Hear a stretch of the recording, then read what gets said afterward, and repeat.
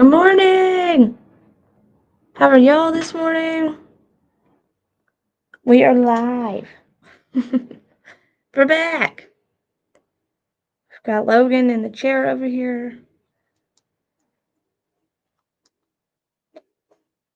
Good morning, Heather and Juicer and Josephine.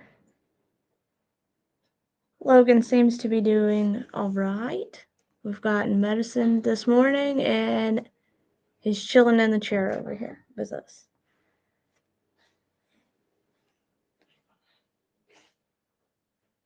Good morning, Moonlight.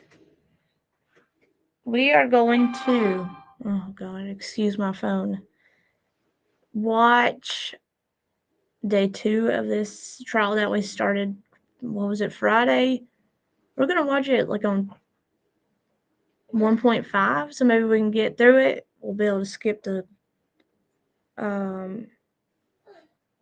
breaks, obviously, and then hopefully we can catch up because there's another trial live that, of course, we're going to be playing catch up on too.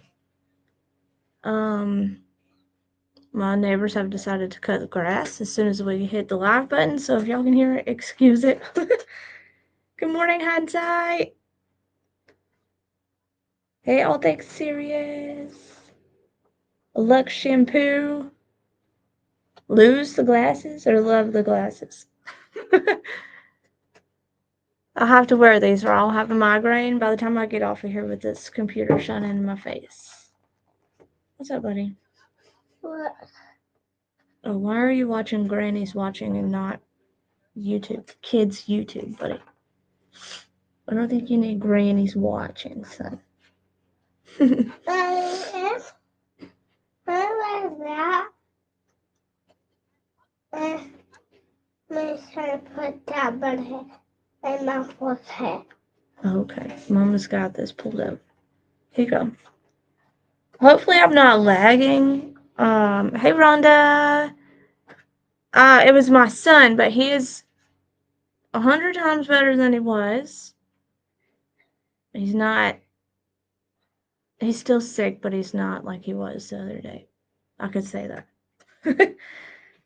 It's controllable at this point. He woke up warm, which I think was just from him being under blankets, but I gave him medicine just in case. But he is doing better. You don't feel better. They gave him an inhaler and said at his age, because it's working, that chances are he's probably got asthma. But he's too young to test, so we'll see what happens. Bring me that. What are you doing, buddy? Give it here and let me fix it for you.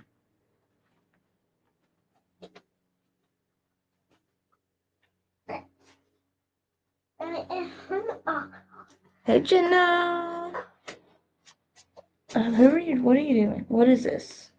Are you trying to call somebody? What are you doing over here? Oh gosh, you guys, we were on the way. I'll tell y'all what happened while I fix this. Maybe. We were on the way to the doctor because, as y'all know, Logan has febrile seizures. Stop that now.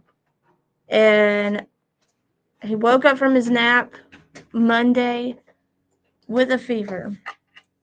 So I gave him medicine and got ready to take him to the doctor. I didn't get 2 minutes down the road, and I looked in my rearview mirror, and he was mid-seizure. So here I am calling 911 on the side of a back road where people will haul butt, and thankfully an older lady and her husband stopped to help. No, you can't get up here. You don't have a shirt on. And then, yes, Rhonda Logan. And then several other people pulled over to help until the ambulance showed up. The ambulance and fire department. The fire department got there before anybody else did, so they wrapped him up Good morning, Ty. Wrapped him up with an ice pack to help cool him off. Hey. His temperature was 104. It's hot, Daddy. Stop. I'm trying to fix this. I don't know what you've done to it. That's hot, Daddy. What did you do, son, to this tablet? Good Lord. Hey. Yeah, it was very scary. I was on the side of the road. My kids are old enough that they're okay, long enough for me to take one to the doctor and be here by themselves. So I left them here, not thinking I was going to end up at the hospital. And look, they said, "Hey, buddy." And so I had to call my in-laws to quickly come here. And he has jacked this. What did you do to this tablet, Logan? How am I supposed to fix this for you? Get your feet down. Put my feet right here. If you can't tell, he is doing so much better.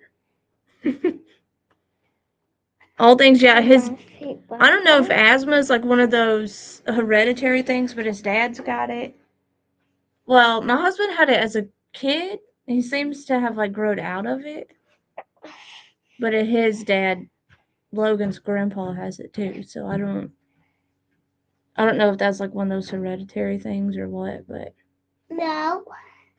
That was scary. And then you guys, as good as Children's has been to us, we get there by ambulance and they shove us in the waiting room for an hour and a half to 2 hours. That was awesome. What are you doing? Can you stop? Crazy. Thank you, Moonlight.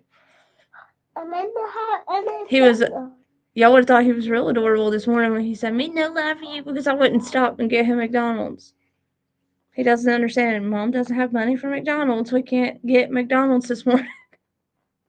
He was so mad at me. Me no love you.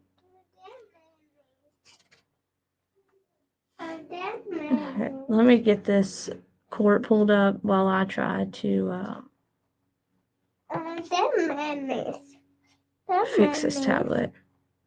I don't know what he has done, but I cannot get it to do anything.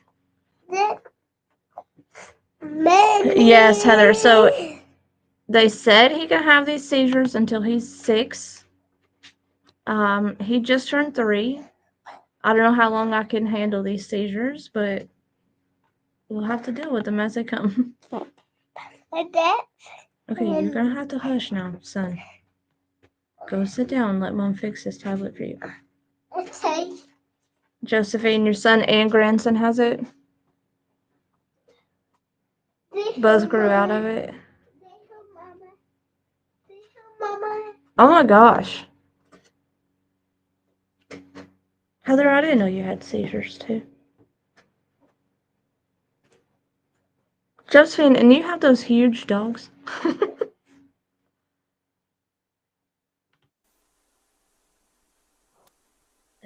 I don't know what he has done, but he has completely locked my tablet.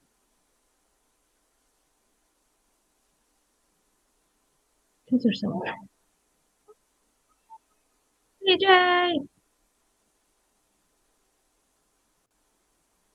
Look, they have so much downtime. It's crazy.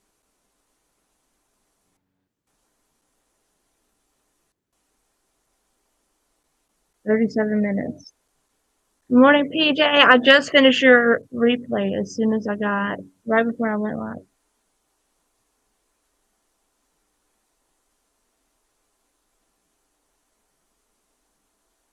Heather, that's so scary.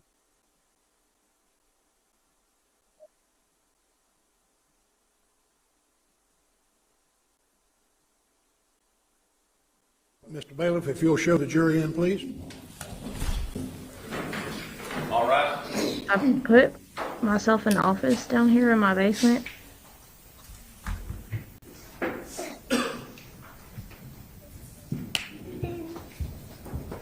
Oh my gosh, Josephine, that's awful. Yeah, Heather, I can't imagine. Officer Freda. There you go. Be seated, please.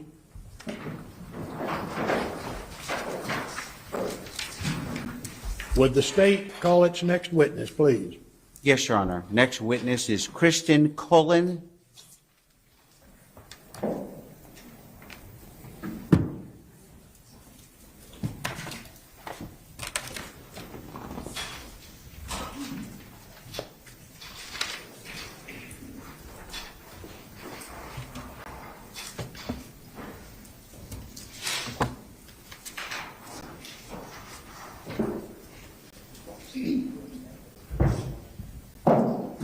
Good morning.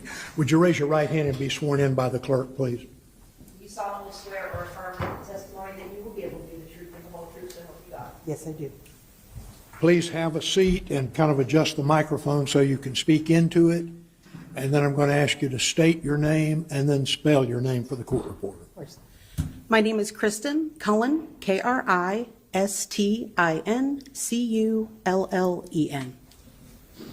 May I proceed, Your Honor? You may do so. Thank you. Ms. Cullen, in July 19th of 2023, what job did you have at that point? I was a medical legal death investigator with the 8th Judicial Circuit. And what the Medical exactly? Examiner's Office. I'm sorry. Thank you. What exactly is that? So, medical legal death investigation is under the Medical Examiner's Office. We're tasked with recording Josephine, don't you love the how that events works? surrounding and leading We up can't to have things, but we still a want death them. for individuals that fall or may fall under the jurisdiction of the medical examiner, so unattended, unplanned deaths. No, he doesn't. Can you He tell the doesn't take jury crap. He's, your like, very dry educational to the point. experience? Of course. I have a bachelor's degree from the University of Florida, and I majored in forensic anthropology and entomology, so bugs and bones. And can you tell the jury your work experience? Of course. I started with the medical examiner's office in 2007 as an unpaid internship, and then in 2008 I started doing autopsy, and I moved into investigations in 2011 and stayed there until August of this year. Roughly, Ms. Cullen, how many autopsies have you been involved in your career working with the medical examiner's office? I know that was for quite a while, but just roughly. Hundreds? I don't have a count. Good morning, 'cause Nicole. But it would be in the hundreds. Yeah, it's a wide area, Okay. hundreds or thousands. Okay. Let me take you to specifically July 19th of 2023. Did you receive a call from the Baker County Sheriff's Office? I did. And who did you receive a call from? I don't have my ROI in front of me. It was a detective who was recorded in my ROI. I apologize. Was it Detective Dougherty? Yes. Okay. And what did you Josephine, do once send you me your received that link and I call? will share it on here. I logged the basic information into our computer to generate a case number, and I proceeded to Ed Frazier Memorial Hospital. And did you meet with Detective Dougherty when you got to the hospital? I did. Can you describe to the jury what you saw when you got to the hospital? So in the exam room, it was the first exam room, was the decedent who was on a hospital bed. She was covered, and I proceeded to take photos and record what I was seeing, where she was, and to also speak with the detective.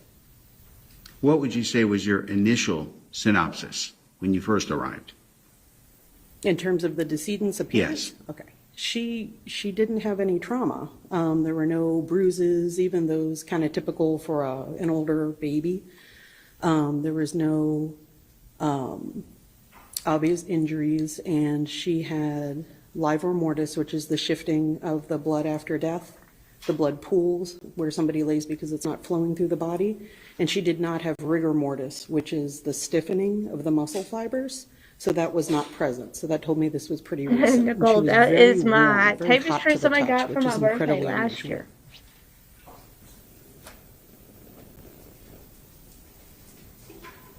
Can you explain to the jury what is mottled liver mortis? Of course.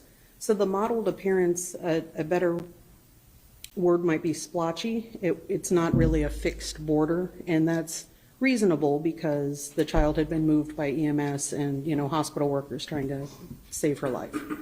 So that appearance is expected. And where did you observe mottled liver mortis, specifically on the child's body?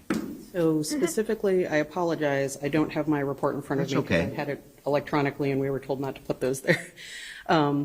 So around the borders where, so for instance, if somebody died sitting, I'm sitting, you might find the pooling in a downward position, maybe in my legs. So towards the top of where those pooling areas would be pretty well defined. You'd have a border of pink versus white, in her case because she's of lighter skin, where you would see the settling. So in those splotchy areas, it would be a little bit more patterned, more dappled or splotchy or mottled. Does that make sense? Mm-hmm.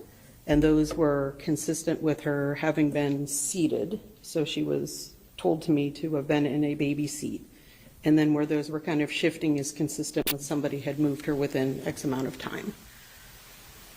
So what you observed was consistent with the child being, would you say, slightly reclined in a seated position, like from the car seat?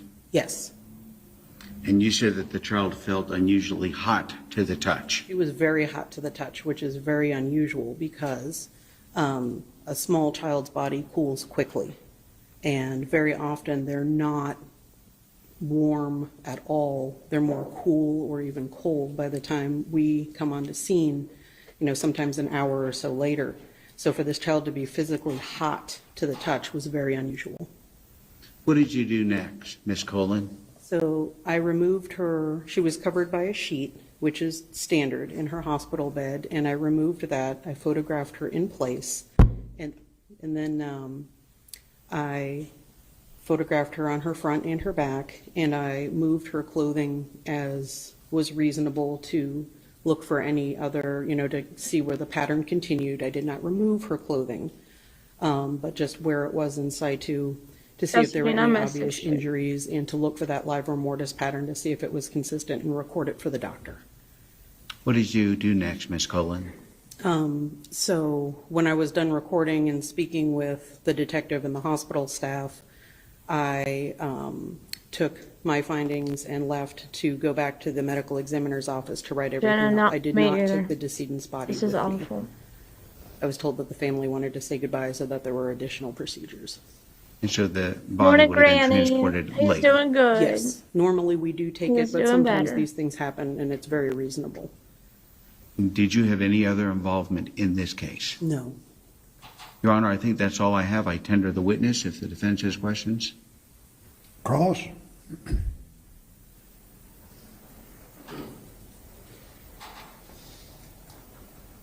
I'm gonna try to speed this up a little bit. Okay. If it gets Can this if witness it's be too fast, excused? y'all just tell me and Yes, I'll she slow can be it back down. excused. Very well. Thank you, ma'am. Thank you, sir.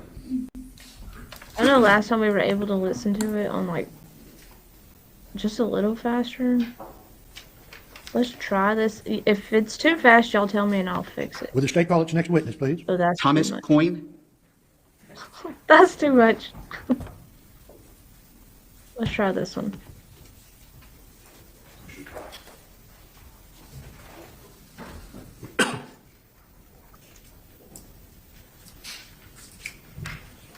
That way maybe we can get through this before I have to go All right, get sir, if you will please raise your right hand and be sworn by the clerk.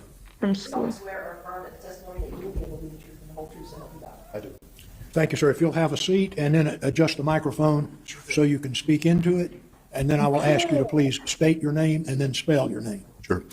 Thomas Coyne, Coyne. Thank you. May I proceed, Your Honor? You may. Thank you, Your Honor. Mr. Coyne, what is your occupation? Sure. I'm the current Chief Medical Examiner for the District 2 Medical Examiner's Office based in Tallahassee. Dr. Coyne, can you tell the jury what is your educational background? Sure. Undergraduate degree from Rutgers University, followed by an MD from Robert Wood Johnson Medical School, which is also Rutgers University. And at the same time, I completed a PhD in toxicology and pharmacology from Rutgers University. After that, I completed a residency training in pathology or general pathology known as anatomic pathology at the Hospital of the University of Pennsylvania. At that same time, I completed subspecialty training in neuropathology. And then I went to Miami, the Miami-Dade Medical Examiner's Office, where I completed a year in forensic pathology training. So currently, right now, I'm board certified in anatomic pathology, neuropathology, and forensic pathology. And can you also tell the jury your work experience? Sure. So after Miami, I worked for approximately 8 years in Fort Myers, Florida, at the District 21 Medical Examiner's Office. I started out as the Associate Medical Examiner and moved up to the Deputy Chief. After that, I came to Gainesville, where I worked as the Chief Medical Examiner for District 8 for approximately 18 months, and then took over as the Chief Medical Examiner in Tallahassee now, almost 3 months now. Doctor, what is pathology? Sure. Pathology is an area of medicine, much like general medicine. We sort of work behind the scenes. A pathologist's job really is to study disease and identify disease in all its forms. And we work in hospital systems and with general practitioners, generally receiving tissues, fluids, or examining the person when they're deceased through autopsy. The goal of which is to identify disease, assist the physician in identifying and following treatment for that disease, or in deceased persons like I work with, trying to identify cause and manner of death. And doctor, what is the difference between pathology and forensic pathology? Sure. Pathology, again, is just a general study of disease, and we use a whole host of tools, from molecular genetics, histology, autopsy practice to identify disease.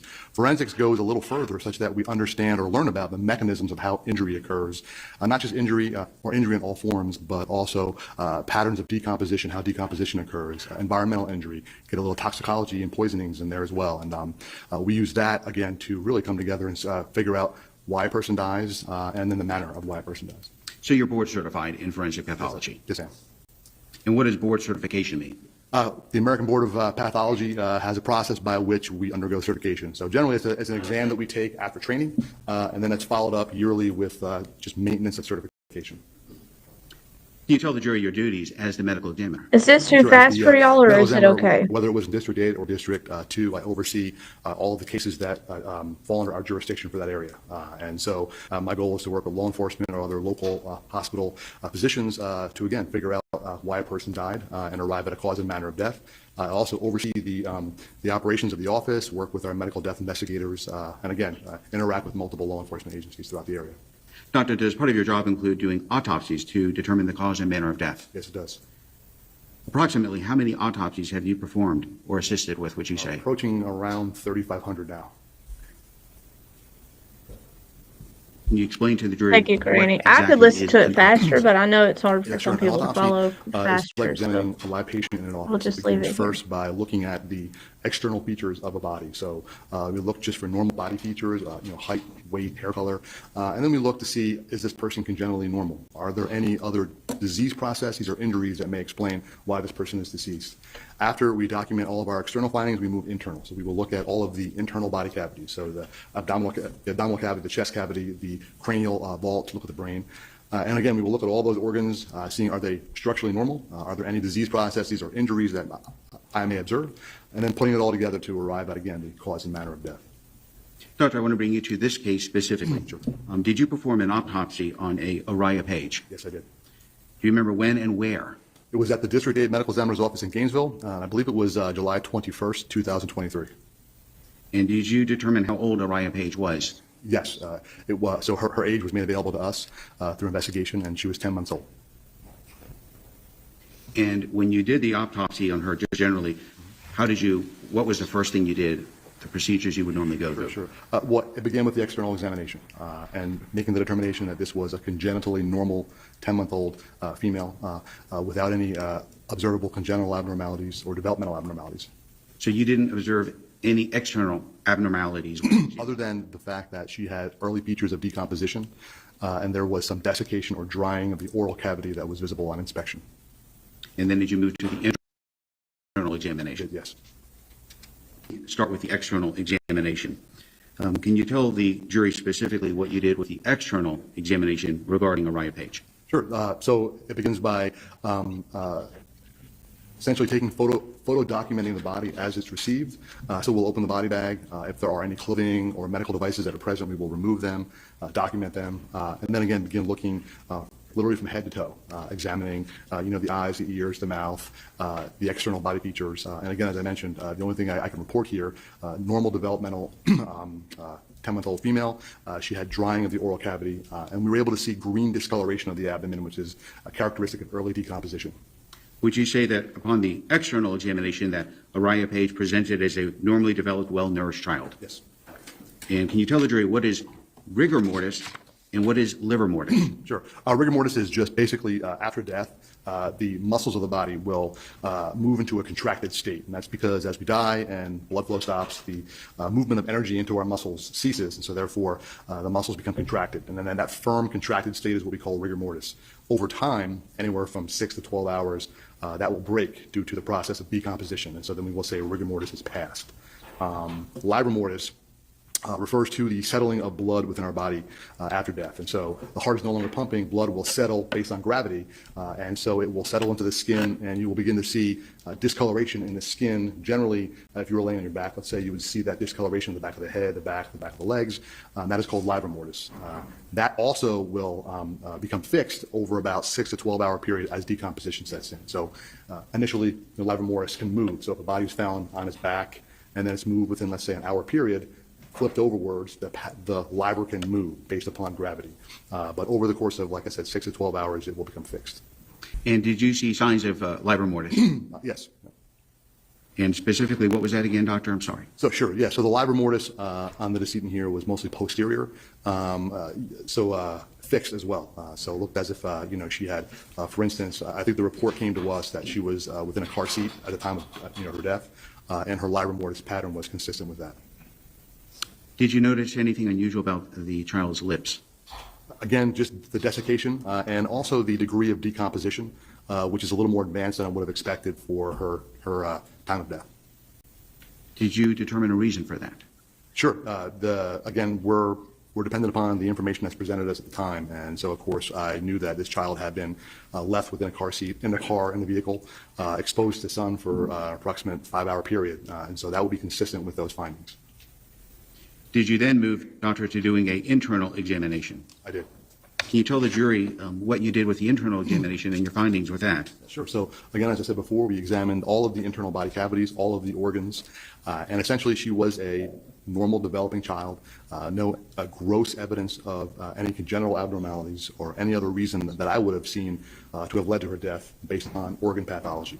The only thing I can say that was a little bit out of the ordinary was the fact that her lungs were a little bit full of fluid, or edematous, as we say, and as well. As part of the autopsy, were toxicology tests done on Araya Page? Yes. And what were the results of the toxicology testing? They were negative for drugs of abuse. Okay. So there was nothing? That's correct. So would it be fair to say from your external examination and your internal examination, Araya Page seemed to be a well-nourished child with no abnormalities at all? That's correct.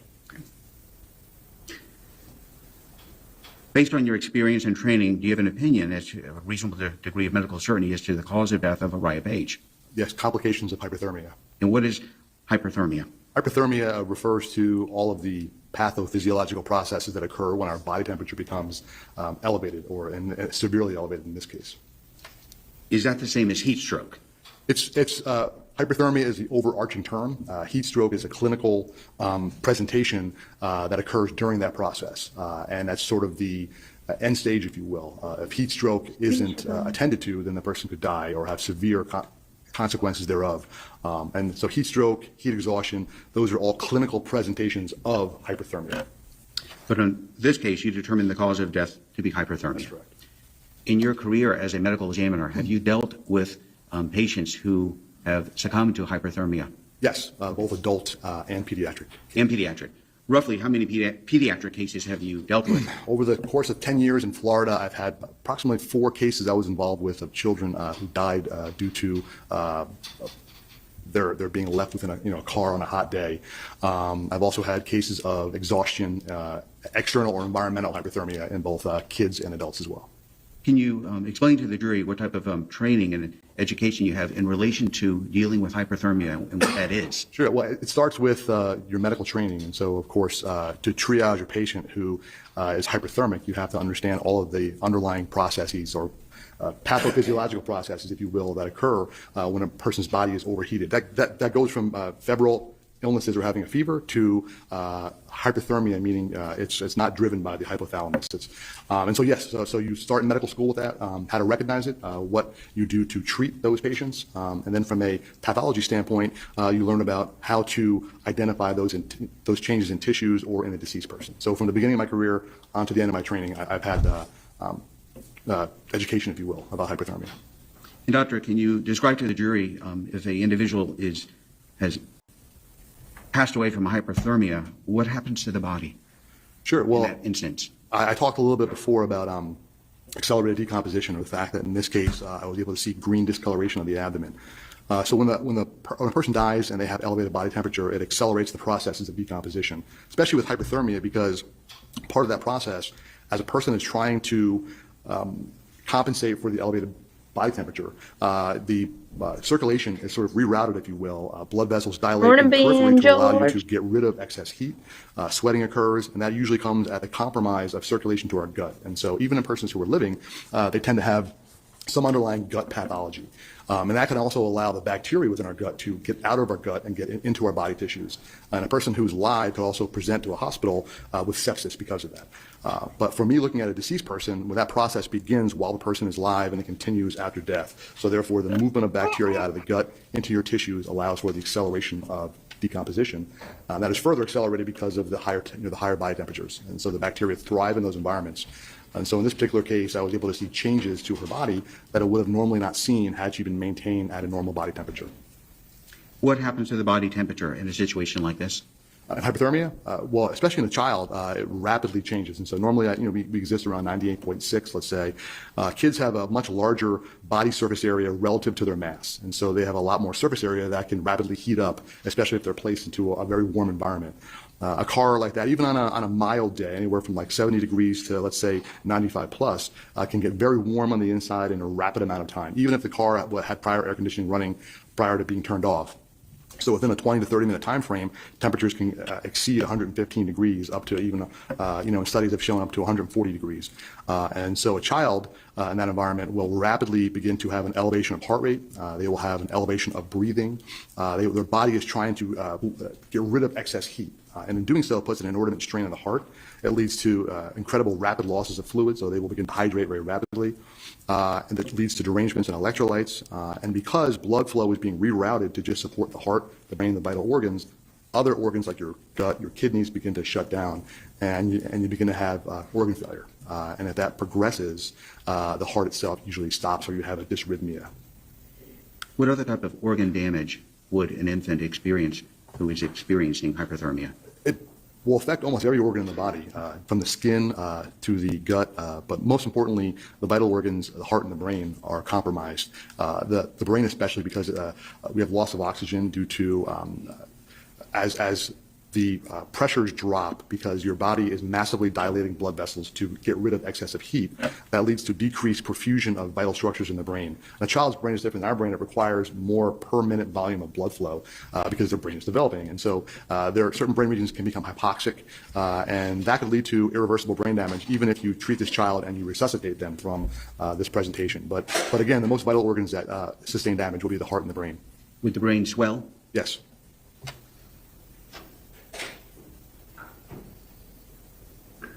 Body temperature would obviously raise. What would be the temperature that it could go up to? Sure. The body will move up to whatever temperature is within the car. I mean, so generally death will occur prior to a person going above 10 degrees. Your organs will shut down. But even after a person is deceased, your body temperature will match that of its environment if it's there long enough. So if the vehicle were 120, the body temperature would go to 120. If it was 130, it would go to 130. That's correct. One moment, Your Honor. Yes. This is so awful.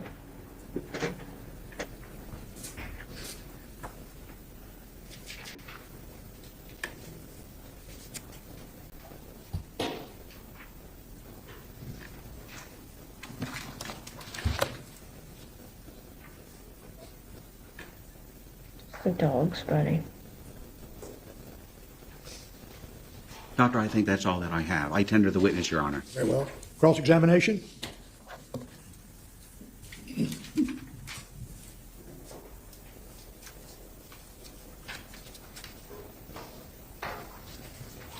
Good morning, Doctor. morning. You and I have spoken before. Yes, we correct? Okay. I want to ask you a couple of questions about your career up to this point. Sure. I think you told us that you went to Rutgers University and then to, I guess, a medical school that was there, correct? Yes, Robert Wood Johnson. I missed the date that you graduated. I'm sorry. I graduated 2009. 2006, my PhD, 2009, my MD. And did you become certified as a physician at Rutgers or in Florida? So 2009, I completed my, actually it would have been 2009, I completed the first two steps of the US MLE, which is the United States Medical Licensing Exam. 2010, during my first year of residency, I completed the third and final step of the United States Medical Licensing Exam. After completion of my residency in 2014, I then became certified in anatomic pathology and neuropathology. And then following year, I completed my forensic pathology training, and so I became board certified in forensic pathology, and that should have been 2015. When did you come to Florida? Came to Florida 2013. I think you told us you were the assistant ME in Fort Myers, I believe you said? Yep, started out, I was hired as an associate medical examiner, and then within, I think, 2 years, I became the deputy chief, and I was that up till 2022 when I left. So you've been doing autopsies or in this field of pathology since about 2013.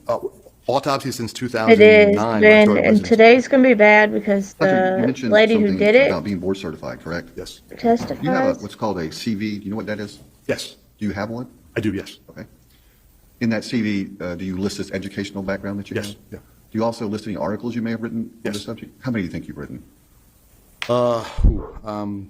Abstracts, I've published probably 25, and articles is probably close to, I'd say 15 to 20, I presume. How many? Probably 15 to 20, I presume. 15 to 20? In that Okay. range, yes. These are articles that are published in some type of medical journal? Yes. Do you recall what journals those were? They vary. They're pathology journals, neuroscience journals. I even have a journal of veterinary medicine as well. In veterinary medicine, you said? Yeah. Okay, thank you. Is that standard for individuals in your field to do that? Yes, more so, I'd say, for those of us who have that PhD background, because we sort of come out of a research area. But yes, it's very common for doctors to publish. Are your articles ever cited by other doctors? Yeah, I believe they are, yeah. Is that a common practice as Yes. well in your Yeah, field? yes, it is. Yeah. Right. So things like writing articles and having your articles referenced or cited are things that are common in the field of your Yes. field and generally in science in general, correct? Yeah, that's how we progress medicine. Yep, How you progress medicine. In other fields as well in science, correct? that's correct.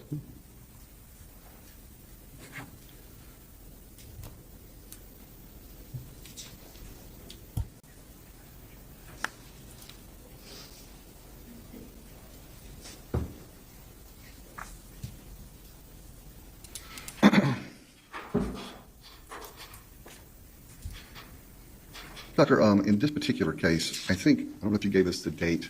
What date was the autopsy done? July 21st, And the child died on July 19th? July 19th, yeah. Okay.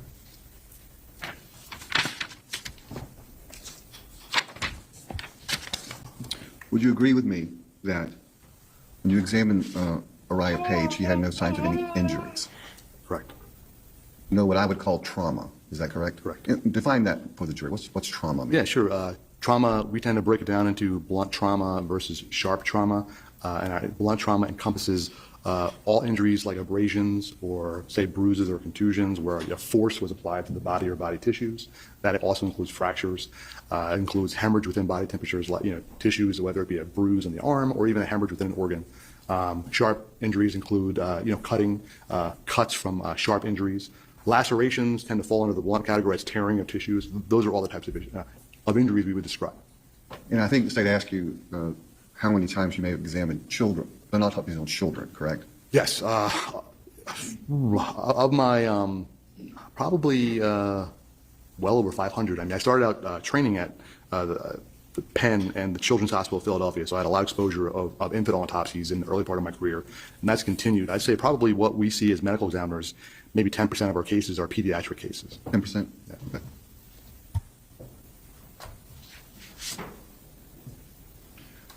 I think I wrote down that you said that you believe you've done 4 autopsies of children that were left in a hot car. That's correct, yeah.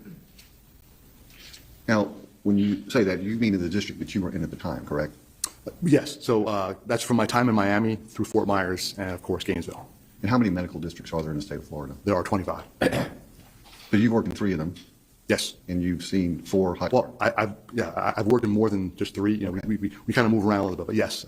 Okay. Are you aware that there's more than that in the state of Florida? Yes. Is it a common thing, would you say? For children left in high, not common, but I know it does occur every year. Yeah. That's too many. I want to ask you about something you said toward the end of your testimony. I wrote this down, and if I have it wrong, you correct me, okay? You said, even on a mild day, and I think you gave temperatures between maybe 75 and 90 something. I don't recall exactly what you said. Yeah, so there has been a number of studies that have been performed. I think of the largest one out in San Francisco, looking at the differences in internal car temperatures on cars left within or in exposure to full sun, and temperatures ranging from like 72 degrees up through I think 96, and it didn't really have a difference with regards to how rapid temperature can increase within a car, and even in mild temperatures, you could still achieve very high internal temperatures. Okay. So just to make sure I'm clear, you said there were studies that have been done. That's correct. That even on days when the outside temperature is somewhere between 72 and 96, Yeah, that's correct. you can have a child or someone die in a car, correct? Correct. Right. And you also said that based on these studies, a car can become very hot in 20 to 30 minutes. Is that correct? Correct. Let me ask you generally about the studies that you refer to. You, like every other doctor, relies on other people's work to form your own opinion, correct? Excuse me. Correct. You never did your self-research on these hot car deaths in the sense that you did research on your own. No, I have not. So, like every other expert, you rely upon things that you read from other people, correct? Yes, that's correct. That's true about a lot of what you do. Yes, very true.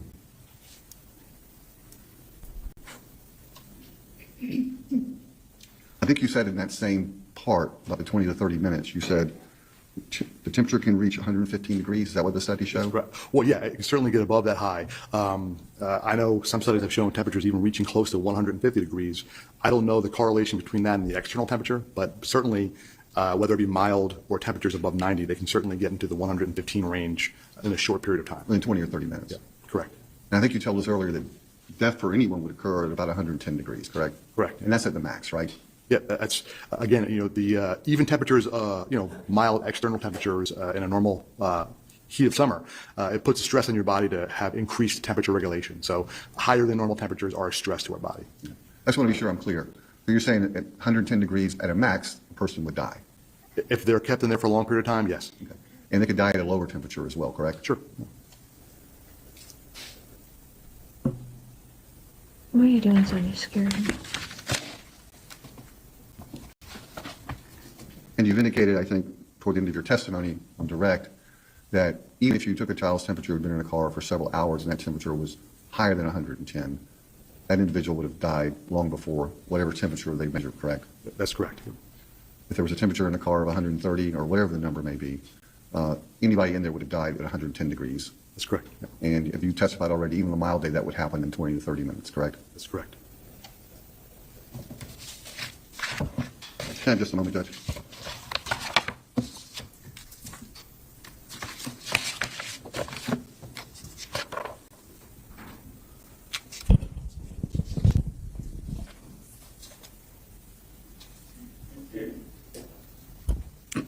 I think Mr. Yesdy asked you about heat stroke. Did you use that phrase? Yep. Okay. And I think it's correct to say that heat stroke would occur at 104 degrees and above, right? That tends to be where it's defined, yes. I'm sorry? That's where it's defined. They say that, you'll have symptoms, or if you present to a hospital, let's say, they define heat exhaustion and heat stroke. There's minor differences or overlapping symptoms, but the temperature range for heat stroke is 104 and above. Again, you yourself have never done this research. You've relied upon other people. That's correct. Correct.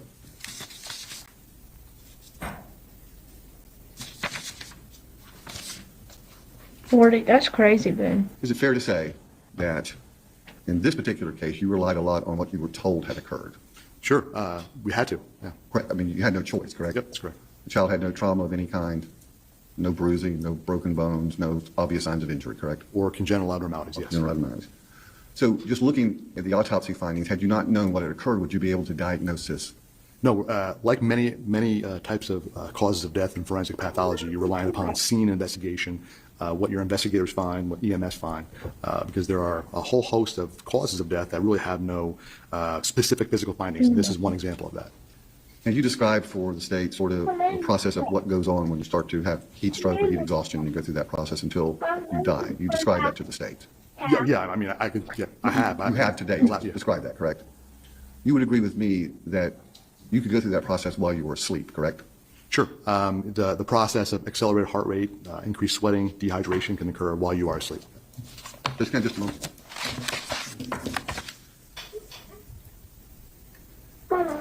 Okay, Nicole, be careful. I have another question. Any redirect of the doctor? Yes, Your Honor. Oh, my puppy. Dr. Coyne, as a medical examiner, when you examine a body, would it be fair to say that a body isn't just presented to you, but you have to talk to the investigators from the sheriff's office, from the medical examiner's office to find out what happened? Yes, there's a large process that goes into it. So we communicate with both the EMS personnel and law enforcement who arrive on scene. We may discuss findings with hospital physicians who have seen a patient prior. We concur with, or we review medical records, laboratory testing that's done before a body comes to us. And we also employ medical legal death investigators who tend to go to the scene and who will work directly with law enforcement or EMS to gather information that's important for me during the autopsy. And when you say important to you for the autopsy, is that to help you in determining the cause of death? Yeah, the cause of death, the cause and manner of death, for that matter, are not just determined based upon the autopsy findings. And I'd say probably more than half of the cases, they're reliant upon what we obtain from scene investigation as well as that of the law enforcement. Defense counsel had mentioned to you about what a child would go through. Could it happen when a child is asleep? And you had said yes, is my understanding. Yeah, because sure, a child could be sleeping during this process, but also understand that the physiological derangements that can occur within a short window. So there could be a 10-minute period when a child will go from being aroused to being unconscious. And so when we say sleeping, yes, the child could be asleep, but could then become unconscious, or therefore not arousable. So it's hard to really differentiate, are they sleeping versus just not arousable because of underlying pathologic processes. So because of what is happening when hyperthermia occurs, would it be fair to say that can cause the infant to become unconscious? That's correct. But the infant would still be experiencing the organ damage that you have described to this jury? That's correct. They would still be experiencing the brain swelling that you described to this jury? Yes, and it's the brain swelling and lack of alterations in blood flow to the brain that causes that child to become unconscious. So that would lead to that? Yes. Doctor, are you aware of what the normal abilities of a 10-month-old child would be? Yeah, yes. Yeah. Would it be fair to say that a 10-month-old child would be incapable of unbuckling themselves from a car seat, opening a car door, and leaving this hot environment they are in? That's correct. Okay. Thank you. Any other questions of this witness? No, sir. Okay. Can this witness be excused? Yes. Very well, doctor, you are excused, and thank you, sir. Yes, it is, Greg. Absolutely. Would the state call its next witness, please? Yes, Your Honor. Donald Blanton.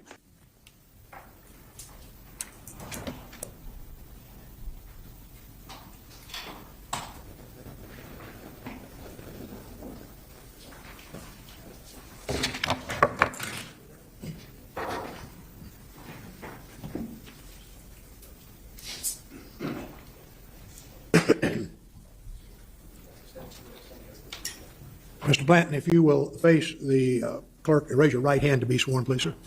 You solemnly swear and affirm that the testimony that you give will be the truth and the whole truth, so help you God. Yes, ma'am. Have a seat, and I'll ask you to pull your chair up so you can speak right into the microphone. Yes, sir. And then I'm going to ask you to state your name and then spell it for the court reporter, please. Donald Blanton, D-O-N-A-L-D, Good morning, James. B-L-A-N-T-O-N.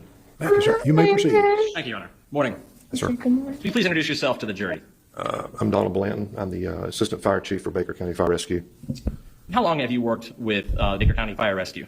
This January will be 3 years. And can you please tell the jury your training and experience in fire rescue? I've been in the business just short of 35 years. Started in the business in 1989. Most recently, I retired 3 years ago as battalion chief of the city of Jacksonville, oversaw the western side of Duval County, and then came here after retirement, and I've been working for Baker County for the last 3 years. In the course of your duties, did you or have you had the occasion to work with instrumentation that measures the heat of an area or a fire? Yes, sir.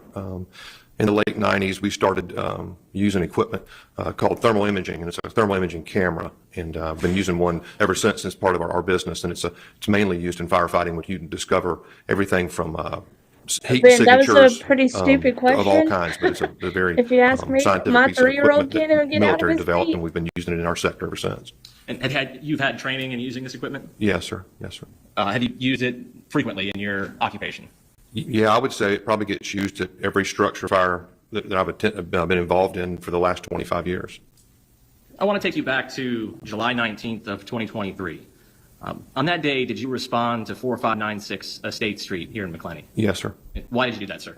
I had been out of the county on personal business, and I got a call that they had some sort of an emergency in the county, and I was requested to come to the scene and bring my camera, and that was specifically why they called me. And when you arrived, can you please tell the jury what you observed? When I got to the scene, there was a car in the driveway. Obviously, all the vehicles from the sheriff's office were there. Fire rescue units that had been on the scene were already gone and had left the scene. I'm assuming they were at the hospital at that time. So when I got there, it was just law enforcement. May I approach, Your Honor? You may.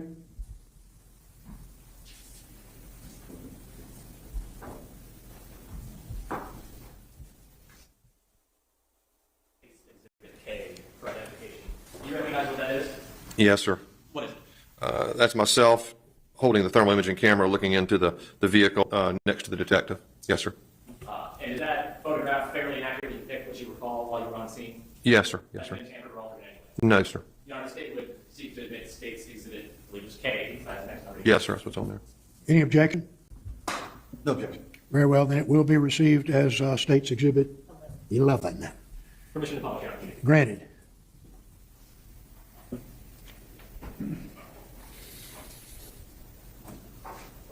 I have to go get Logan a snack, and I'll be right back. Sir, if you'll turn around for us at the T screen behind you.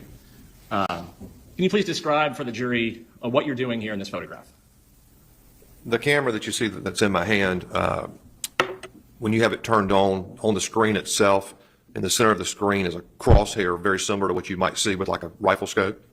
And on this, so when you look at the screen, everything that you're looking at has a heat signature, and it's extremely sensitive to the point that if I put my hand on this table and took it off and looked at the wood with that camera, it could see my handprint is extremely sensitive. And I was looking into the interior of the car to see if I could get a signature off the interior components of the car, and on the side of the screen actually has a temperature scale that tells you what that number is, and that's what I was doing. And can you please tell the jury what readings you got on July 19th? To my knowledge, it was in the 130 range, I believe 133, but when I got the number, I told the law enforcement what the number was so they could write it in the report. And when you were using the machine, were you aimed inside of the vehicle? Yes, sir. And looking at the photograph, can you please tell the jury what time this photograph was taken? That says 13:42, which is 1:42 in the afternoon. Yes, sir. And when you arrived, was the vehicle's door already open? I can't remember. Sorry. It's okay.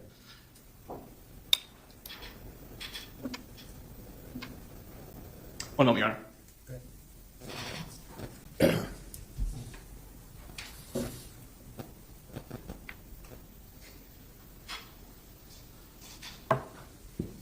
One more question. Based on your training experience with heat and in the course of your duties, would it be fair to say that when the door is open on the vehicle, the temperature would come down the longer the door is open?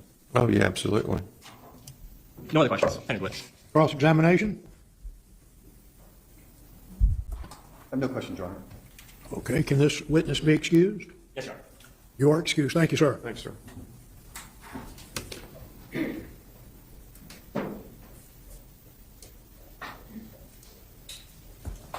Would the state please call its next witness? Detective Brad Dougherty.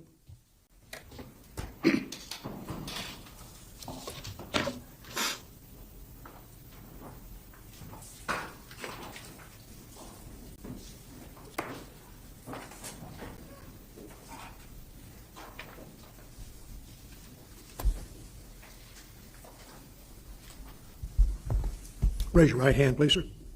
You solemnly swear and affirm that the testimony that you will give will be the truth and the whole truth, so help you God. Okay, so if you'll come up and have a seat, adjust the microphone so that you can speak into it, so that we can all hear you. And then I will ask you first to state your name and then spell your name for the court report. Yes, sir. My name is Brad Doherty. First name is B-R-A-D. Last name spelled D-O-U-G-H-E-R-T-Y. Thank you, sir. You may proceed. Thank you, Your Honor. Morning. Good morning. Will you please introduce yourself to the jury? As you heard, my name is Brad Doherty. I'm captain with the Baker County Sheriff's Office. How long have you been with Baker County Sheriff's Office? Well, I've worked there off and on twice, but totally probably How many times will he about, have to say his 17 name? years. Will you tell the jury your total background in law enforcement? I have approximately 23, 24 years in law enforcement. I've held several different positions from supervisor on patrol to lieutenant over investigations. The major part of my career has been as a detective, major crimes, working homicides here as well as Clay County. I want to take you back to July of 2023. You gotta be careful. What was your position at that time? I was a detective at the time. And were you supervising? Were you supervising other detectives, or what was your position there? No, I was just a detective working mostly major crimes. On July 19th of 2023, were you called out to a house here in McLean regarding the death of a child? We were called, not specifically to the house, but we were contacted by the on-duty patrol lieutenant that advised us of the situation, that the infant child was being transported to the hospital and that there was still a scene on a state street. Where did you go? So there were 4 of us in investigations that day. We divided the team up. Had Detective Cohn and Detective Curry went to a state street. Myself and Detective Griffin went to Ed Frazier Hospital. When you got to Ed Frazier's hospital, what did you do first? So by the time I got to the hospital, they'd already pronounced Araya deceased. So at that point, I went in the room and began conducting a body exam. What is a body exam? Body exam for a detective, a body exam is when we respond to a death. We're looking at the body externally for any visible signs of trauma, like stab wounds, bullet holes, signs of strangulation, or it could be from accidental from a fall, broken bones, things of that nature. And when you performed the body exam in this case, what were your findings? I didn't find any signs of trauma to the child, but I did note that the child has her skin was very hot to the touch, and this was approximately 30 minutes after she had been in the hospital, which is climate controlled. Did you find that to be abnormal? I did. I mean, it was abnormal. The skin was very hot, and normally after a person passes away, the body temperature will begin to fall, or it will go to the temperature of whatever environment the body is in. So, and being in this case that the child's skin was very hot, I knew that the child had been in a hot place. What did you do with that information? Once I discovered that, I came out to the medical staff and requested that they provide me with a temperature, internal and external temperature of the child. And what were those temperatures? The external temperature was 102 degrees. The internal temperature was at least 110. And I say at least because the thermometer wouldn't read past 110. And was the medical examiner's office called? I did call them, yes. And did you meet with the medical examiner's office or their agents at the hospital? I met with their investigator. I waited at the hospital for the investigator to arrive so that I can relay my findings to the investigator, as well as basically turn the body over to her. And at that point in your investigation, after concluding that conversation with the medical examiners, where did you go next? I went to the sheriff's office. And why did you do that? Good morning, Shana B. I knew that the defendant had already been transported to the sheriff's office, so I went up there to conduct an interview with her. And do you recognize the defendant here in the courtroom today? I do. Can you please identify her by an article of clothing? She's wearing a tan-colored jacket, sitting between her attorneys. And did you ask her to do an interview with you? I did. Did she agree to that? She did. Did she tell you what happened on July 19th of 2023? She did. She gave me the story of what took place that morning or that day. So let's start with why the defendant was where she was. Did she tell you why she was at that house on a state street? Yes, in the interview, it came out that she had been babysitting for the Pages twice a week, I believe it was. So she was there to pick up Araya on that morning to babysit Araya. She was going to take Araya to the Pascal residence on the State Street and babysit Araya there with the Pascal's 3 children. So she acknowledged to you that she was caring for the child? Yes. So starting with how the defendant got to that location, how the day started for the defendant on July 19th, did she tell you what she did, the steps she took to get to that street? To get to a state street. Where did the yes. state So She told me once she got to the Pages residence, which is on Shuey Avenue, that she then was driving to State Street. But she told me the path that she took was US 90 to 121 south, and on the way to State Street, which is just south of the interstate, she went to Burger King. And while at Burger King, she noticed that the line was too long, so she just made a loop around the parking lot and went on to the Pascal residence. And were you able to discover what type of vehicle she was driving? Yes, I believe it was 2013 Chevrolet Tahoe. May I approach, Your Honor? You may.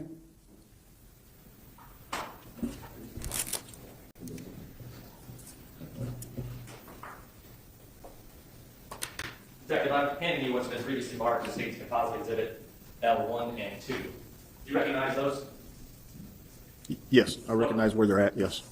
And what are they? It is a overview map of McClenny showing Shuey Avenue, where the Pages live, and showing the location of the Burger King. Those fairly and accurately describe the locations that the defendant discussed as far as her route on the line. That's correct. And then the other photograph would be from Burger King to her final destination of State Street, where she was going to babysit. Your Honor, State would tender State's Exhibit L1 and 2, which I believe states 12A and B. Any,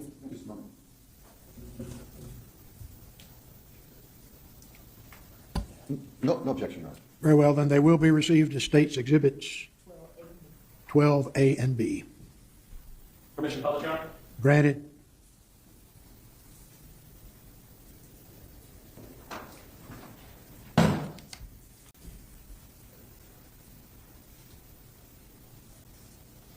Detective, if you could turn around for us here.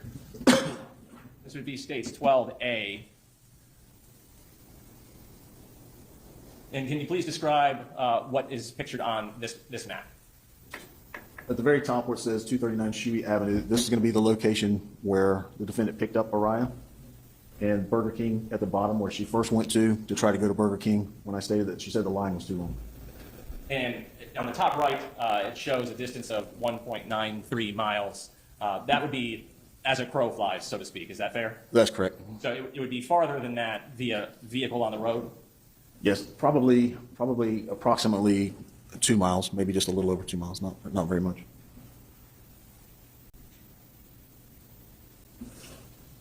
And this would be State's 12B.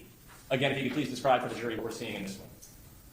On the far left is the Burger King that she went to, just off 121. On the right is State Street, which is the Pascal residence where she went to babysit all the children. And it appears the distance on this map is roughly what? Less than a half a mile.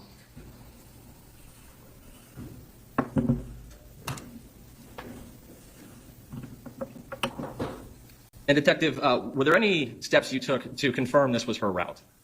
Yes, we have LPRs in this county, which is license plate readers, and I was able to run her license plate in the license plate reader database, which showed her vehicle passing through the intersection of 121 and 90, heading south on 121 at 7:59 a.m. What is a license plate reader? It's basically a camera that's set up that captures the vehicle and the license plate of every vehicle that crosses the path of the camera. And do you have access to a database to pull up these? I do. Most law enforcement does. It's something that's used to help with crime throughout the entire country. And as part of your investigation in this case, you searched the license plate reading database? Yes. And that's when you found this hit you just described for us? That's correct. May I approach, John? You may. Ben, from what I've seen, it just seems like she just royally fucked up. I don't think it was purposely. I do. And what's it? It is No, a from what captured I've photo seen. of the vehicle passing through the LPR license plate reader, and it shows the map and location of where that camera is. And this is the result you obtained in this investigation that when you were confirming the defendant's route? Yes. Your Honor, the state would request to enter State's Exhibit M as State's 13. Any objection? No objection. They will be received as 13. State's Exhibit 13. Permission to publish? Granted.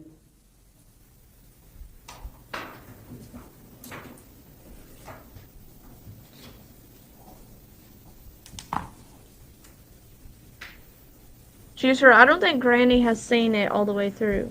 I think you're the only one, ma'am. Y'all, Logan is And Detective, if you could briefly starting to feel describe better, for so me he's what just a information little you're wild asking today, from- so y'all are gonna have to from just state bear search. with me, okay? Yes, when we run a vehicle through the LPR, this is the screen that pops up. It shows a picture of the vehicle as well as the license plate. In this case, it is the license plate and vehicle registered to the defendant. And in the bottom left, it is a map of where that camera is located within the county. Now, when you were doing your interview with the defendant in this case, did she tell you there were any delays or any traffic jams or anything on her route July 19th of 2023? No, she did not. You're familiar with the streets of Baker County, I would assume, given your role. I am, yes.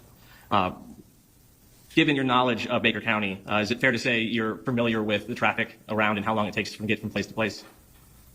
Fairly well, yes. On an average day, given the route the defendant took, roughly how long would that drive take? Probably with that time of the morning, maybe 15 to 20 minutes. So when the defendant got to the house on Estate Street, what did she say happened? She said that when she got there, that Araya was sleeping because she wasn't making any noises, or she assumed she was sleeping because she wasn't making any noises. So she went on into the house, met with Stacy Pascal, spoke with her briefly, and then sat down on the couch and started her day with the other 3 children. Did she indicate to you that she had forgotten the child? She did. Did you ask the defendant if she was distracted that day or if there was anything going on that was... Thank you. Look, I did in he's my got interview. I me, asked her if there would He's be anything that was going on in her life had me set that him could up have right caused here. the distraction that would have With all basically his caused her to stuff. forget the child in the car. And she told me that her family was planning a overseas trip, and that I believe they were set to leave fairly soon after that day. Can you please describe I to the don't jury know, the Ben. demeanor I of don't the know if defendant during Florida your would interview with her? necessarily give her She's the very upset. option, She was but upset. to go She to was court, crying. to be honest. Was she able to communicate with you? She was. I'm not sure. And now this interview with the defendant, was it recorded? Yes. Pro Tem?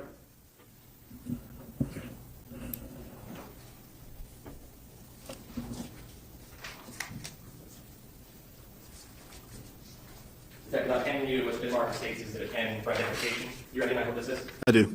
It is a video or a copy of the interview that I conducted with the defendant. I have viewed it and have signed it as such.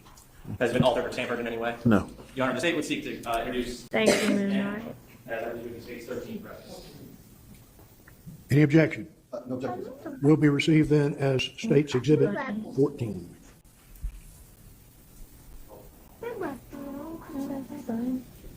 Permission to publish? It's granted.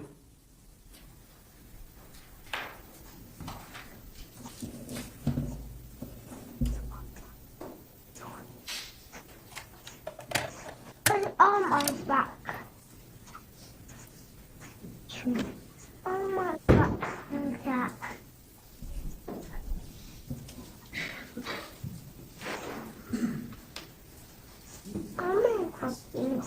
I'm confused.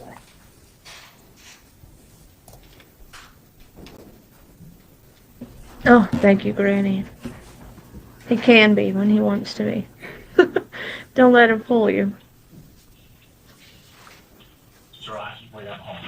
Just this morning he was telling me he didn't love me because I wouldn't take him to McDonald's.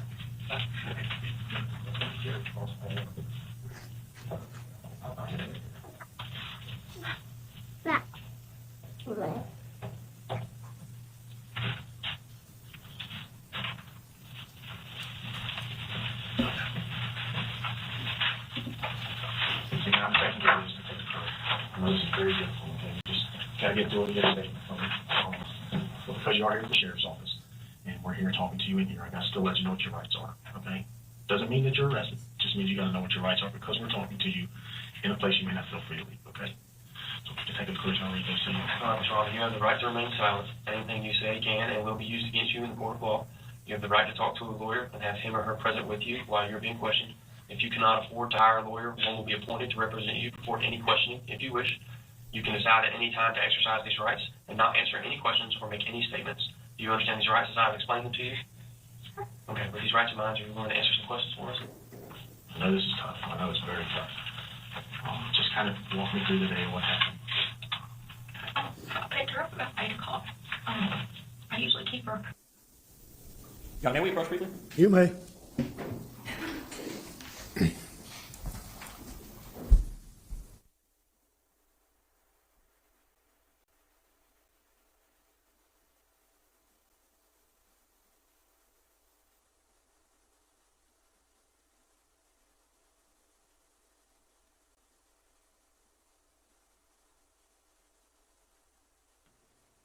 Ben, they are around here, I guess.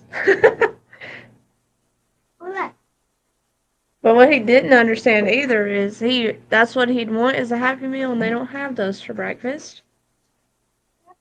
We're going to take just a few So minutes. he'd been break. mad at me Stay in either way. place.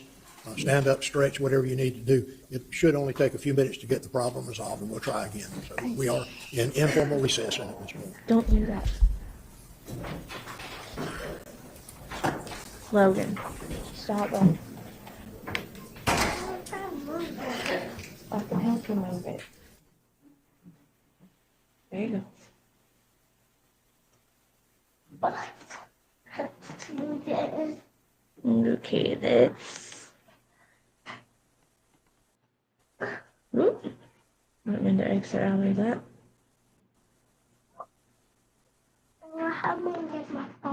Skip past that stuff.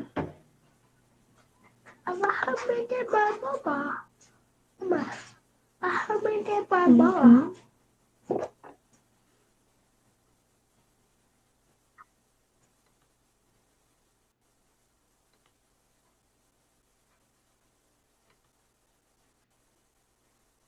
Granny. That's just about enough food for me. That's what I should be getting. The Happy Meals.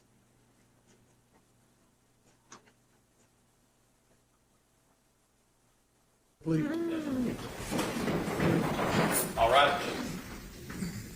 The drinks just aren't big enough. That's my problem. Yes, sir.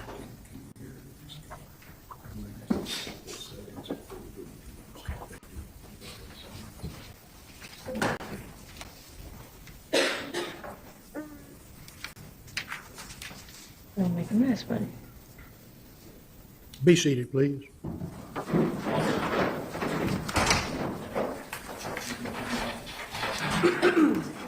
Thank you. State. Thank you, Your Honor. So, Detective, this was the recorded interview of the defendant? Yes, this is the defendant and myself and Detective Curry are in the room. I'll come and talk to you, okay? Sir, I'll have you wait out in the hall. Yes, sir. No problem, sir. You can have a seat out in the hall and have a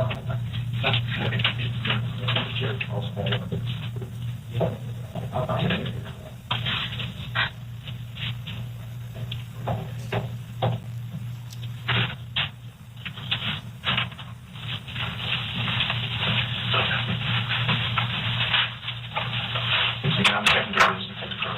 I know this is very difficult, okay? Just gotta get through it and get a statement from you. Because you are here at the sheriff's office, and we're here talking to you in here. I gotta still let you know what your rights are, okay? Doesn't mean that you're arrested. Just means you gotta know what your rights are because we're talking to you in a place you may not feel free to leave, okay? So, Detective Curry, I'll read this to you. All right, Mr. Rhonda, you have the right to remain silent. Anything you say can and will be used against you in the court of law. You have the right to talk to a lawyer and have him or her present when you're being questioned. If you cannot afford to hire a lawyer, one will be appointed to represent you before any questioning, if you wish. You can decide at any time to exercise these rights and not answer any questions or make any statements.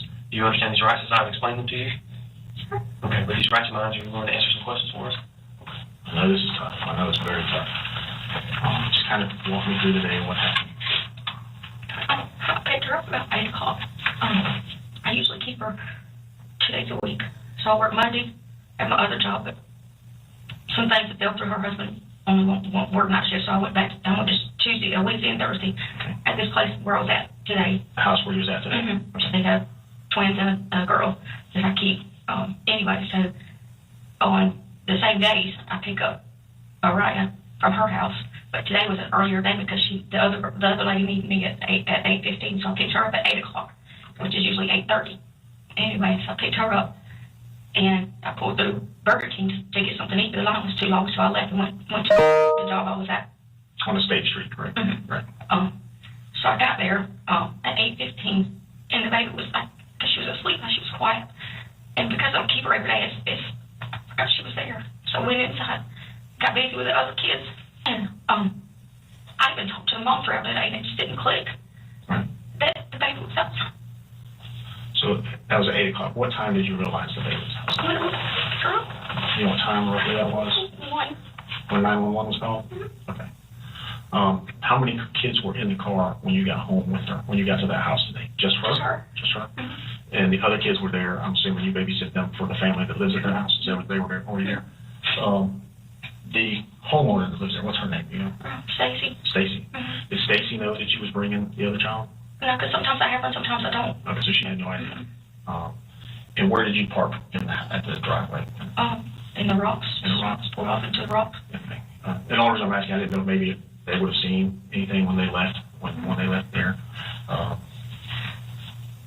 The stuff that's in the car, the baby stuff, is that for that child? Yes, sir. Okay. How long have you babysitted this child? Since probably June. Since June of this year? Does he do it every week or every day, or how does that work? I was keeping her Mondays, with my other job, Monday, Wednesdays, and Thursdays. But she come to me a couple of weeks ago, about a month ago, and said, hey, my mother-in-law's going to keep her on Thursdays, so we'll just have her Mondays and Wednesdays. Okay. And so, because I didn't have this other job on Mondays because of their work schedule, I was off on, I kept her on Monday, so I went and got her on Monday, and I've done all my errands in McClenny. And Sorry. I keep her till 1, till her mom comes and gets her. So I done all my errands in McClenny, and her mom come and got her at 1 o'clock. Good morning, Kelly. And on Tuesdays I have off. And on Wednesday I went to my other job, and I usually take her with me. But that was on Wednesdays. On Thursdays I didn't have her anymore. On Thursdays her mother-in-law kept her. So you said, just to go back and reiterate, you said when you got there to the house on the State Street that she was sound asleep. Was the plan to come out and get her in a little bit? Or? No, I normally just get out and get her and take her inside. But I'm saying you said you noticed that she was asleep when you got there. Well, I assumed she was asleep. She didn't want to make any noise. Okay, she wasn't making noise. Yeah, I just picked her up. Her mom said that she would probably go to sleep, so I just assumed she had fell asleep, but she didn't make any noise. Okay. And the questions that will come up is, is anything on your mind? Are you going through something personally that would cause you not to, think about it? I mean, we have a kid moving to college, so we're doing that, and we're going to London, and we're supposed to go on vacation tomorrow, and I mean, that's not an excuse. I'm not asking you to make excuses. That's not what I mean. And I mean, the question is, it is possible to forget things, and even a child. And it's even more possible if you've got some type of stress in your life at the time that you're going through, that kind of thing, that would cause you to make that forgetfulness. So I didn't know if there was something like that going on in your life right now. Just moving our kid to college, and this trip coming up in England, and we're supposed to leave it August the 2nd, and all of that. So, but okay. No drugs or alcohol. Okay. All right. Well, let your husband come back in here. We're currently talking to the sheriff in the state. We're going to figure out where we go from here. Okay. So if you don't mind, just hang out here for a little while. I'll have your husband come back in here. Okay.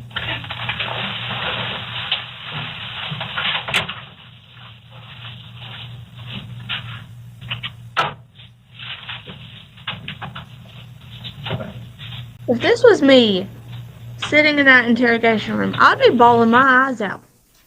She just seems like, I don't know, so nonchalant or something.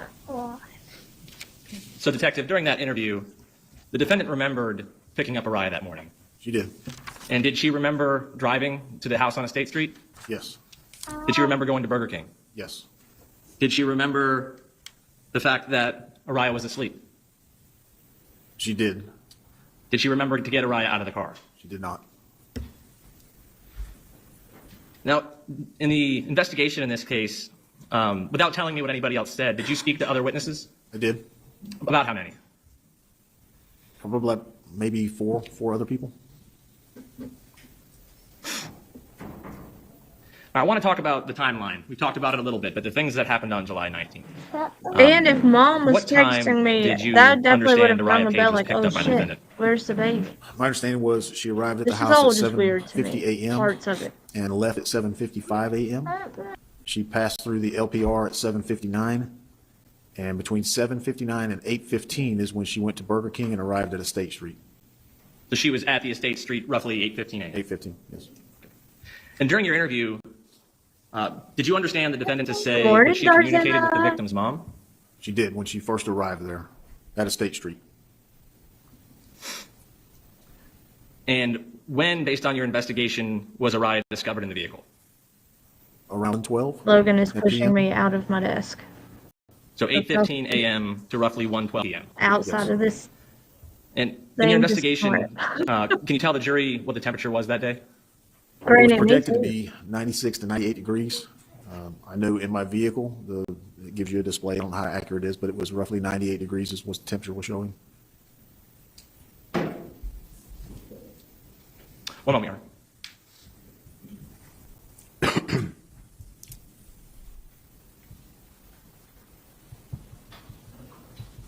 Thank you, Detective. Lieutenant the witness. Cross-examination? Good morning. It's Captain now, correct? Correct. Okay. Captain Doherty, you indicated that you've been in law enforcement for about 24 years, give or take. 23 to 24, correct? Some here and some in Clay County. Correct. You said during your direct examination that you sent Detective Curry to the Estate Street address, correct? That is correct. And you and Detective Griffin, I think you said, went to the hospital. That is correct. Right. And in the It interview, makes that is Detective zero Curry sense. sitting there with you, correct? Yes. Well, she had to have been smoking or something. You indicated that when you went to the hospital, you advised that Raya was deceased. Yes. Okay. So you went into the room where Raya was and you looked at her body for any signs of trauma, you said. Yes. And that would be things like bruising, redness, anything that would indicate any type of possible abuse of any kind, correct? Right. That is correct. You saw none of that. I saw none of that. And I'm assuming that you've had some training in identifying signs of trauma, correct? I have, yes. So you would have noticed that had there been one. Yes.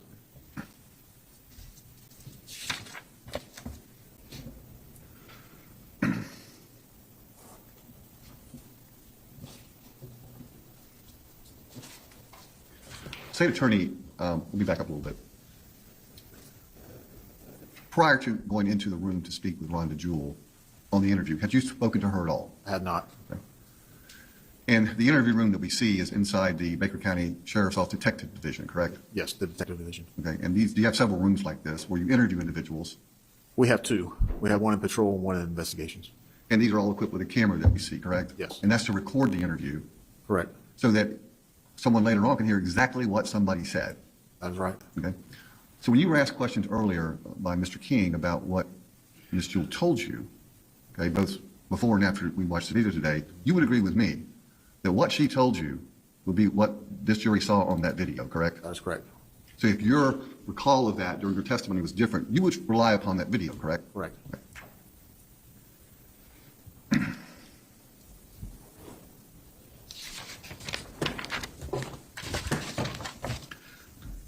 Captain, Mr. King asked you, was Ms. Jewell upset? And you said that she was upset and crying, I think is how you described it, correct? Yes. Now, she had been at the sheriff's office for a little while at this point, correct? Yes, I believe that interview was around, if I remember what the clock said, around 2:40. 911 was called at 1:12, so. You know about what time she arrived at the jail? I mean, at the sheriff's office? I don't. I was at the hospital when she arrived there. But she had been there for a while. Yes. When you arrived, she had been talking to another employee of the sheriff's office, correct? That is correct. Would you agree with me that when you first saw her, she was more upset than she appeared on this video? Yeah, she was crying. She was very upset. Probably crying more than what she did in the interview. You would agree with me that what we see, she's calmed down some at that point, correct? Yes.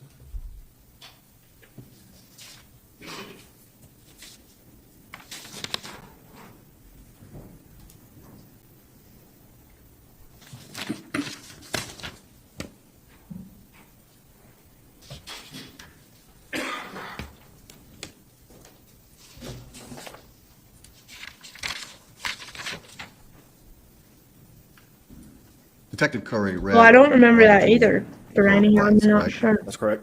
And what are anybody's rights when they're being questioned by sheriff's office? What are the rights? Yes, sir. That they don't have to speak to us. They have a right to have an attorney present. If they wish to talk to us, they can stop talking to us at any time. And Ms. Jewell waived all those rights, correct? She did. She voluntarily He is doing told better. you, or talked to you in this case. Hey, Yes. better She late could have than easily never. said no. Yes. He's okay. Look. Look, buddy. Say hi. Hi. He's doing much better. In the video, we see Mrs. Jewell sitting there with what appears to be a white shirt and some type of light blue shorts, maybe. Yes. Are you aware whether or not she had changed her shorts before you interviewed her? I'm aware that she was wearing pants that I was told that she had urinated in, and she had to change. Was she changed by this time, or do you recall? I don't recall.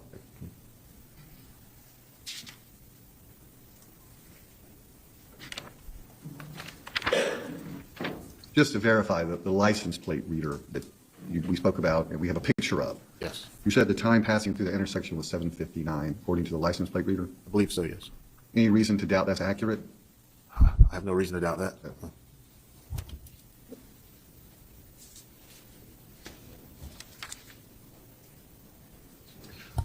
I think Mr. King asked you a general question about how long it would take to drive from the Shuey Avenue home of Brooke and Justice Page to Stacy Pascal's home on the State Street, correct? Correct. And you gave an estimate of that, right? I did. But that could vary, correct?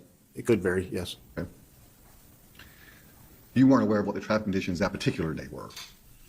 I was not, however, I was at the sheriff's office. Had there been something major going on, I would have been aware of it. But again, a slight traffic delay you wouldn't know about at the sheriff's office, correct?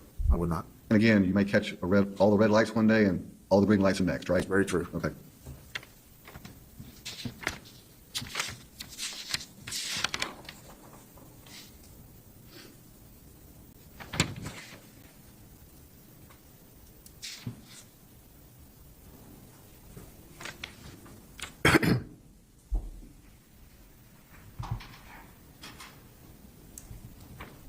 Yes, ma'am, just a moment.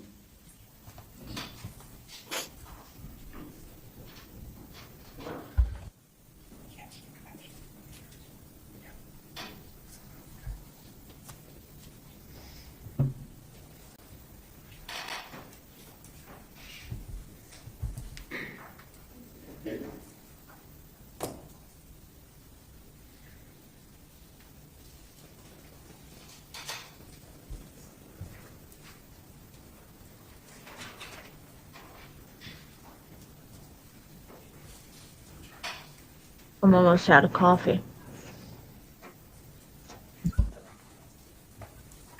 Okay, Joey. As I had to step away, that's what I've been doing too. Laundry. I'm trying to catch up with my kids' laundry. I can't even walk in my laundry room. They've got so much laundry in there right now.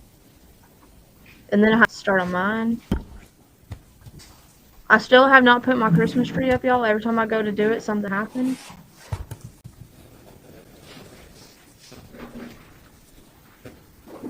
And then my house becomes a mess, so I have to clean the house, and then something else happens. It'll get put up eventually, I swear. I plan on having it up 13 days ago.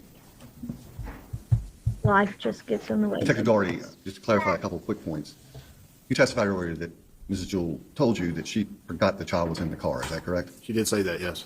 Oh, it is here too, Darzilla. At some point after this interview, It's nasty. did you or Detective Curry or anyone at your direction obtain I Rhonda would me to come Jewell's cell just to phone come that she had fluff that my day? tree. I hate doing Yes, that. it was obtained. I believe 2 days, maybe, after that.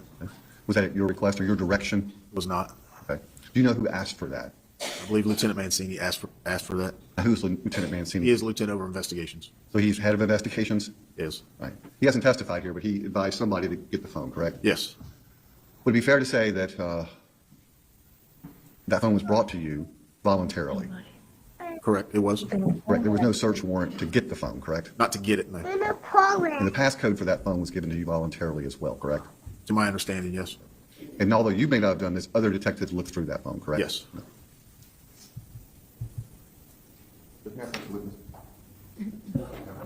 Yeah.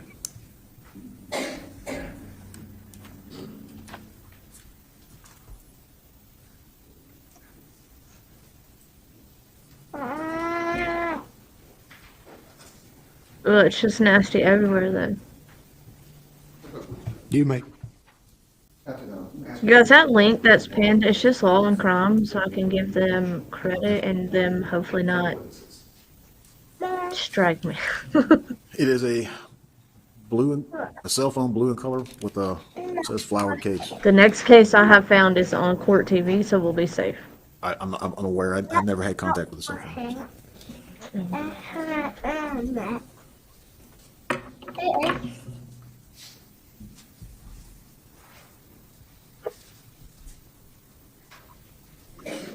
So y'all probably hear my dryer going because it's just on the other side of this wall. I'm trying to mute, so good morning, Reggie. Hopefully, is it too loud for y'all? If it is, I'll mute. Tell me, it won't hurt my feelings, I promise.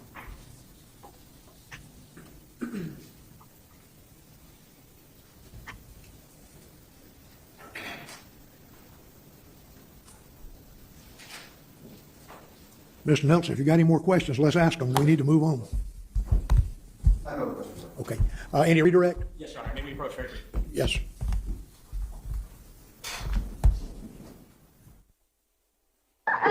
This judge, I don't know what it is, but I like him. He's just like, get to the point and get it over with. To quit dragging this out. You don't hear it? Okay, Moonlight. That's good, because it's pretty loud. But I probably can't hear anything over my child over here. I am going to have to go make coffee and let my dogs in before it really does rain. So I'll be right back. Y'all give me a second, because I can't leave these dogs out there and then pouring. Oh, God. I'll have a whole mess to clean up. I'll be right back.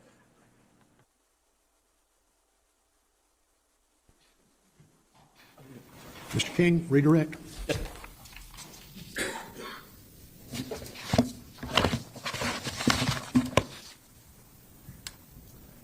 Detective Dougherty, the cell phone defense counsel asked you about, you said it had been 2 days after that? I believe that was the time frame, yes. Do you have any knowledge of where that cell phone was for those 2 days? I believe it went home with her husband. So based on your investigation and communications with the defendant in this case, were you able to establish who was responsible for a riot page between 8 a.m. and 1 p.m. on July 19th of 2023? Yes, the defendant was. No other questions? Any other questions? No, sir. Can this witness be excused? Subject to recall. Yes, sir. You are excused. Thank you, sir.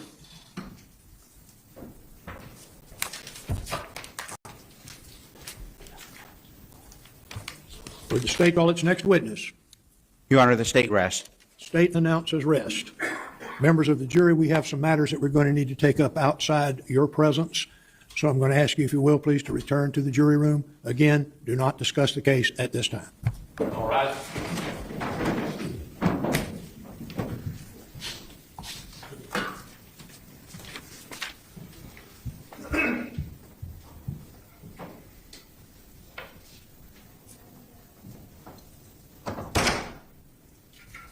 Does the defense have a motion? You see? I can't hear you. Is that microphone on? I think it is. Okay, either you're too tall or it's too short, one or the other. So. Your Honor, at this point, we would move for a judgment of acquittal. Based on the facts presented in the state's case, no reasonable jury would be able to find Ms. Jewell guilty of the charges. Specifically, the first charge, manslaughter by culpable negligence, the state's burden was to prove culpable negligence. That standard is a gross and flagrant character, evincing reckless disregard for human life or the safety of persons exposed to its dangerous effects, or the entire want of care that derives the presumption of indifference to the consequences, or such wantonness or recklessness or grossly careless disregard of the safety and the welfare of the public, or that reckless indifference to the rights of others. Further, as the jury instruction states in the case law, indicates Ms. Jewell would need to consciously follow a course of conduct that she knew or should have known would likely result in death or serious bodily injury. The state has not presented evidence that this was a conscious act by Ms. Jewell to leave the child in the car. I've talked about this case in previous motions. It's Kish v. State, 145 Southern 3rd, 223. That's Florida's first DCA. It was out, holding was in 2014. In that case, a mother changed her children's bus route from her home to the father and the stepmother's house. Unbeknownst to that mother, the children were ill, and they would be unsupervised when they got to the house.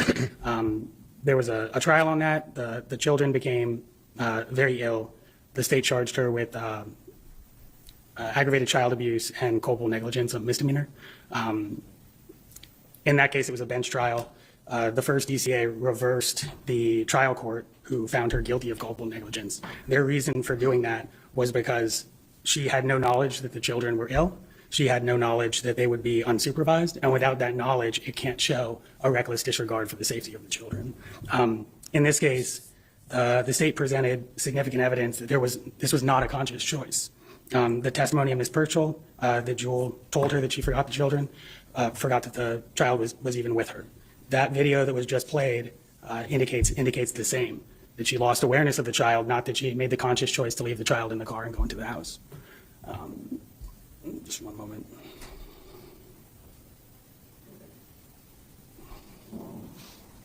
In addition, Ms. Page testified that she was the one that loaded Aria into the car, put the diaper bags and everything back there. There has been testimony of things that could have distracted Ms. Jewell that has come out in the state's case. And for those reasons, we don't believe that this was a conscious choice, and we don't believe a jury would be able to find that this was a conscious choice. In addition, culpable negligence, it's not just considering what happened on this day.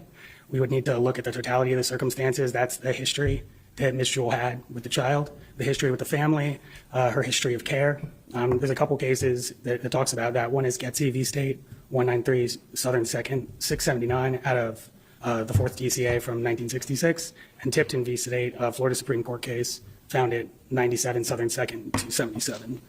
In Getsy, it's a man that was playing with a loaded firearm around his wife that he got for Christmas. I believe he had been drinking. He was playing with the hammer of it, sat down on his wife's lap, and accidentally shot her, killing her. When the court evaluated that case, they looked at his care for his wife, their history together and whatnot, and found that this one isolated incident was not enough to show a reckless disregard for the safety of his wife. Similarly, there's Walsingham v. State, that's 272 Southern 2nd, 215. I believe it's a Florida Supreme Court case that holding on 1973. That a father shot his child with a gun after he'd been consuming some alcohol. There was testimony presented that the child was very close with the father, and that was not found to be culpably negligent. So in this case, the state's witnesses explained that Ms. Jewell was an exceptional babysitter. She regularly played with Aria during the course of the time they were together. The parents never had any issues with Ms. Jewell until this incident happened. In fact, they sought her out to ensure that she could be the babysitter. She has significant ties to that family. They were extremely close. She went to family gatherings and whatnot before she was a babysitter. And both parents agree that Ms. Jewell, prior to that day, took exceptional care of Aria. In addition, looking at the evidence that was presented of her demeanor when law enforcement arrived, she was extremely distraught, was crying uncontrollably. Ms. Page testified when Mrs. Jewell realized that Aria was still in the car, rushed towards the car, threw her out of the way to try to get into the vehicle.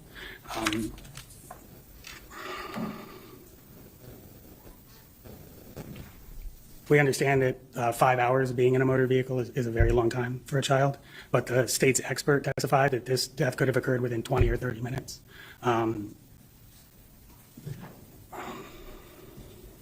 So all of these factors the court needs to take into consideration when determining whether this is culpably negligent or not, and the jury would need to take that into consideration too. And given all of the factors at play here that indicate Ms. Jewell regularly provided the care that this child needed, given her demeanor and the history, I don't believe a reasonable jury would be able to find that her conduct on that day rises to the level of culpable negligence.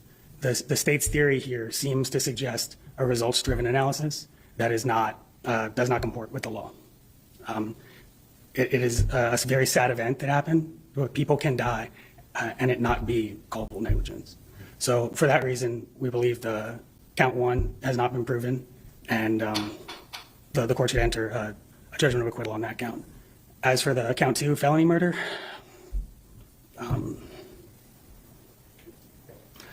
this felony murder was predicated on leaving a child unattended in a motor vehicle, which we have a motion pending to insert a mens rea into that.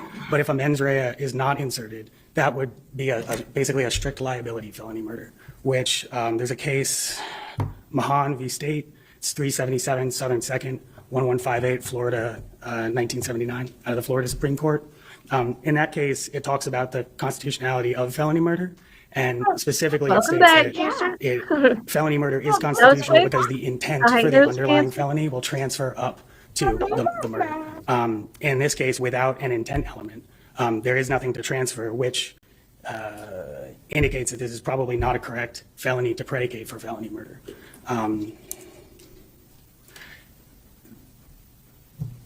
One moment. Here, the state hasn't provided any evidence that Ms. Jewell even intended to leave the child in the car. I don't believe that there's any intent to transfer, and I think that is problematic for the felony murder charge. In addition, this would effectively bootstrap felony murder to a strict liability crime, which is not, does not comport with the jurisprudence. As far as predicating it on leaving a child unattended in a motor vehicle, there's a couple cases that evaluate felony murder in Florida compared to the New York statute. One of them is State v. Studevant, 94 Southern 3rd, 434, out of the Florida Supreme Court from 2012. In that case, it discusses aggravated child abuse, but it indicates that because it is one of the enumerated felonies for the, I think it's subsection 3, that this is largely allowed. But when evaluating the New York statute, it talks about when there's an unenumerated crime charged as the predicate, and the death is directly tied to the crime and not like a collateral consequence of it.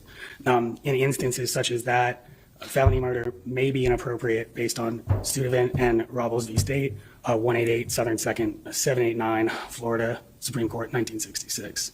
I have not found a case that specifically addresses this situation with a unenumerated felony that is strict liability and its ability to predicate felony murder. But based on the holdings in these two cases, I don't believe that that is appropriate, nor do I believe that it can be a predicate because there is not a mens rea associated with that crime. So for that reason, we would also move for a judgment of acquittal on the felony murder.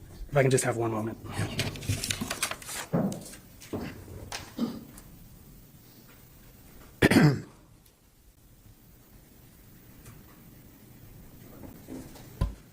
Further, we would move for a judgment of acquittal on count 3 as well. We have filed a motion in this case explaining our belief that it requires her to knowingly leave a child in a car based on the plain language of the statute and the jurisprudence.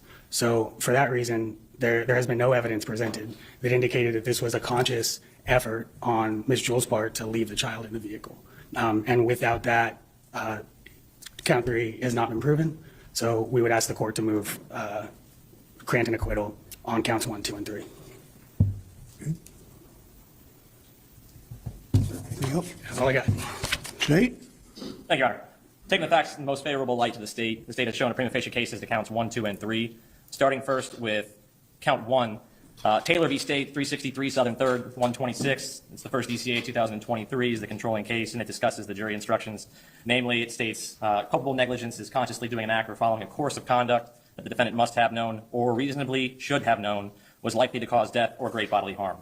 Your Honor, the state has put forward the facts sufficient to have this case go to the jury. The defense seems to argue that phantom elements adding a level of intent as to both counts 1 and 3. I would cite Leet v. State, 595 Southern 2nd, 959, 1991 from the 2nd DCA. And this was a case involving culpable negligence. And in that case, they said that culpable negligence is not a common law theory of criminal intent. It is an objective standard. Thus, in that case, it was not essential for the defendant to have actual personal knowledge of his omission that would lead to death or great bodily harm. So it's an objective standard. There is no conscious knowing required in this standard. And they finished the paragraph in that particular section by saying that it may sometimes seem harsh and may very well punish a defendant for a crime lacking mens rea. Nevertheless, it was the legislator's prerogative to select this objective standard for the use in child abuse cases. So as to count 1, in dealing with culpable negligence, the state has put forward sufficient facts that this needs to go to the jury to determine whether or not this was culpable negligence. It is an objective person standard and the facts that have been put forth are sufficient to show that prima facie case. As to counts 2 and 3, this is not New York. This is Florida. And as to the grounds upon which it seems defense, again, is seeking to insert an additional element that the legislature is not required in order for it to be a felony under count 3. The way that this is charged is any other felony that is not enumerated, and that's in paragraph 4 of 782.04. Your Honor, there was no limitation by the legislature that would prohibit certain types of felonies. If that was the intent, they would have written it that way. So based on all the information, there is sufficient facts for counts 1, 2, and 3, namely that the facts that have been presented as to what happened on July 19th of 2023. The defendant remembered going to the house. She remembered everything that happened. This wasn't some medical episode, some amnesia, or some stroke, or something that would have precluded her from engaging in the duty she accepted. The jury has heard that she accepted payment to be the caretaker of this child, and now it's time for the jury to be able to determine whether or not this rises to the level of culpable negligence based on what they have heard. And then as to count 3, sufficient evidence and facts have been put forth that the child was left in the vehicle. The defendant admitted she left the defendant in the vehicle, or the victim in the vehicle, and that it was for over 15 minutes, and then the resulting harm thereof. So based on the legal standards before Your Honor and this court, the state has put forward a sufficient case, and we would ask the court to deny the defense's judgment of acquittal request. Okay, defense rebuttal. Your Honor, I would just point out the Lees v. State case. Good morning, jet lag. The state cited. There we go. I don't believe that that is correct. First of all, it's out of the second DCA. I don't believe it's binding on this court. And the Leeds case would directly contradict the first DCA's holding from the Kish case in 2014, mostly because if this objective standard in consciousness was not applicable, then the opposite conclusion would be reached in Kish, which it is not. So Reggie, that's that a really reason, good point. I didn't even think we would about stand by our that. She knew the baby was asleep in the car Thank you. during the interview, so that would be enough for me. Now, I guarantee the state points that out in their closing arguments. Okay, with regard to all 3 counts, I do find that each of those counts does present a question for the jury. So at this time, the motion for judgment of acquittal at the close of the state's evidence is denied. Is the defense ready to go forward at this point? Yes, sir. We have some witnesses that we called, I think the court had ruled back in September they may not be allowed, but we need to proffer that. Okay, why don't we, how long is this proffer going to take? I think there's 5 of them total, Judge, so. What are they supposed to testify? What was their testimony? They testified, they've known the school for some period of time. Character evidence. She's watched their children. Character evidence. Well, of course, the conduct as well, Judge, as far as we're concerned, but yes. Well, okay, bring them on. Let's do it.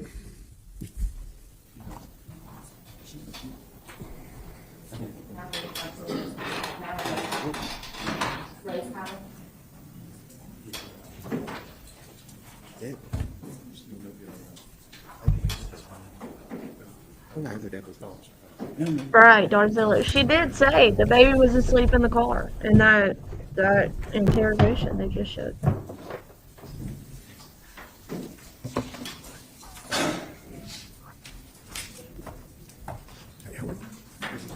Would you raise your right hand to be sworn, please? I thought they were done. This judge is kind of a dick. Okay, I'm going to ask you to have a seat, sit up close to the microphone, adjust it so you can speak into it, and then I want you to state your name and then spell your name for the court reporter. My name is Mallory Rosepeiler, Mallory Rosepeiler.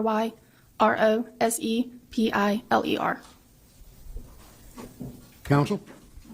Ms. Rosepeiler, I think we've known you as Mallory Burnshead, correct? Yes. I think when you were spoken to a few months ago, that's what your last name was? Yes. Okay. Ms. Rosepeiler, how long have you lived in Baker County? 21 years all my life. All your life? And do you know a Rhonda Jewell? Yes. Do you see her in the courtroom today? Yes. Can you describe what she's wearing for me? She's wearing a tan coat and a white shirt. Ask the court to verify that she's identified Ms. Jewell. The record will reflect that she has identified the defendant. You've known her all your life? Yes. Okay. And in what capacity have you known her? What? How have you known her? She's a close family friend. Have you ever, at any point in time, asked Mrs. Rhonda Jewell to care or babysit or watch your children? Yes. Okay. And how many children do you have? 1. Okay. How old is your child? She's 4. Is that a boy or a girl? Girl. When did you ask Mrs. Rhonda Jewell to watch her sit for your child? When my daughter was 1, And what year would that have been? 2021. Nicole, he's How probably long been did a Rhonda Jewell judge watch for a her? long couple time. months. Maybe he is. He looks like he's Was that on a older daily than basis dirt. or It was 3 days a week, I want to say. It wasn't every day. 3 days? Yes. At the time you This were in is high in school, I believe, Florida. still? Yes. And how long during the day did Miss Rhonda Jewell watch your daughter? She watched her from about 8 to 8:30 to 1 to 1:30 in the afternoon. And was that at her home or your home? It was at Mike and Kaylee Rogers' home. Are they friends of yours? Yes. Would Rhonda Jewell come pick up your daughter, or would you deliver her to my? She would pick her up from my house. And then would she return the child to you, or would you pick the child up? It just depended on the day. One day she would bring her back to my house, or me and my mom would pick her up from Rhonda. Did you ever have occasion to see Rhonda Jewell interacting with your child? Yes. And would you describe Miss Jewell as playing with your child? Yes. Was she caring for your child? Yes. Did she seem engaged with your daughter? Yes. Did she ever spend an unusual amount of time on her cell phone? No. Was she spending her time with your daughter? Yes. Ever had any concerns for the safety or welfare of your child? No. And I assume that you stopped using Rhonda Jewell because your child, you were able to care for the child Yes. yourself? Okay. Just one moment.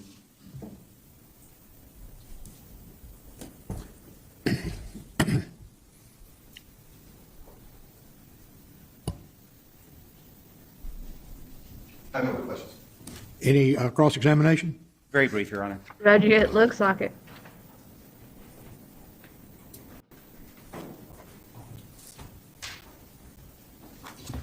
Ma'am, you're not a witness to the case.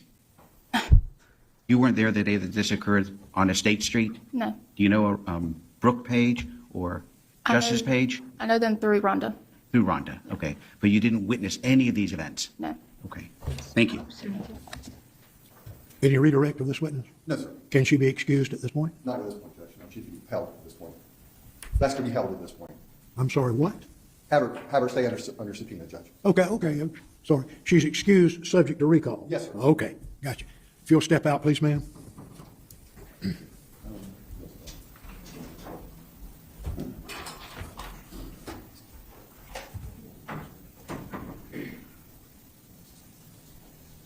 Would you call your next witness, please? Yes, sir. They're coming now. Who is it? I'm sure.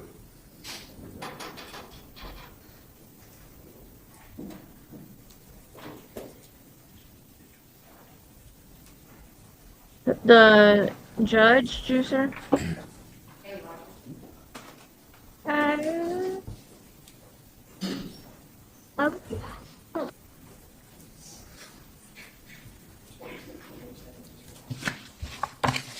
Ma'am, would you raise your right hand to be sworn, and the clerk is going to swear you in. Do you solemnly swear and affirm that the testimony that you will give will be the truth and the whole truth, so help you God?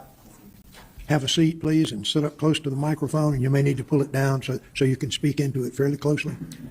I'm going to ask you at this time if you'll state your name and then spell your name for us. Yes, sir. Kaylee Rogers, Kaley Rogers. Thank you, ma'am. Counsel? Ms. Rogers, how long have you lived in Baker County? Roughly 10 years. And you're married to Mike Rogers, is that accurate? Yes, sir. Do you know Rhonda Jewell? Yes, sir. And how do you know her? Rhonda Jewell was the caregiver of my 2 daughters. Is that how you first met her? Yes, sir. And approximately when was that? 2016. How was she introduced to you? My husband went into her sister's salon one day. We were looking for someone to watch our daughter when I went back to work, and he went in just to speak and say hello, and he mentioned it while he was in there, and she said she was interested, and so we set up a time, and a couple days later she came over to our house, and I was able to meet her, and she was able to meet the baby, but that's how I met her. Did your husband know Mrs. Jewell before that? He did. How did he know her, if you know? He worked with her years ago at Winn-Dixie, I believe, and then knew of her throughout the community. Do you remember when it was that you first spoke to Rhonda Jewell, approximately, regarding caring for your child? November of 2016. Had you just had your child? She was I was at the end of my maternity leave, so she was about 3 months old. Was this your first child? Yes, sir. And you needed someone to watch your daughter because you were going back to work? Yes, sir. So did you meet with Rhonda Jewell a few times before she started caring for your daughter? She came to the house one day and spent an hour and a half with us, spent time with the baby. I got to know her, got to know me a little bit. And then the next time I saw her in person was the first time that she took care of our oldest. When you saw your Rhonda Jewell interaction with your daughter, the first occasion, was she engaged with your daughter? Very much so. Do you remember approximately when she actually started watching the child? Was that November 2016? Yes, sir. It was the end of November. And where would Rhonda Jewell watch your child at? She came to our house every morning. And that's here in Baker County? Yes, sir. How many days a week? 5 days a week. And how many hours a day? Roughly the entire time I was at work, so 8 till 4. And how long did that last? What length of time as far as months or years? She kept our oldest. It was from 2016 to 2021 that she had our girls on a regular daily basis. Now, you've mentioned girls. Was there a second child that you had that she also cared for? Yes, sir. And when was that child born? February 2018. And when did Rhonda Jewell start watching that child? I believe it was April of 2018. And I think you indicated up until 2021, was that the oldest child or the youngest child? The youngest. The youngest, okay. Yes, sir. Again, was this always generally at your home? Yes, sir. She would come to our home in the morning, and then if she had things she needed to do that day, or if there was something that we needed help with, she would take them from the home and run errands or whatever she needed to do, and then come back. Did you have occasions during this period of time from November 2016 to 2021 to observe Rhonda Jewell interacting with one or both your daughters? Yes, sir. And how would you describe that interaction? Very natural, very motherly. Was she engaged with them? Yes, sir. Did she ever spend any time on her cell phone? Every now and then I would see her on her phone, but it was a phone call, or she was showing me something or showing the girls something. Or Did you ever have any concerns about your children in the care of Rhonda Jewell? Never. Is it also correct to say that you invited Miss Jewell on some vacations to help watch the children? Yes, sir. Okay. How often was that? Every summer. I believe it started in 2019, and then every summer after.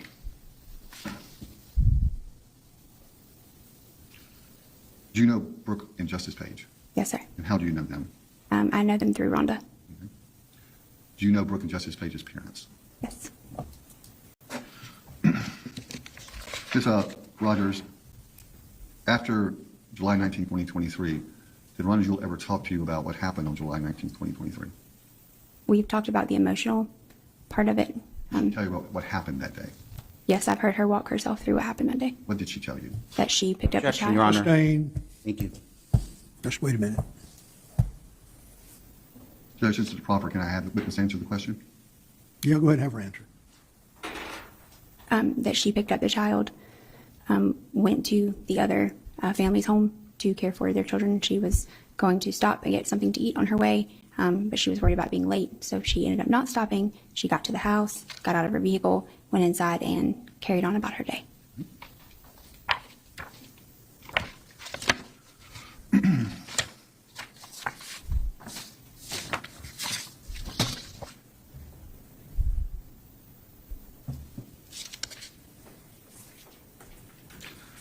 Did she indicate to you, in talking to you, when she knew that she had left, forgotten Araya in the vehicle? When Brooke got there.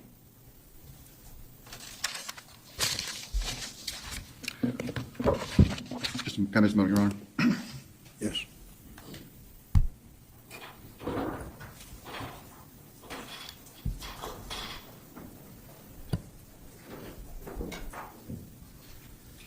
One last thing, Mrs. Rogers.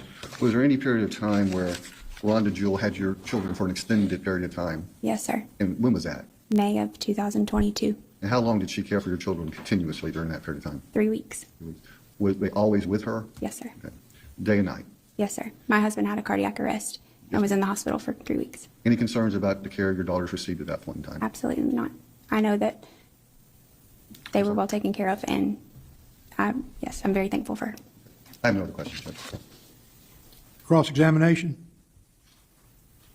Yes, Your Honor.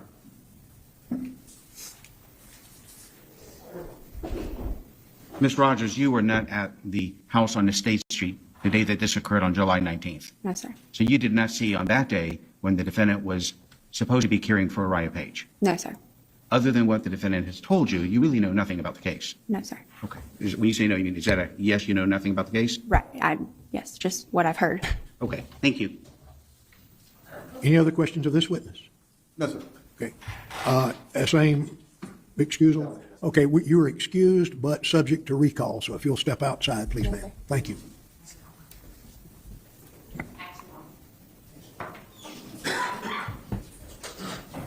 Isn't that crazy, Darzola?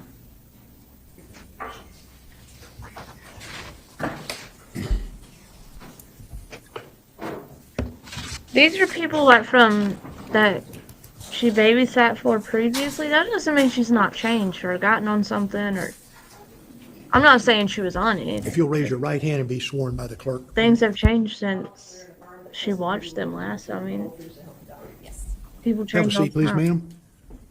I'll ask you to sit up close to that microphone and adjust it down if you need to so that you can speak right into it. I'll ask you first of all, if you will, state your name and then spell your name. Ashley Altman, ASHLEY ALTMAN. Thank you, ma'am. Counsel? Ms. Altman, how long have you lived in Baker County? Excuse me. I have lived in Baker for 22 years. Do you know Rhonda Jewell? Yes. How did you first meet Mrs. Jewell? I met her through my coworker. She is her sister. And her coworker, your coworker owned a salon, correct? Yes. And that was Rhonda Jewell's sister? Yes. How long ago was that? That was 17 and a half years ago. At that time, did you have any children? Yes, I had 2 at that time. At that point in time, did you ever ask Rhonda Jewell to care or babysit for your children, one or more of your kids? Not at that time. Okay. When did you ask her to do that? I asked her when I had my daughter. She was 3 years old, so in 2013, somewhere around there. So 2013, you asked Mrs. Jewell to watch your youngest child, your daughter, correct? Yes. And did she do that? She did. And generally, how often did she watch your child and where? She normally had her 2 days a week because I only worked 2 days at a time. A lot of times she would keep her at the shop where I was. She would kind of tend to her while I was working. And then there were times where she would take her for the day, run errands, take her to kids' practices, whatever she needed to do. So on these 2 days a week, how many hours would Rhonda Jewell care for your daughter? It was a full day, 9 to 5-ish, maybe sometimes later, sometimes it was around 8 hours or so. Majority of the time, was she watching your daughter in the salon where you worked? Most of the time she would be in the salon. There would be times where she would kind of go in and out, but most of the time she would be around. So you got a chance to observe Rhonda Jewell caring for your daughter, correct? Yes, sir. And how would you describe that care? Very attentive. She would always be one-on-one with her. Sometimes they would sit on the floor and play with toys, or she took care of her, treated her like her own. Were there times that Ms. Jewell took your daughter out of the salon or kept her somewhere else? She would normally not keep her anywhere else, but she would take her out and they would run errands or do whatever. Did you ever have any concerns about the care your daughter was receiving from Rhonda Jewell? No, sir. You ever have any incidents where you were concerned that your child had been injured or harmed in any way? No, sir.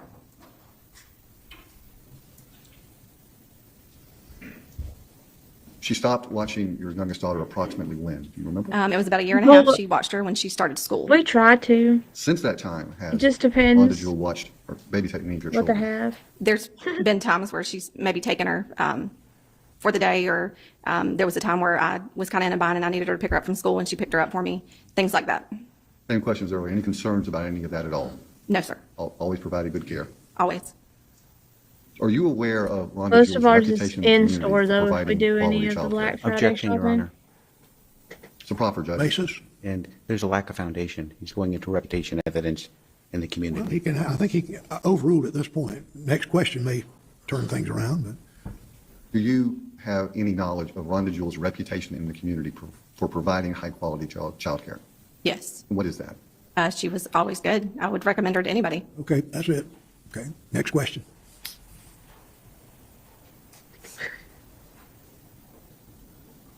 This judge, I bet he's a miserable grandpa.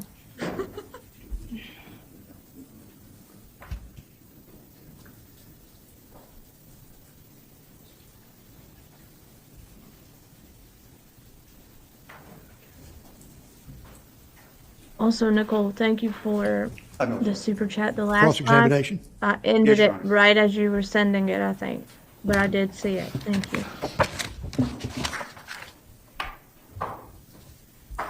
Ma'am, it'd be fair to say you don't know anything about this case. I have never talked to her about this case. No, sir. And you don't know Brooke Page or Justice Page. No, sir. Okay. So you weren't there the day that this incident occurred? You weren't a witness to what occurred at that house? Nothing? Nothing. Thank you. Any other questions of this witness? No, sir. Okay, ma'am, you can step down. You are excused, but subject to recall. That means they may call you back again. So. Okay, counsel, approach the bench, please. Housekeeping.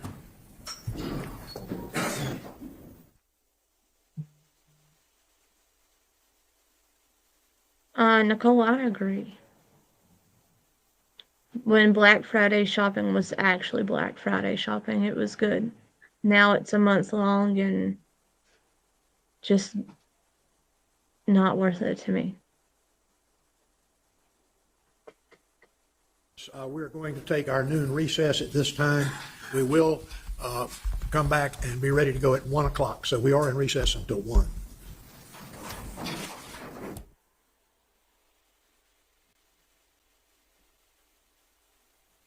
That's crazy, Nicole.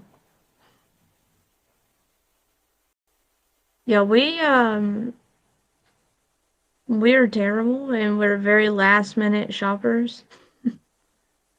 But we used to do Black Friday shopping. Like when me and my husband got together 10 years ago, it was way different than it even is now. So we'd have somebody watch the kids Thanksgiving night so we could go, but now we don't really do anything.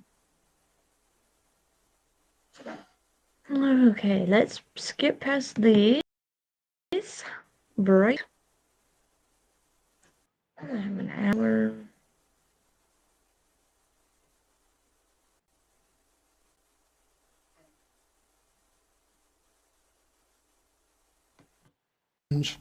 With regard to Dr. Cahill, I will permit his testimony. Thank you. Okay. My next witness is Ms. Angela Connor. There we go. Right back to it.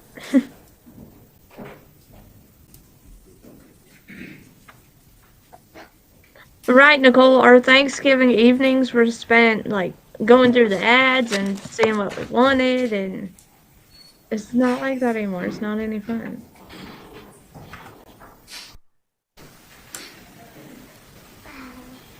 Ooh, it's thundering.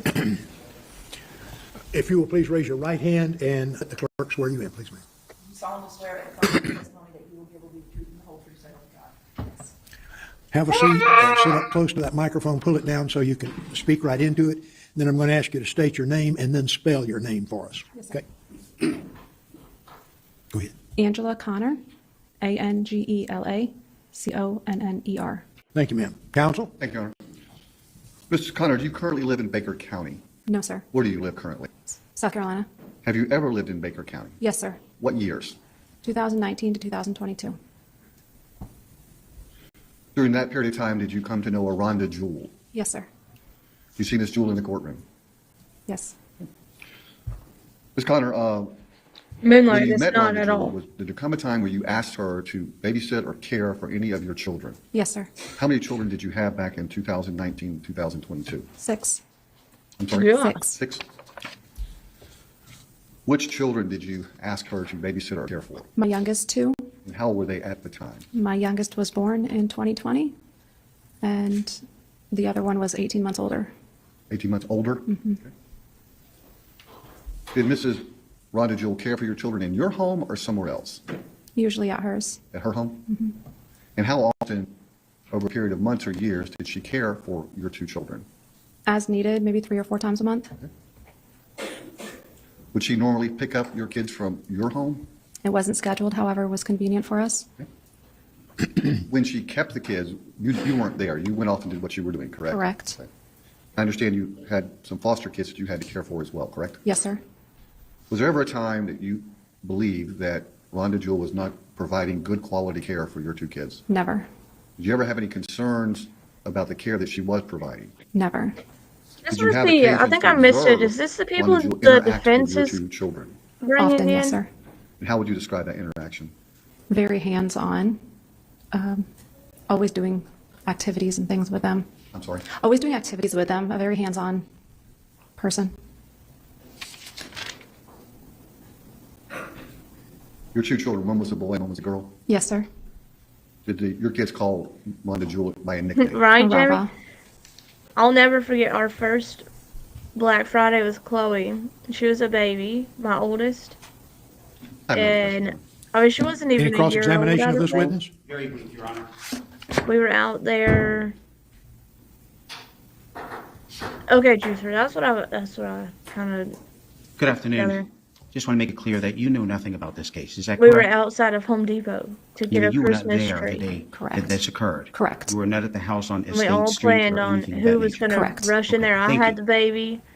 So Any other questions of this well, witness? I got the tree for stupid Okay, we're going cheap, to and I still excuse have it. It you, was still subject work. to being recalled, so if you'll just step back out, you may be called shortly. 13 years later, I still have the tree and use it.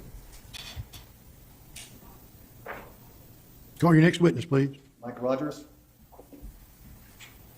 This will tell y'all how old the tree is. It's a 6.5 foot pre-lit Martha Stewart tree, okay?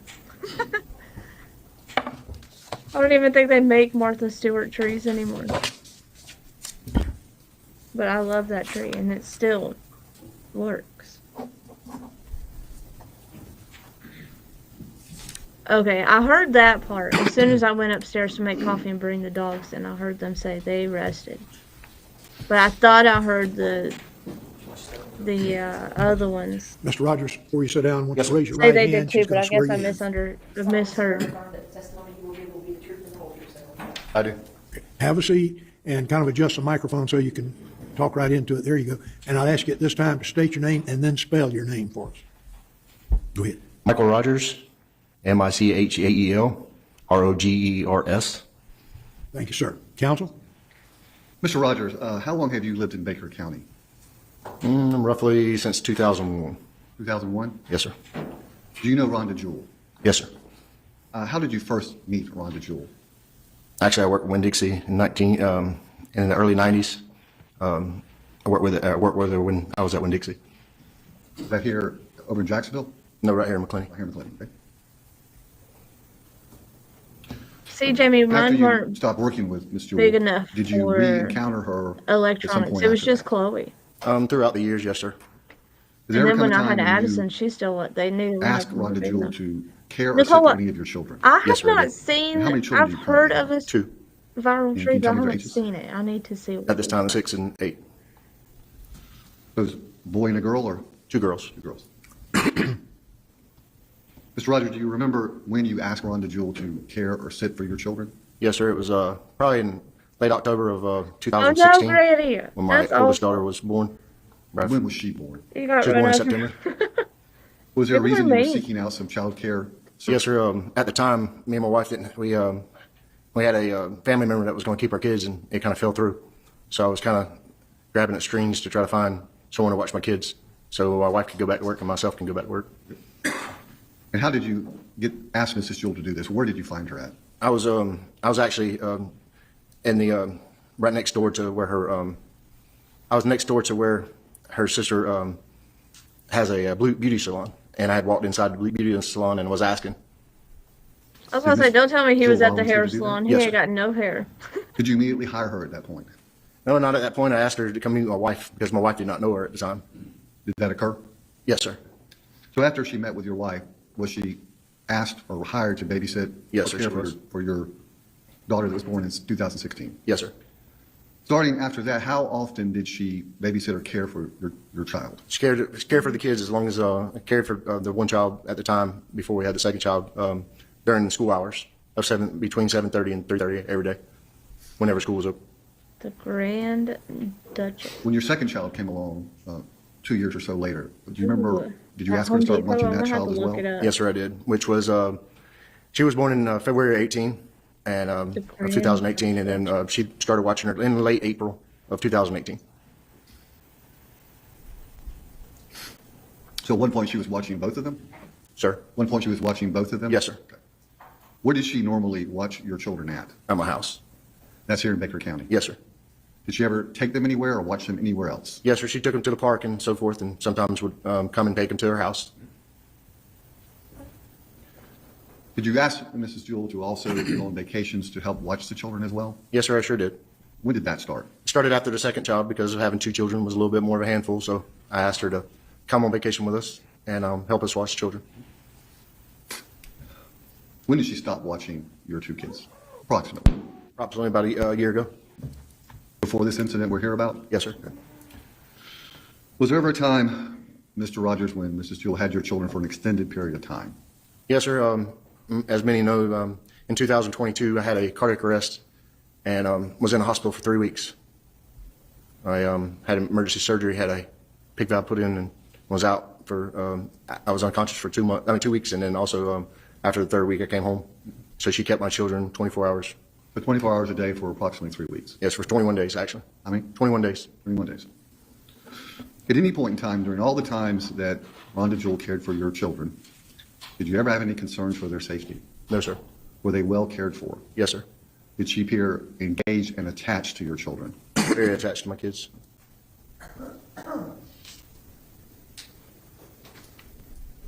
You had occasions to be around her when she was actually caring for your kids? Yes, sir, I was.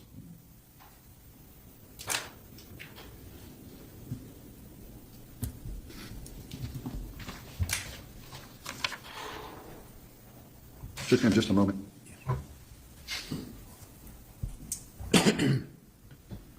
Randy, that's awful.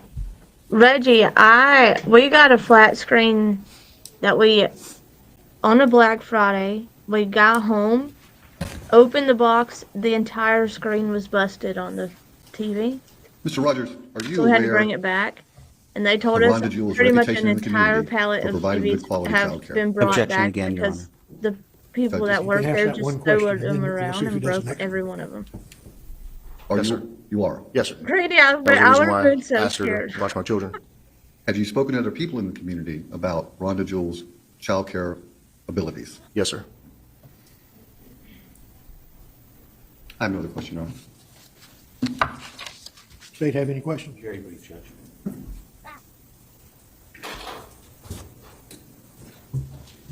Nicole, those trees. Just to make it clear, on the day that They're this so occurred of July expensive. 19th, you were not anywhere near State I'm Street. cheap, You were and not I a witness can't to what occurred on spend- that day. No, sir, I was at work. Okay, thank you. I buy Any other my questions? trees when they go on sale No other questions. after Christmas. Sir, you are excused, subject I'll have to to recall, look so that for means one you just wait after outside for a Christmas while. is over.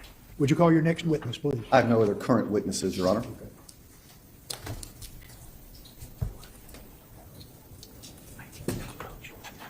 Jamie, me too. Girl, I bought my one tree. I told y'all it was like, I think we paid $25 between Black Friday and military discount. It was like $25.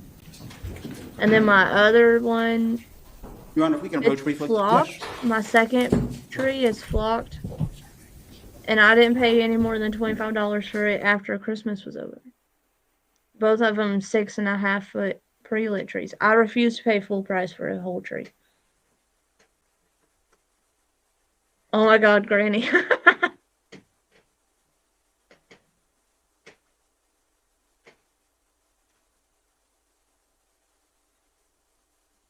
Those are very pretty though, those trees.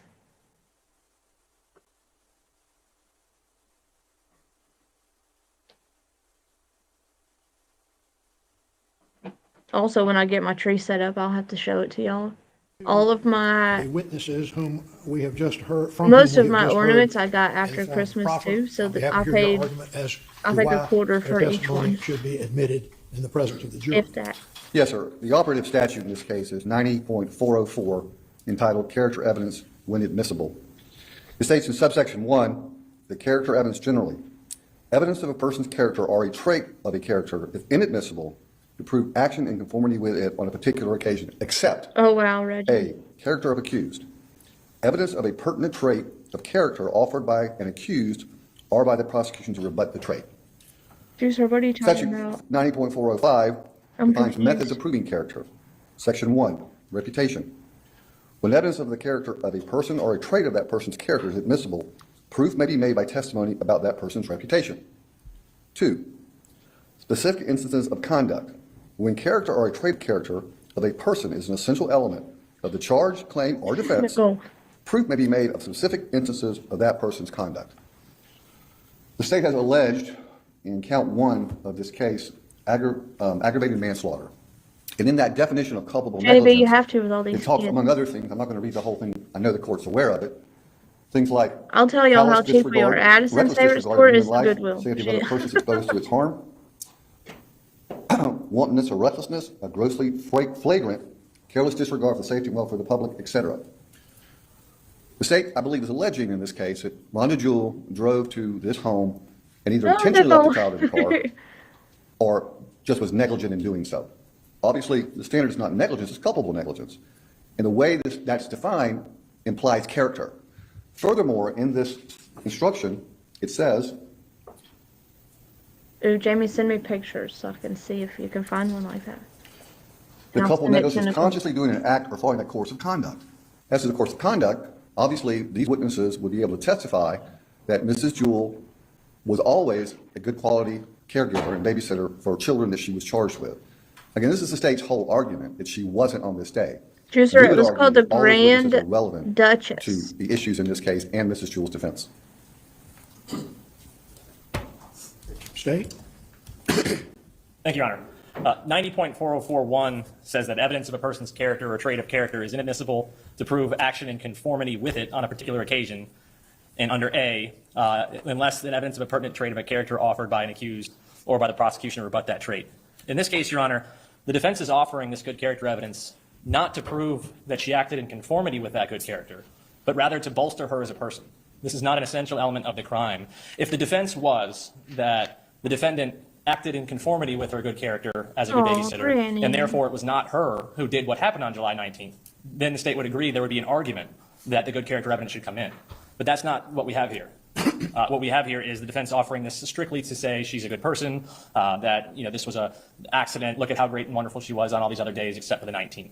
And that is not what is permitted under 404. Moreover, Your Honor, there's already been some of this evidence that has come in during the course of the state's case in chief. So to additionally add more good character evidence from the state's perspective that would be improper, would be cumulative. So for those reasons, the state would suggest it would be impermissible and improper. You get the parting shot. Yes, sir. Again, the state's made this allegation. They've charged us under aggravated manslaughter. We did not do that. Clearly, the definition of that implies character. It talks about character in a different language, talks about course of conduct. And those are all relevant to the defense and the state's case, and we believe the court should allow this testimony in. Okay. I'm at this time going to adhere to the previous ruling with regard to those witnesses which would be to exclude their testimony at this juncture. It may be great if your client is found guilty. That testimony may be great as far as disposition of sentencing is concerned, but I find that it's not relevant at this point. Where do we go next? State is rested. I'm sorry. The state has rested. We've disposed of these proffers. Do you have other proffers? No, sir. No other proffers. You got any? No, sir. No other proffers other than Dr. Diamond when he comes. But I think the court has indicated it's not going to change its ruling, but I think I still need to proffer it into the record anyway. That's right. So, okay. Do you have a witness we can call and get the jury back in? we have just a moment. Yes.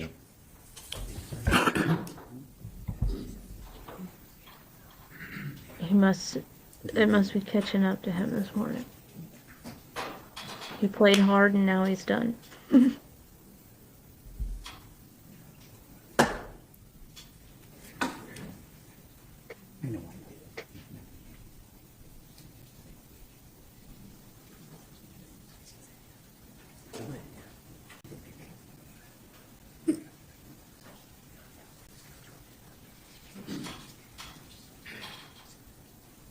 He's had a morning this morning. He wanted cereal for breakfast, so I gave him some. What'd he do? Spilled it like 300 times. Now we're going to call Mrs. Rhonda Jewell to the witness stand. Who? Mrs. Rhonda Jewell. You want to bring Oh, Reggie, I hope You want to get the jury everything out goes first, Judge? good. No, I'll get her up here, then we'll get the jury. Okay. Yes, sir. They were so expensive, but they were so pretty. I'll be looking for one when Christmas is over. I gotta have 3 full-size trees out.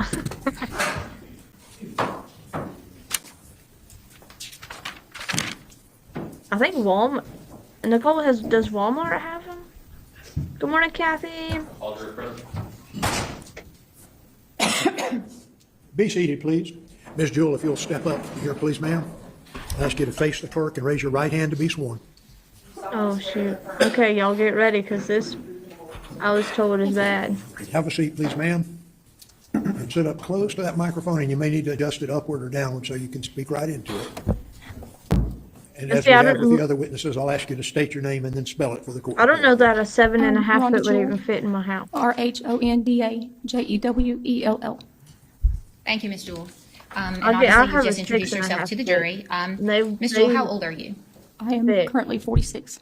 And are you married? Yes, ma'am. And who is your husband? Robert Jewell. How long have you been married? December will be 27 years.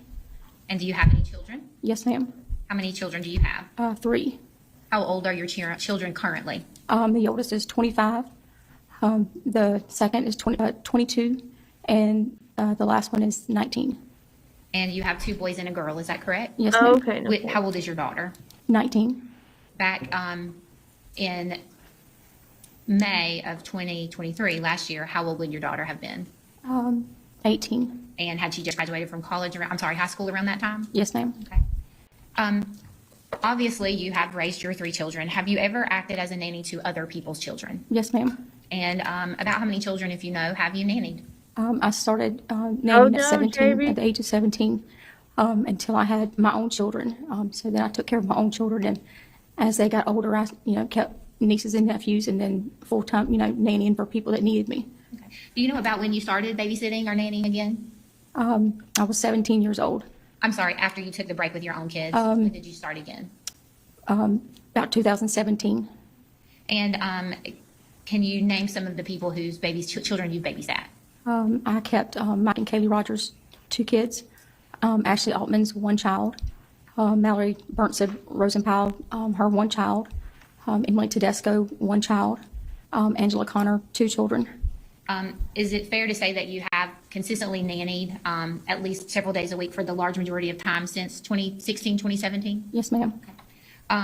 As you're taking care of these children, do you treat the children as you would treat your own children? Absolutely, yes, ma'am. And how do you feel about these kids? Oh, God, Like Nicole, you're my my Do you know Brooke Page? husband Yes, sent me thank a you. rotating How do you know Brooke? tree stand She's that a had family a friend. Bluetooth I've known her speaker in since it. she was in high school. It was pretty.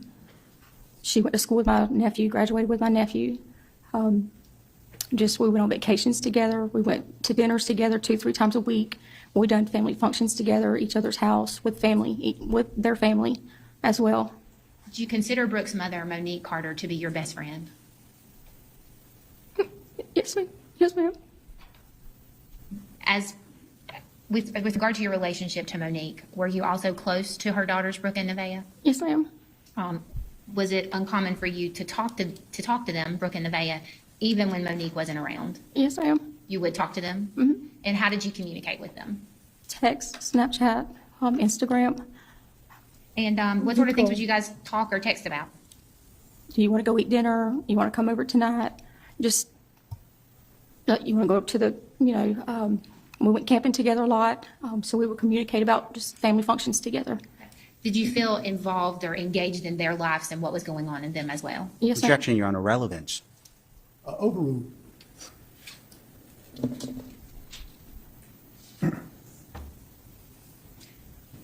You said that you knew Brooke Page when she was in high school. Was that around the time that your family and Brooke's family reconnected?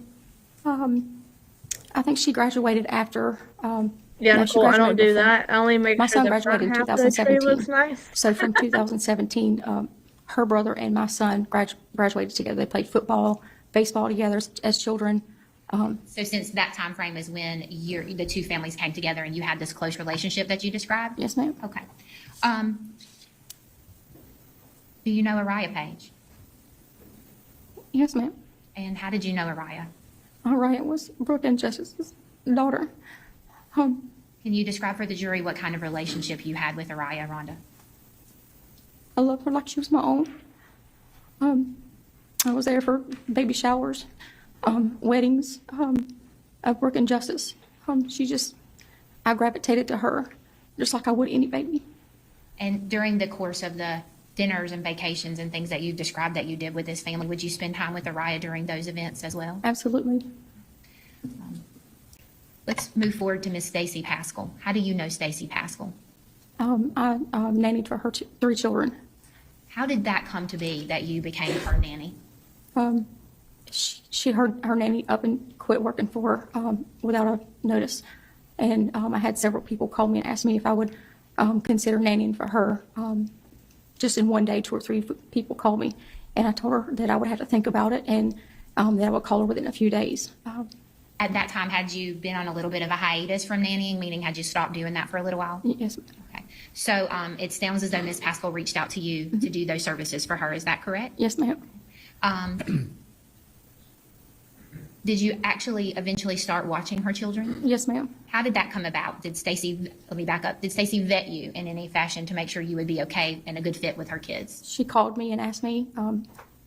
We talked about, the days, how long of days, and then just talked to her over the phone. And then I eventually went to her house and talked with her and her husband, sit down with her and her husband and her children. And I got to know them on a personal, on a level that a nanny would know them, and gravitated to them. They liked me. And that was I'm sorry, go ahead. That's what I loved about them, because they gravitated to me. They didn't know me. They were older.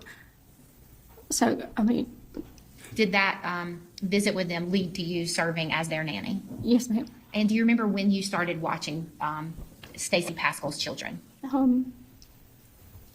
Late February, maybe early March. And would that have been of last year, 2023? Yes, ma'am. When you first started watching them, what days were you keeping them?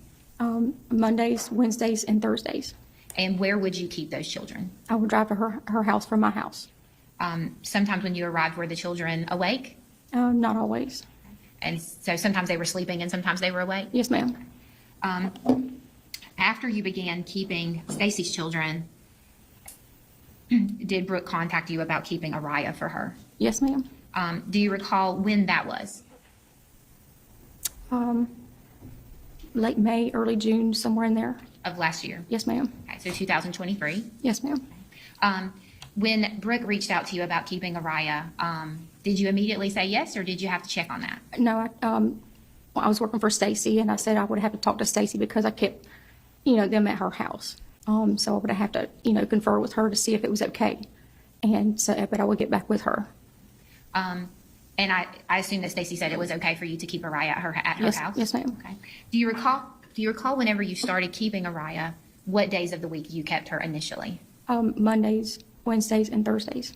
And at that time, did those days line up generally with the days that you were keeping Stacy's children? Yes, ma'am.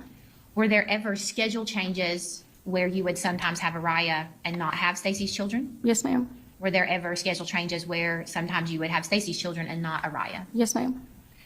So initially back in, I think you said late May, early June, you're keeping Stacy's twins, sometimes her daughter, and then you would have Araya as well. Yes, ma'am. And so generally at that time, you're having the twins and Araya those 3 days a week that you told us, correct? Yes, ma'am. And shortly after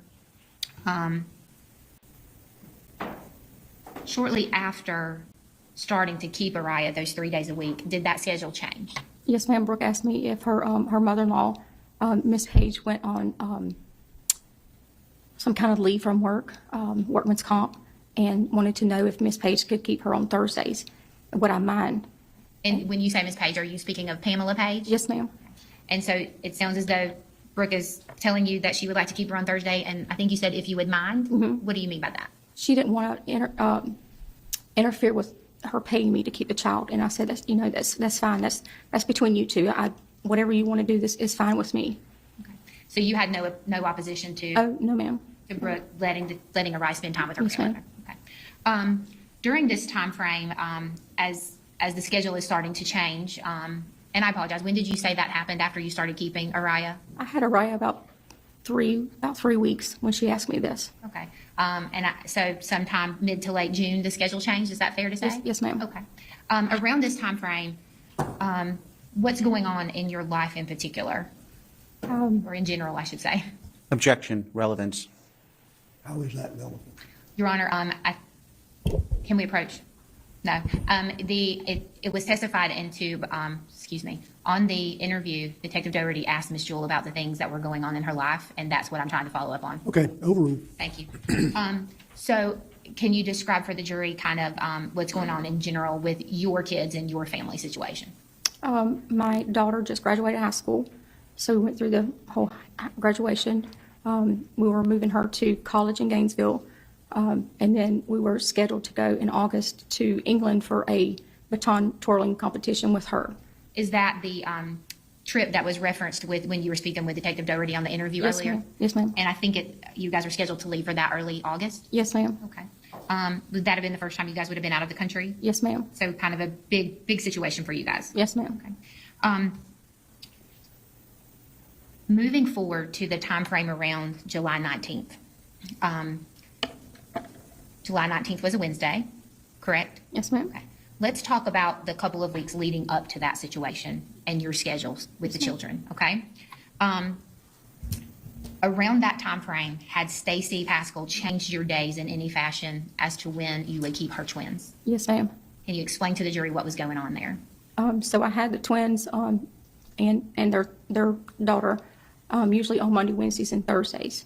Her husband's schedule had changed his job, and so he would work night shift and he would work day shift, and so he'd be sleeping, and so she would call me ahead of time and say, "Hey, I don't need you to keep the boys. My husband's going to be home sleeping. My oldest daughter's going to keep him occupied until he gets up." So that schedule had changed within that 2-week span. On the week of July 19th, did you keep, or the week including July 19th rather, did you keep the twins or their sister on Monday? I did not. And why was that? She had called me and told me that she didn't need me. Objection, Your Honor, hearsay. It is, but I'll allow her for context. Go ahead. Thank you. She called and told me that Kelly had off and that she did not need my services that day. So I didn't work. Did you keep Araya that day on Monday? I did. And can you describe for the jury, usually whenever you kept Araya, how you would pick her up or how you would come to have her? I would pick her up in the mornings between 8 and 8:30, depending on what time I needed to be at the Pascal's house. And I would pick her up and take her to the Pascal's house. And usually when you would pick her up, how would Araya come to be in your vehicle? I would pull up at Brooke Page's house, and she would put her in the car and buckle her up and put her diaper bag below the car seat. And where was the car seat usually located in your vehicle? On the back passenger side. So in the back seat? Yes, ma'am. Was Araya's car seat forward facing or rear facing at that time? It was rear facing. And usually when you would have Araya and then you would go to Stacy's house, what would you do with Araya when you got there to Stacy's house? I would take her out, get her out in her car, the whole car seat, the diaper bag, take her inside. And then as I approached the inside, I would take her out of her car seat. I would place a blanket on the floor because she was crawling, and I would give her toys from the twins, like soft toys for her to play with, and put her on the floor to play with her and engage with her. And the twins loved her too, so they would get down on the floor and play with her as well as her daughter. On this particular Monday of the week, including July 19th, you So testified a few minutes you're ago that you used did to not have the toting twins this on that massive day. car Do you recall seat. picking up Araya on that day? Yes, ma'am. And what did you do with Twins Araya were that big day? enough they could have I picked her asked up where and the I met baby my is. daughter, and we went to Hardee's and ate breakfast.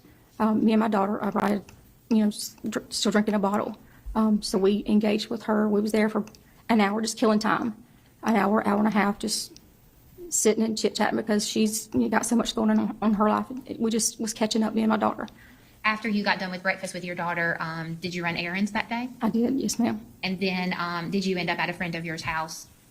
Objection, Judge. Relevance. I think it goes to show the schedule changes that are going on around that time frame, Your Honor. Okay, let's move on though, but gotcha. Thank you, Your Honor. Did Brooke Page pick Araya up from you that day? Yes, ma'am. And did she go to your friend's house to do that? Yes, ma'am. After I run errands and you know, my errands for the day, I went to my friend's house and Brooke had picked her up from there. Backtracking to the Wednesday before that. Yes, ma'am. That Wednesday, generally, you would have had the twins and Araya, correct? Yes, ma'am. Do you recall if you had the twins on that day? I did not. And did you have Araya that day? Objection again, Your Honor, I'm going to relevance. sustain it. You're losing me. Try giving me some numbers for dates Sure, instead yes, of. sir, yes, sir. So on the Wednesday before July 19th, which would have been July 12th, yes, ma'am. You said you did not have the twins, correct? Objection again, Your Honor, relevance. I'm going to sustain that. We're getting a little far afield. Yes, sir.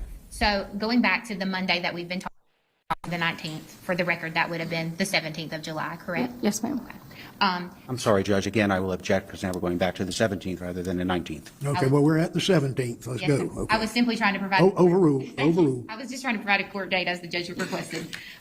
So let's move forward to the 19th. Yes, ma'am. Okay. So on that particular day, were you scheduled to keep both Araya and the twins? Yes, ma'am. Okay. Had you been asked to arrive at the Pascal home earlier than usual? Yes, ma'am.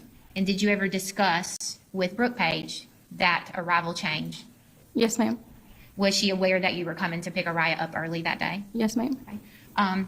In the past, had you sometimes talked with Brooke about the fact that the time changes of when you had to be there at Stacy's home were irritating to you? Yes, ma'am. Objection, Your Honor, leading and relevance. It is leading. I'll sustain it on that basis. Had you had conversations with Brooke in the past that were venting in nature regarding things of the way Stacy did? Same objection, Judge. Your Honor, I think it goes directly to the. Overruled. Thank you. Gonna Had you had those move conversations Logan in the past? into Yes, ma'am. Was this something that the you would bed talk to over Brooke here? about in a friendly capacity? Yes, ma'am. Okay. So, he So doesn't on this allow me particular to- morning, did you go On the to regular. Araya's house, to Brooke and Justice's house, to pick up Araya? Yes, ma'am. Can you describe for us what happened when you got there?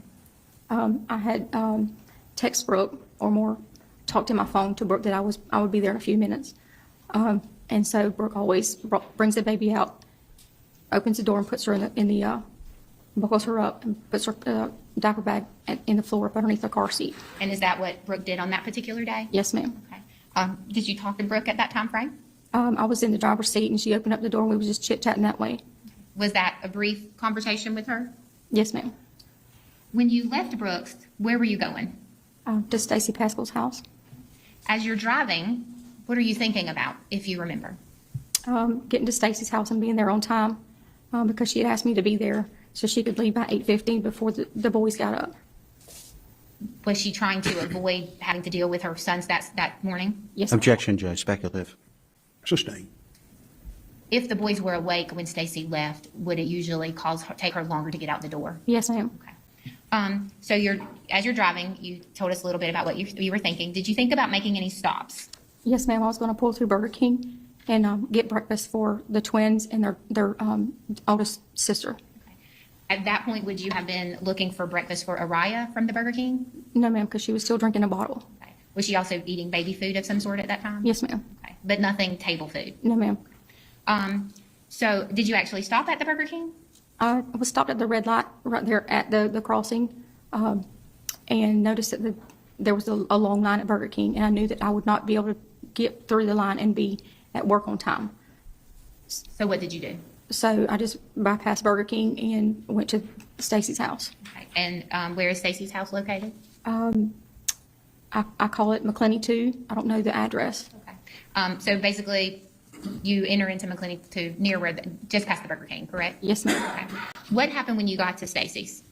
I got there and I grabbed my water bottle, my cup, and I had my lunch in the little tray right there where the cup holder is, and I grabbed it. My phone was right there as well, and I grabbed it, got out of the car to get to the inside before 8:15 so she could leave. She didn't want to leave while the kids were, she didn't want them up. She wanted them asleep so she could get out and she wouldn't be late. And that's what I was thinking is get there on time before they got up.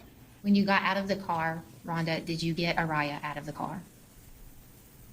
No, ma'am, I forgot I had her. When you went inside, did you talk to Stacy? For a brief minute. Do you remember what you guys talked about? Just one of the boys had fell the night before, and she was worried that it had bruised, and she wanted me to take a picture and send it to her. And we had talked about my doctor's appointment the next day, and was it. As you're talking about the doctor's appointment the next day, are you talking with Stacy about the fact that she can't work the next day? Yes, ma'am. Leaving, Your Honor, objection. Did she not look in her rearview Had you mirror had a the whole time she conversation with drove? You'd Stacy see the baby about back your there. unavailability on Thursday? Yes, ma'am. And why were you not going to be available? Because I have. Objection, Your Honor, relevance. How is that relevant? Your Honor, it goes to the schedule changes and the things that Ms. Jewell is dealing with in the moment of what's going on. Okay, I'll overrule the objection. I'm sorry, what was the question? Had you, I think the last question was, why was your schedule changing? On Thursday, I was supposed to work for Stacy, but I had told her that I needed to go to the chiropractor, which I normally went to in McClenny. They didn't have any availability, so I called the one in Jacksonville in Oakleaf, and their first availability was at 10. So I told her I could come afterwards if she needed me to, and she said no, that it was okay. Her mother was coming to take care of the kids. Were you physically in pain at that point? I hurt, yes, ma'am, but I mean, it wasn't nothing that. Did that pain interfere with your ability to take care of the children? Oh, no, ma'am. I just needed to be, I call it manipulated. My hip and shoulder was bothering me. And just to be clear, you didn't usually keep Araya on Thursday? No, ma'am. Okay. After you were scheduled to be off of work on Thursday, had you worked, did you have any other plans? We were supposed to leave on vacation that Thursday afternoon. There is no excuse. I was able to call 911, deal with my son having a seizure, line up people to come watch my inside kid, and had this conversation with my her. other kids. How long would you say you talked to Stacy before she left? And let my husband know what was going on, all while. And did my Stacy son was actually leave to go to work? sneezing on the side of the road. There's no excuse what to did have you left do that then? baby in the car. I had texted Brooke and told Brooke that Stacy had just left to go to work. And the text message, I believe, said, just left. Shocker, just left, shocker. What did you mean by that? Because Stacy would ask me to come to work, sometimes be there at 8:15. She wouldn't leave till 8:30. She would say she was on her way home, or I'll be home at 4:30. She would be there till 5. I think there was something so more. That was a little, that's what that was about. Than just forgetting. And you and Brooke had discussed those particular issues in the past? Yes, ma'am. So you texted Brooke that Stacy had left, and at that point, were the boys up, the twins? They weren't up. They were up, I would say, within 2 to 3 minutes of me being there. Okay, so within 2 to 3 minutes Yeah, of you getting there, she they did said during the boys her got up. interview. Yes, ma'am. What did you guys do then? One of them got up and noticed that I was there, and of course, rah-rah, and he said, will you rub my back? So I sat on the couch and I rubbed his back, and a few minutes later, the other one got up, and I would sit on the couch and I would rub their backs, and just engaging with them, and they were very loving children, so they wanted to engage. Shortly after that, would you have prepared them breakfast that day? Yes, ma'am. And did you actually give them breakfast that day? Yes, ma'am. As the day goes along, what are you guys doing? They have a little magnetic kind of toy that you can put together, it's like a puzzle type thing, but it's magnetic. We'd sit on the floor and play with it, do a puzzle on the table, go to the toy room and play. Were there ever times that you were on your phone with the children? Yes, ma'am. We would watch TikTok together, just funny kids TikToks, stuff like that. Fast forward to around 1 o'clock, 1:15. Do you recall Brooke arriving at the house? Yes, ma'am. Okay. Can you tell us what you were doing before you became aware that Miss Brooke Page was at the house? Immediately before? I was preparing lunch for the kids. Where would you have been doing that? In the kitchen. And as you were preparing lunch for the children, where are they? They're in the kitchen with me as well. And what are you guys doing as you're cooking lunch? We were singing, and then one wanted a hot dog, and one wanted French fries, and one wanted, strawberries, and one wanted grapes, and one wanted a juice, and so there were very hands-on, but different and rambunctious. So I was preparing all of their meals. So I had French fries on the stove, frying, and I had a hot dog in the microwave, and trying to get all of that juice made for them. And Was all of that going on whenever you received the phone call from Brooke? yes, ma'am. Prior to receiving the phone call from Brooke Page, had you heard anyone knocking on the door? No, ma'am, I didn't. Did you hear the doorbell at all? Ma'am? Did you hear the doorbell at all? No, ma'am. None of this time Whenever she Brooke thought to look Page out the called window. you, can you I look out describe the for window us what constantly. Maybe that's just She said, me "Hey," being and I a said, paranoid, "Hey." And she whatever. said, But she said, "I'm here." And I said, I watch everything. "Here?" I know I said, everything "Where you going at?" on around my house. And she said, "I'm at the door." And I said, "Oh." And Did you go to the door at that time? I did, but I didn't know why she was there. So I was like, "What are you doing?" And she said, "I'm here." And so I asked her where she was at. And she said, "I'm at the door." Did you go to the front door? I did. What happened when you opened the front door? She opened up the door, and I seen her, and I was still in shock while she was there. And so she had money in her hand and her keys. And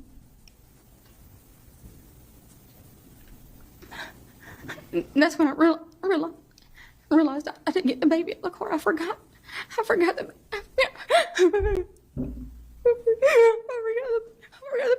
baby in the car. And so I pushed her out the way. And I was screaming, "Oh my God, Brooke, oh my God, oh my God, Brooke." And I could hear her saying, what? And I ran to the car. And I opened up the door, and she was still there. Ryan was still in the back seat. What happened after you opened the door, Rhonda? Something was happening. There's no way you can.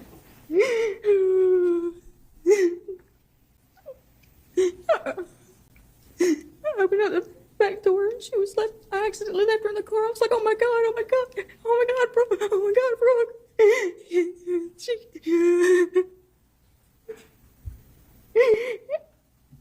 And she said, "Call 911." And so I ran back inside. I couldn't find my phone. And when I found it, I have a code to get in. And I couldn't remember my code to get in my phone. You don't have to have a At code that to call point, after 911 you on your had found phone. your phone and you're trying to get into it, have you come back outside to the car? Oh my God, between the dog and At Logan that point, snoring. after you had found your phone, but you couldn't remember the code to use it, did you come back out to the car? I did. Was Brooke on the phone at that time? I think she was, yes, ma'am. What did you do at that point? I got the baby out of the car, in the car seat. What did you do with Araya after you got her out of the car seat? I held her, and I prayed God would take me instead. I begged God to give her breath and just take me instead of her. At some point, did you take Araya inside the garage? I did. What did you do at that point? Brooke came in, and I think she was on the phone with Miss Page, or I don't know who she was on the phone with. Darzella, I hope so. I hope the state told me uses to go that to the too, road honestly. and wait for 911 to get there so they know where to go. And did you do that? I did. I'm assuming that the EMTs and firefighters, they came? Yes, I am. What happened after they arrived? I remember coming out of the garage, and I went to the front porch, and Brooke Then went check on somewhere. I don't Logan remember and where use she the went. restroom. I'll be right I back. just know we weren't together. I'm sorry, you weren't? We weren't together. Did you go back inside Stacy's home at that point? I remembered that they were supposed to be eating lunch. And I Moonlight, went to check and see if she wouldn't have made it to the even stove try was to still call on. I remember 911 if that was my baby. Turned it off, or what? And I just asked Maddie, the oldest daughter, I said, "Please keep him in here. Please keep him in here. Don't let him come outside." And after you did that, did you go back outside? I did. Did you have to call Stacy Pascal? I did. And why did you call her? Because the ambulance is always there, and I didn't want somebody to call and ask her what was going on. So I asked Stacy, I need you to come home. And she said, "What's going on?" I said, "I just need you to come home." I said, "It's not your children." And she said, "What's going on?" And I said, "I forgot the baby was in the car. And I forgot I had her." And Do you remember Stacy coming home? vaguely, yes, ma'am. When Stacy got there, did she speak with you? She said, what's going on? And I said, Stacy, oh my God, I accidentally left the baby in the car. Did you get physically ill at that time, Rhonda? Yes, ma'am. And what actually happened? I remember going to the car and getting the baby out of the car seat, or opening up the door, and I peed all over myself going to the car, and then I threw up. Did you throw up after Stacy got there and you were having the conversation with her? Yes, ma'am. At that point when Stacy came, do you know where Brooke was, where Brooke Page was? No, ma'am. Did you ever have an opportunity to speak with Brooke after the EMTs arrived? I did not. At some point, the sheriff's office deputies asked you to go to the sheriff's office, correct? Yes, ma'am. And they actually took you there, I guess is the better way to put that. Is that right? Yes, ma'am. You've seen your statement that was played today. Was that the entire statement that you gave them? Yes, ma'am. Okay. Going back to this day on September 19th of last year,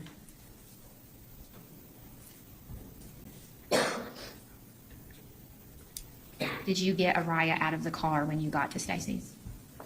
I'm sorry, say that When you again. arrived at Stacy's that morning, did you get her out of the car? No, ma'am, I forgot I had her. Did you realize that Araya was there and think that she was sleeping and it left her there and intended to come back and get her? No, ma'am, I totally forgot I had her. Thank you, Ms. Jewell. I don't have any other questions. Okay.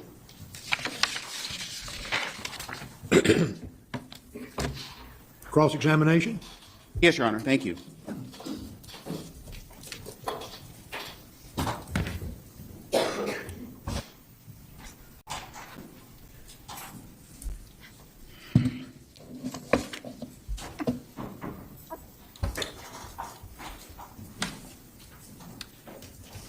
Ms. Jewell, isn't it true that Brooke and Justice paid you to be a babysitter or a nanny for Araya? Yes, sir.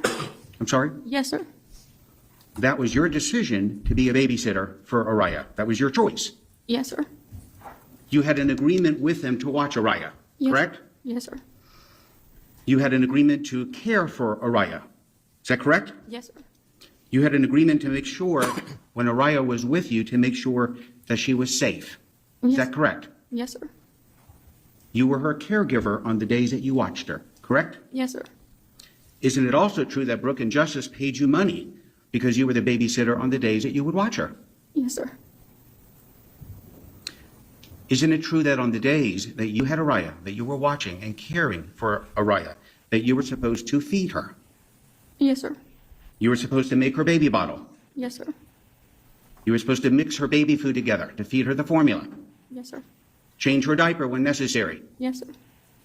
If she needed baby lotion or baby wipe, you were responsible for that. Yes, sir. That was your decision that you told Brooke and Justice that you would do. Yes, sir. If she needed a blanket, you'd give her a blanket. Yes, sir. A change of clothes, you would take care of her and change her clothes, correct? Yes, sir. If she needed a pacifier, you give her a pacifier. Yes, sir. Absolutely. These are things that you agreed to do when you would be caring for Araya. Yes, sir. Let me take you to July 19th of 2023. On that day, you went to Brooke and Justice's house, correct? Yes, sir. You got up that morning from your house and you drove to Brooke and Justice's house, correct? Yes, sir. That was your job. Yes, sir. And you didn't forget to do that, correct? Right. As I mentioned earlier, you were being paid to do this because it was your job. Yes, sir. So you drive your vehicle to Brooke and Justice's house. You did not forget how to get to her house, correct? Right. You then pull into the driveway, correct? Correct. When you went to Brooke and Justice's house, isn't it true that you had your cell phone with you? Yes, sir. It was a cup holder. When you got to Brooke and Justice's house, didn't Brooke have Araya in the baby car seat? Yes, sir. And isn't it true that Brooke put Araya side of your vehicle. Yes, sir. You were there, you were present, and you saw her put the baby in your vehicle. Yes, sir. You didn't forget that. You remember that. Yes, sir. You saw Brooke put the baby bag with all of the items inside of it inside of your vehicle. Yes, sir. You didn't forget that, correct? Correct. You then drove off in your vehicle with Araya in the vehicle with you, correct? Yes, sir. There was no one else in the vehicle but you and Araya. Yes, sir. Again, did she not ever look in her rear view You go to mirror? Burger King. How She far would would you see the say it is baby. from Burger King to Brooke's house? I didn't Even go your through Burger blind King. I spots. stopped at You the have red to light. take blind The red light. spots, you How would far see the approximately baby. is it? I'm not really sure. Not good with distance, so I don't know. 3-4 minutes? Yes, yes, sir. Did you forget about Araya in 3 or 4 minutes? You just picked her up. Yes, sir. I did pick her up. Yes, sir. I agree. When you got to the intersection of where Burger King is, did you forget that quickly that you had just picked up a baby? It was not that quickly. I went from, So you remembered she was in the car at that moment. no, sir, I didn't. I picked her up. Is it your testimony today, Miss Jewell? Wow, so that Well, other nobody family answered the lived question, that please. close to her? Just Less than 10 minutes? There's no way. Go ahead and answer, Miss Jewell. I picked her up from Brooke and Justice's house at approximately 8 o'clock. And I went through McClaney, through the red lights. And I stopped at the red light at Burger King. And in my mind, I was picking up breakfast for all the kids. And I noticed that the line was long. And I would not make it to the Pascal's house by 8:15. So I just went ahead and went to the Pascal's house because I needed to be inside so she could leave by 8:15. Okay, so let me back up a little bit. Let's go back to the red light, Mhm. where the Burger King is. That's just a few minutes from Brooke and Justice's house, correct? I would So say rushing, 10 minutes.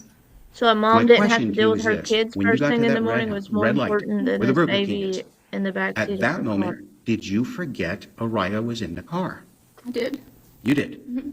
So you had gotten up that morning with the job of driving to Brooke's house to get Araya, and your testimony today is after picking up the baby, in approximately 10 minutes, you forgot you had picked up the baby. I forgot I had her. Yes, sir. And that was your job, to get her, Oh my God. correct? Correct. Yes, sir.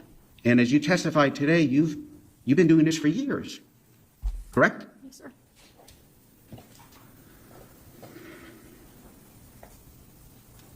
So you leave the Burger King, you go to Stacy's house, correct? Yes, sir. You're testifying today that you forgot Araya was in the car by the time you got to the intersection of where Burger King is and also at Stacy's house, correct? Yes, sir. So it would be fair to say that at that moment you have failed in your duties as a caregiver, correct? I did not hear her. She didn't make a sound, so I didn't know I forgot she was in the car. I didn't hear her. Ms. Jewell, that Did you that isn't forget my your kids question. were in the My bed when question they were is, sleeping, would you though? agree, isn't it true? You're saying you forgot she was in the car. You failed as a nanny, as a babysitter, as a caregiver. You're saying you forgot about the baby. Yes, sir. So you failed in your duties, correct? Yes, sir. Oh, this makes You get me to mad. Stacy's house and you get out of the car, correct? Yes, sir. You had your cell phone in your hand, a bag of chips, a can of chicken, and I think your water bottle or a cup of water, whatever it was, correct? Yes, sir. You didn't forget to take those things out of the car, correct? Correct. It was sitting in front of me. Yes, sir. You could have put Araya's blanket in front of you if you wanted to, but you didn't do that. That was your choice, correct? No, sir. I didn't put her blanket in the car. Was the blanket in the car? It was, yes, sir. It was on, I guess it was in her bag or, But you could put it in the front. You could have put the whole baby bag in the front seat if you wanted to, but you didn't, correct? I did not.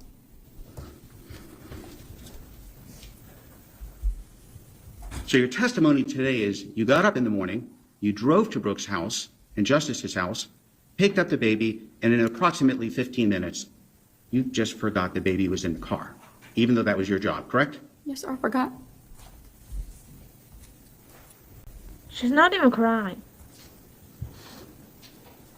When you went into Stacy's house, you have to agree, isn't it true, you never got Araya out of the car. No, sir. I did not. You didn't get the baby bag out of the car either. No, sir. You get to Stacy's house, and at 8:17, you seen the text. You sent a text to At 8:17, the text from you to Brooke is just left. Shocker, with a emoji, a happy face emoji. You remember that? Yes, sir. So you sent Brooke a text at 8:17. Miss Jewell, you're saying that you forgot Araya's in the car. Wish I could But at text from 8:17, Mama. you're What kind texting of her mom. bullshit? Oh, God. There's no reason for you to even be texting Brooke unless you have her child. You're texting her at 8:17 in the morning, letting her know Stacy's left. This was normal for us to text every day. You're texting Araya's mom at 8:17. Yes, sir. You'd have to agree there's no reason to text her. The only reason is, Objection, Your Honor. Asked and answered. Overruled. Cross-exam. the only reason to text her is to let her know Stacy has left the house and you have Araya. That should have Isn't rung a bell correct? right Yes, there. sir, but it stems from Oh, shit, a the conversation baby. we had the day before about how Miss Pascal would come and, she would come and then she would leave when I got there. She would leave late. She would come late. She would leave late. That's what that was about. Miss Jewell, you are having contact with Araya's mom at 8:17. Araya's still in the car. And you're saying today that never rang a bell? No, sir, it That, did oh, not. the baby's in the car? No, sir, it did Even though not. you're communicating with the baby's mom? No, sir, because that was normal for us to talk every day. So let's go to 8:32. 8:32, you have another text communication with Brooke, Araya's mom. Once again, you're having communication with Araya's mom. And you're saying today that still, at that moment, even though you're talking to the baby's mom, it never dawned on you, oh, geez, the baby is still in the car. No, sir, I did not. I forgot that I had her. I forgot she was with me. Let's go to 11:25. If I was that mom, I'd be At checking on my kid 11:25, every You have hour or communication with something, Nevaeh too, Carter. like- This is Araya's Not that aunt, I'm not putting it on the the mom by 18-year-old no girl means. that took the stand However, yesterday. I am And you that respond in helicopter some mom. I'd be Snapchat checking on my responding to kids. some picture she posted where you say, I think it was, hey cuties, Rhonda loves you. Yes, sir. Once again, you're having communication with Araya, the baby, with her aunt, Nevaeh. Yes, And you're testifying today that now for the third time, you're having communication with someone related to Araya, and it never dawned on you that Araya is in the car. No, sir, it never did. Heck, while Brooklyn was struggling at school, I was texting her teacher, checking on her.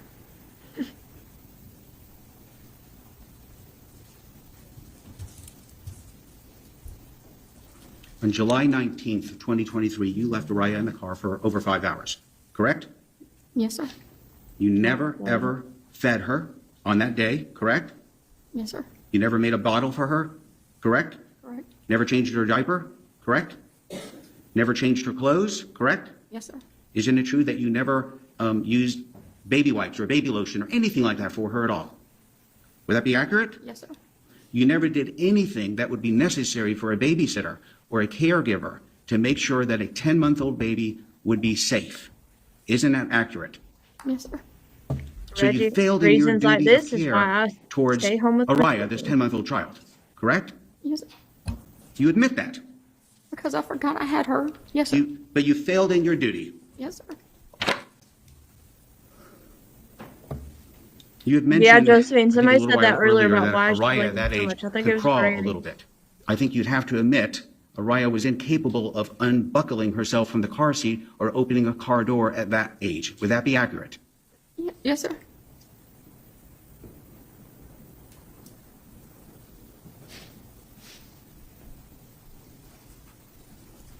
On July 19th, Ms. Jewell, when this occurred, isn't it true that you never answered the door when Brooke knocked on it, the front door? Yes, sir. You never answered the door when she rang the doorbell, correct? Correct. Isn't it also true that Brooke would normally, It's okay. as she Peter. testified, she'd come to the front door to pick up Araya? Yes, sir. And when she finally called you, you said, what door are you at? Correct? Yes, sir. On that day, Miss Jewell, were you drinking? No, sir. Were you on any kind of drugs or narcotics? No, The sir. blinking is about to You drive mentioned me you had like a insane. shoulder pain or something. You weren't taking anything for that. If I took anything, it was Tylenol or ibuprofen. I wish I knew where the guy was standing to know if she was making eye contact. You mentioned to Investigator Dougherty when you were being interviewed about your child going to college, about going to England. You were focused on that day. I had a lot of things going on. But your responsibility was to care for Araya. You didn't do that. Moonlight, you Isn't do it not true? have to hold back over here. Listen, I cuss like a sailor. And that was your decision. Cuss words to are my watch her. favorite You words. agreed to do that. Yes, sir. Don't feel bad.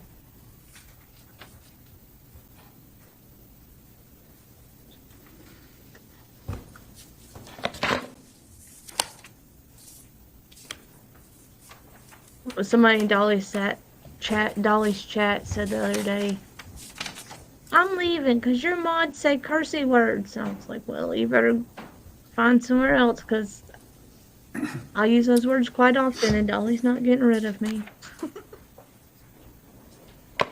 Oh, shoot. Speaking of Dolly, I forgot to message him. PJ, if you're still here, Miss I Jewell, completely forgot last night. I On fell July asleep. 19th, you remember getting up.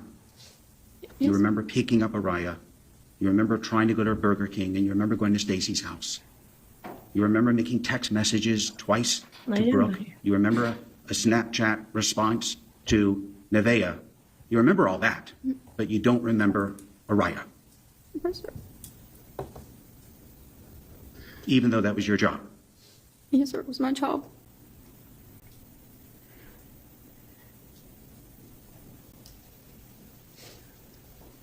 Would you agree that on July 19th, for those 5 hours, it was your responsibility to care for Araya?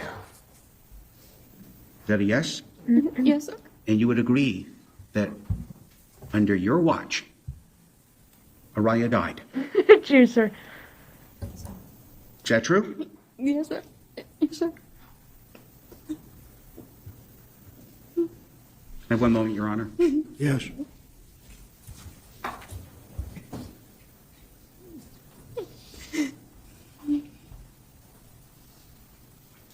Still no tears. Is it coming through okay for y'all today, or is it blurry? I think the other day it was so bad because my kids were all on the internet. But y'all tell me, does it look blurry again today, or is it okay? Because it looks fine on my end, but it was blurry for y'all, so I don't know. Miss Jewell, when you would care for Araya, you'd have to change her diaper. Yes, sir. But on that day, you didn't. No, sir. Judge, these have been asked 3 or 4 times already of the witness. Sustained. Isn't it true on that day of July 19th, you helped take the dog out, or take the dog back in because the dog was outside, and it was hot outside? No, sir. I wasn't in charge of the dog. That was Maddie's dog. You remember Maddie bringing the dog in? No, sir, I do not. That was a communication with her and her mom.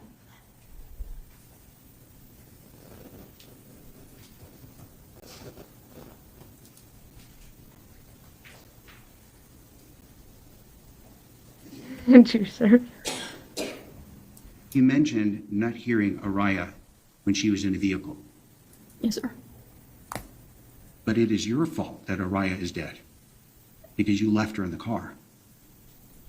I forgot she was in the car. Yes, sir. That's all I have, Your Honor. Redirect. How are you going to redirect that? She just said, yeah, I forgot her. It's your fault, lady.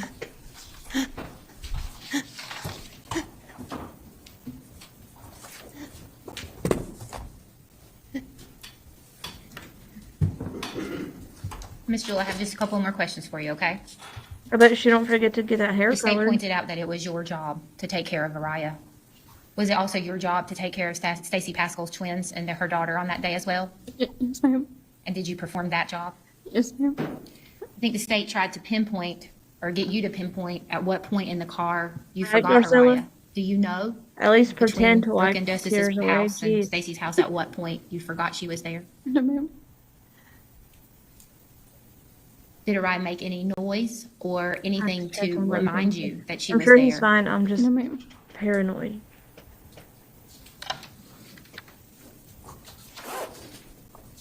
And when you picked Araya up from Brooke and Justice Page's house on the morning of July 19th, who put her in the car? Brooke did. And who usually put her in the car? Brooke. And who put her baby bag in the car? Brooke.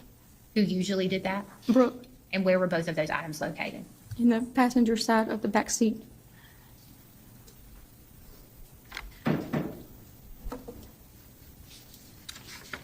Miss Jewell, did you intentionally leave Araya Page in your car? No, ma'am. I have nothing further. Thank you. Any other questions of this witness at this point? No, Your Honor. Thank you. Ms. Jewell, you can step down if you will, please, ma'am, and return to council table. We're going to take about a 15-minute recess. Please be back in your seats, ready to go at about 20 minutes till the hour. So we are in recess. Just a little bitty.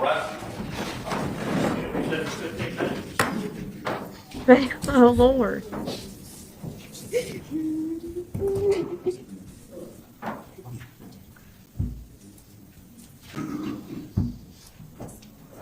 Your Honor, the blue man's still on.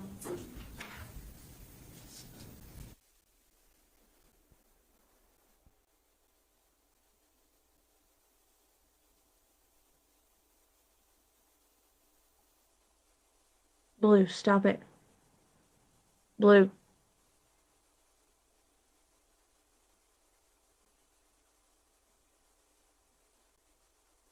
Dog.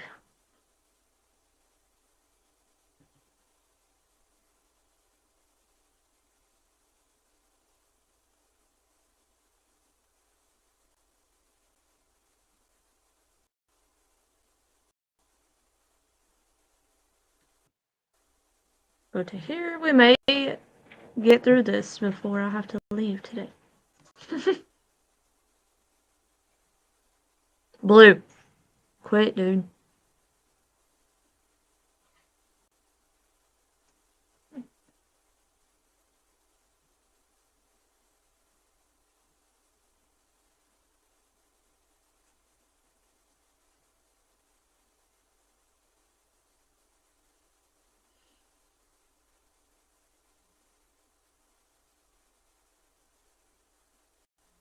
She's crying because she knows she's going to go to prison.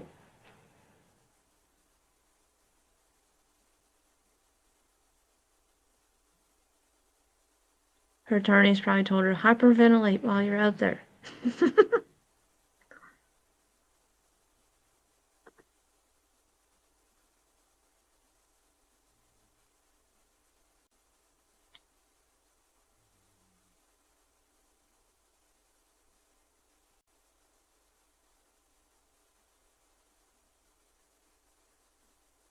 Well, I stopped right here thinking it was starting, but maybe not.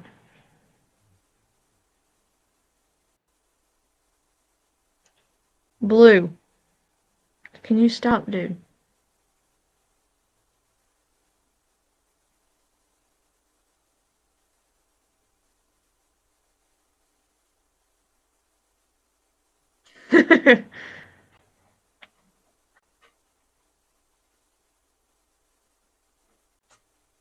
I cannot stand the sound of a dog licking. Blue is like excessively licking his feet over here. Oh my god. He's just licking for no reason. There's nothing wrong with him.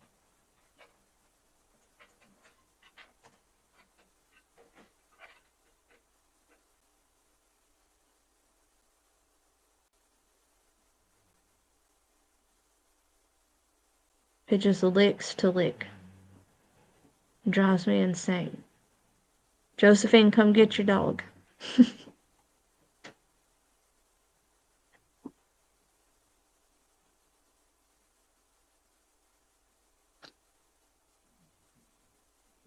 Between him licking and Moose snoring like a grown man, good lord.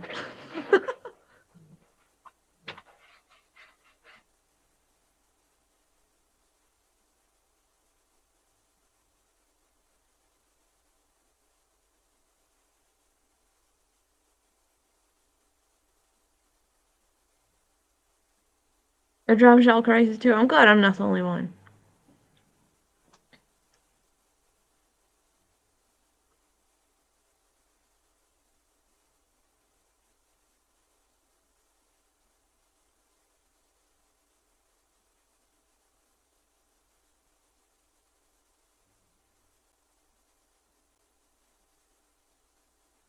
Reggie, I actually do not know who Fred Sanford is.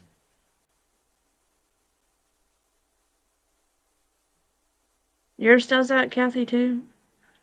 Well, y'all know Blue's he's huge, so his licking is just, it's loud and obnoxious, and I can't handle it.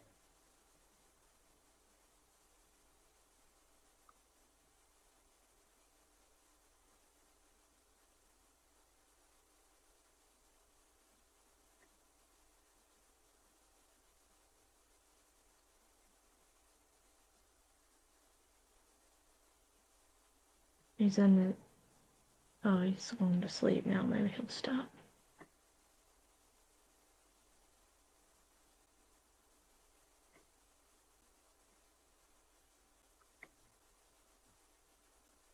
Darzilla, yes, they need to remind them, for sure. Be seated, please. It's an old TV show called Sanford. Members of the jury. I've heard of that show. It's a Sanford strange and world Son. because we're going to try to wrap this case up tomorrow. We've got a lot to do tomorrow. But rather than have you come in earlier tomorrow, you're coming in later tomorrow. Okay? Trust me, we're going to get through this. What you'll need to do is to return to this courtroom for 9:30 in the morning rather than 8:30. Just 1 hour difference. Oh, because we have some matters that need to be taken care of outside your presence. So we'll be able to do that. So when you get here, we should be able to hit the ground running at that point. Again, the instructions, the short version, don't talk about the case with anyone or allow anyone to talk to you about the case in your presence. Don't talk to the attorneys, the defendant, or the witnesses that you see about anything. Don't investigate or conduct any research pertaining to the case, the defendant, the witnesses, or the attorneys. Don't read or listen to or watch any media account pertaining to this case, and don't visit any place described in the evidence. And when you return in the morning, make sure your cell phone is off. And with that, are there any additional instructions desired by any counsel? No, Your Honor. No, Your Honor. Very well. With those instructions in mind, Reggie. we are in recess for the jury until 9:30 tomorrow morning. Thank you, folks. We are in recess. All right. I think I want to say my mom watched that show. She had to have, because I've heard of it.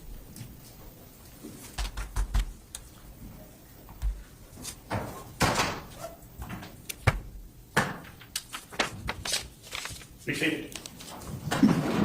We are in recess. You can go home. I know. I'm gonna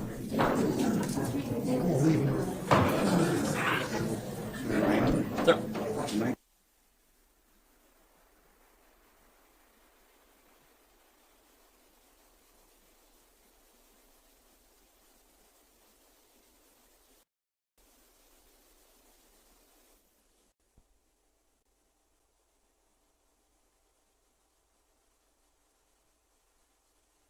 Closing tomorrow, then verdict. Okay, yeah, we have time to watch it. It's only 12 o'clock. Because this is over today, I think, right here.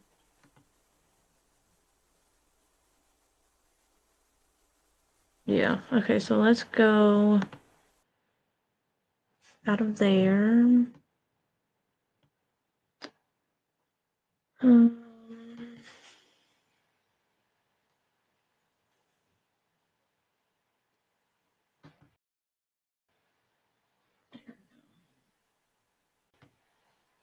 We will put this one. Okay, it's already.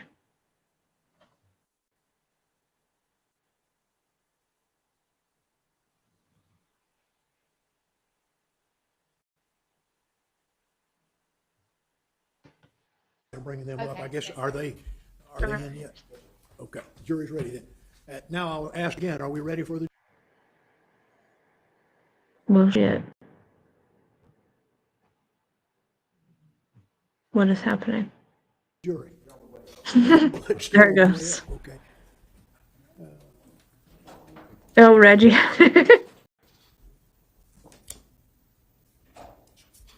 Mr. King, got me to you just a second. It's a total housekeeping matter here.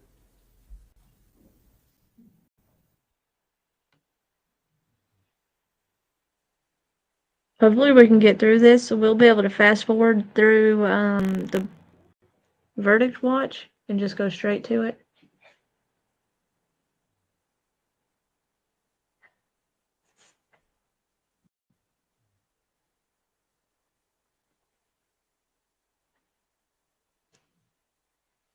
I have to leave in like an hour and a half, so we should be able to get through the rest of it, depending on how long these closing arguments are.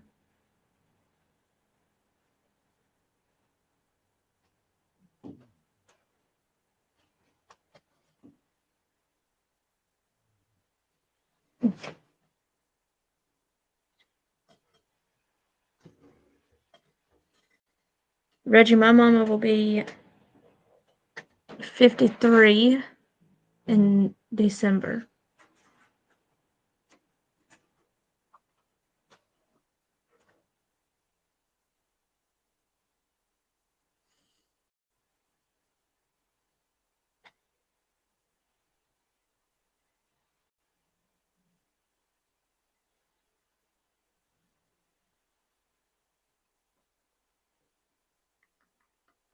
Okay, we're gonna try to fast forward through this. I hate sitting and waiting. I'm such an impatient person. It's not even funny.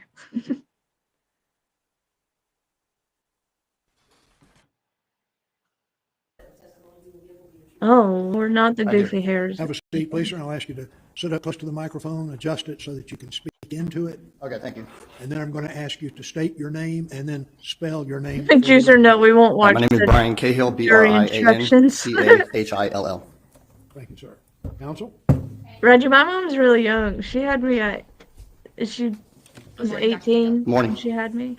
Could you please give the jury a summary of your educational background? Sure. So I earned my bachelor's degree in psychology at Illinois State University in 2005.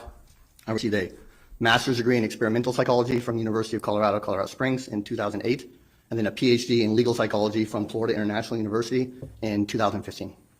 What is your current profession, Dr. Cahill? I'm an associate instructional professor at the University of Florida. And how long have you been a professor? I was hired there in 2016. And then before that, I was an adjunct professor at Florida International University for, I think, 3 or 4 years, something like that. So how long have you been a professor? About a decade now. I don't know, Juicer, but all same would love his hair. So regularly teach cognitive psychology, legal psychology, research methods. I've taught social psychology there and introductory to psychology, and I teach sensory processes every once in a while as well. Have you testified in a court of law before? I have. This, including today, is my 7th time, I believe. And in what field do you consider your expertise? So I'm a legal psychologist, which means it's a fancy way of saying I'm a social cognitive psychologist that applies that area of psychology to the legal system. Specifically, I study memory and decision making, particularly in a legal system avenue. And speaking of memory, 7 do out people of often 10? hold Holy false crap. beliefs regarding memory? Yes, they do. Could you give the jury a couple of examples of false beliefs? 10 related kids, to I couldn't imagine. Sure. So 2 of the most basic findings from memory research comes back to Herbie Ebbinghaus, who's the father of memory research, is the exposure time, which is the idea that the longer time you have to view something, you'll remember more information. About 30, let me look at my notes real quick, 39% or something around there get that question wrong. And then forgetting curve is another one. So forgetting curve is the idea that what we find is that you forget most of the information of an event, or not most, but a lot of it right after the event, and it slowly tapers off. So after a while, what gets into your memory is generally there for a while, but we do forget a lot quite quickly after the event. And about 35% or somewhere around there, people get that idea wrong as well. Granny, that's, when you say people are getting that idea the wrong, worst is mullet. it That's fair to worse say than that Candace people Wells mullet. believe that you remember more than you actually do immediately after an event? I'd say yes. So, and I'm talking about people who don't study this for a living, right? Laypersons. Related to that is another finding that laypersons typically believe that memory works like a DVD recorder, that we simply record everything that we encounter and then we store it as is and we can just recall it later on. If you've seen the movie Inside Out, it kind of represents that when they bring up the orb, in the brain with joy and whatnot. That's not how memory works. Memory is more like a Wikipedia page where you can go in and edit your own memories, and so can I. So it's not as accurate as some people believe it to be. And can you explain to the jury what the difference is between retrospective memory and prospective memory? Sure, so there's a few differences, but the main one that we care about is that the retrospective memory is remembering events and information from the past, and prospective memory is remembering to do something in the future. So prospective memory, think of it as more action-based. I have to remember to buy milk on the way home when I leave work, something like that. Whereas remembering my son's name is a retrospective memory. Remember playing with him last night is a retrospective memory, something like that. And Dr. Cahill, I got a little ahead of myself. May I approach the witness, Your Honor? You may. Thank you.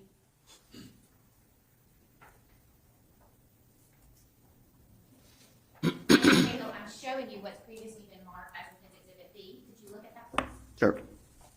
Do you recognize that? It looks like my current CV. And could you explain to the jury what a CV is? It's my resume, basically. And is that a fair and accurate representation of your education, your work, your writings, and other things associated with your profession as a psychologist? Yes. Your Honor, I would seek to move this in as Defense Exhibit 1. Any objection? No objection. Very well, that will be received as Defense Exhibit 1.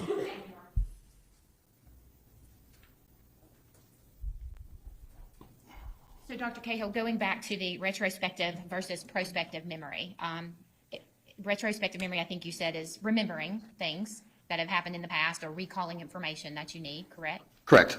And then prospective memory, could you explain that one more time for the jury, please? Yeah, so prospective memory is remembering I have to do an action. I have to complete some task in the future. So, yeah, go ahead. Does prospective memory usually have two parts? Yeah, so prospective memory in general is a task-demanding process that you engage in because you're having to do everything you're doing while you're trying to remember that I have to do this in the future, right? So I'm sending emails or working on something knowing that at some later point in time I have to do another task, right? So there's typically two parts to a prospective memory task. The first part is remembering that I have to do something, and the second part is remembering what that was I have to do.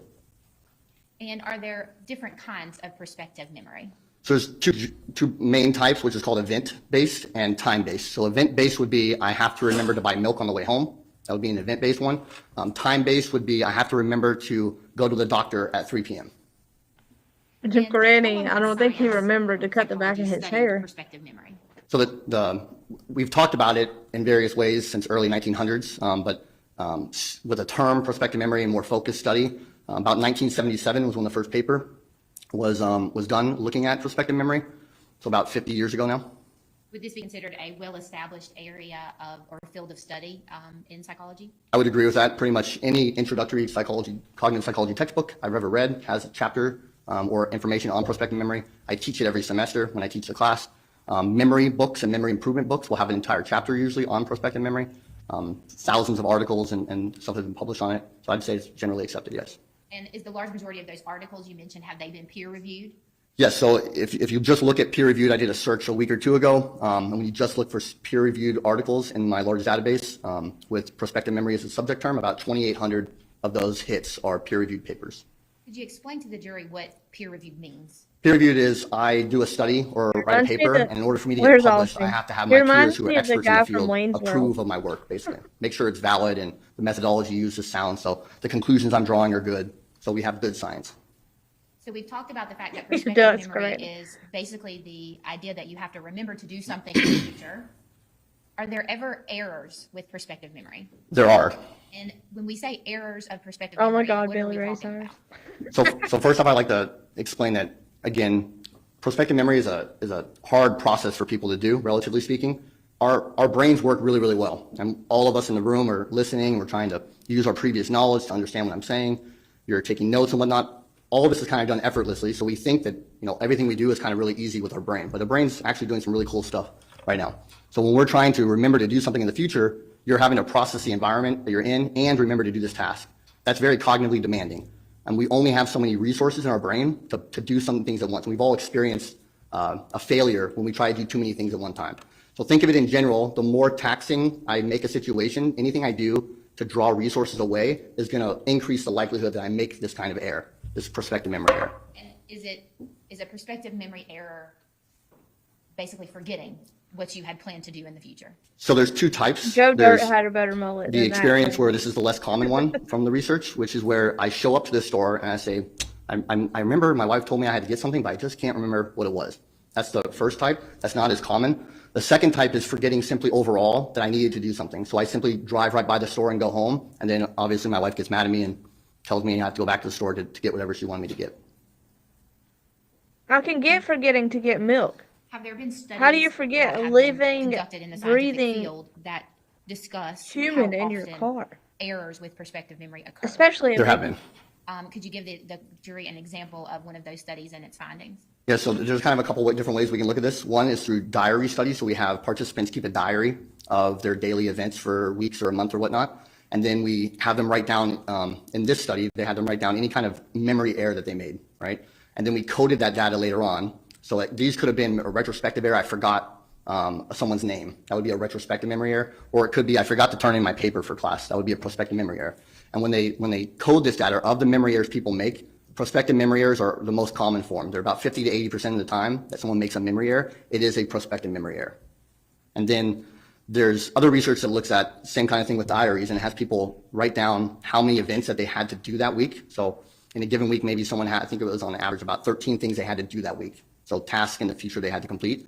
And then they had to write down like how many of those did you complete, how many did you not complete, and then of the ones that were not completed, they asked them why wasn't it done. And of those, 13, I think it was about 13% of the time, people forgot to do the task. That would be a prospective memory error. There was other reasons why they didn't complete the task. They rescheduled the appointment or they canceled it. Those are not prospective memory errors because they remembered that they had to do it and then they took care of it. So we really focus on the ones that were forgotten from that list, which is about 13%.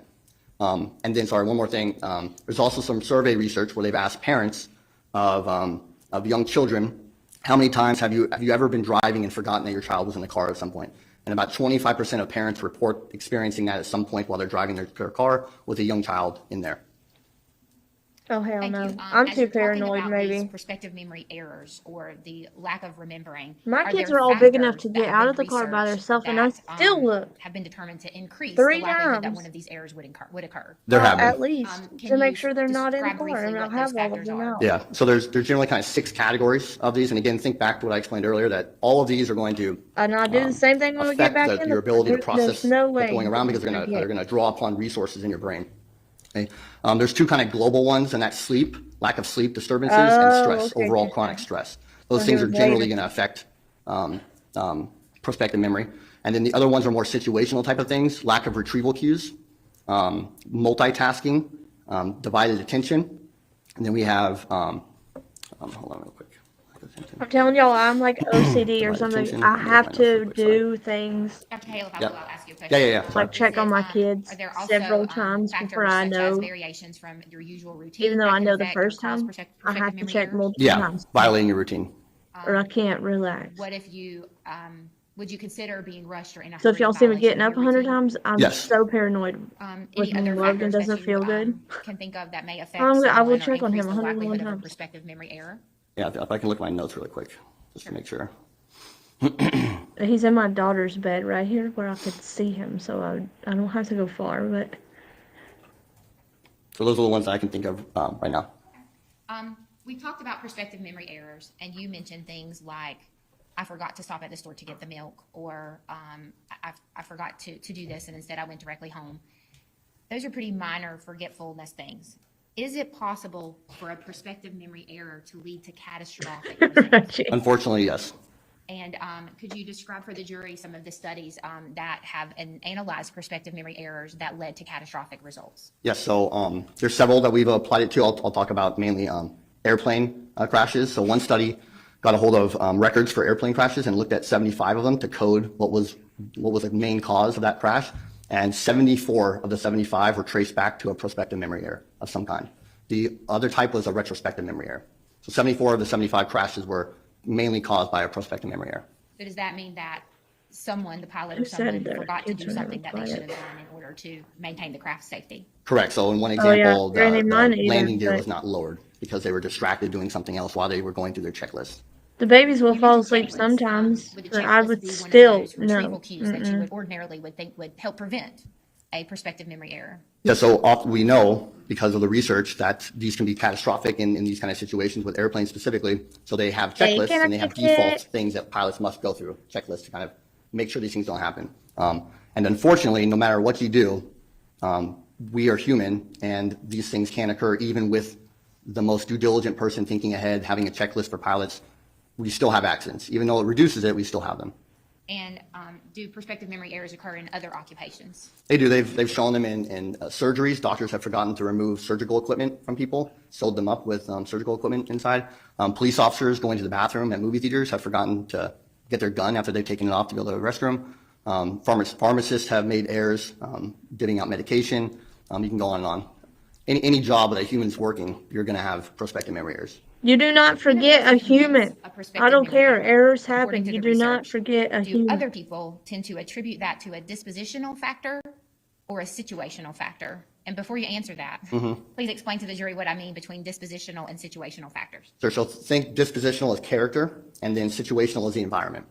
And then to answer your question, I would say yes, there is research to look at that. And I would say based upon the research, people tend to attribute behavior, prospective memory errors to a dispositional factor rather than a situational factor.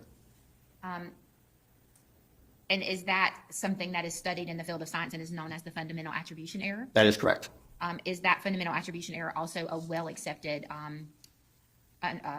concept in the field of psychology? That is correct. Any social psychology class you take, any introductory psychology class you take is going to discuss the fundamental attribution error.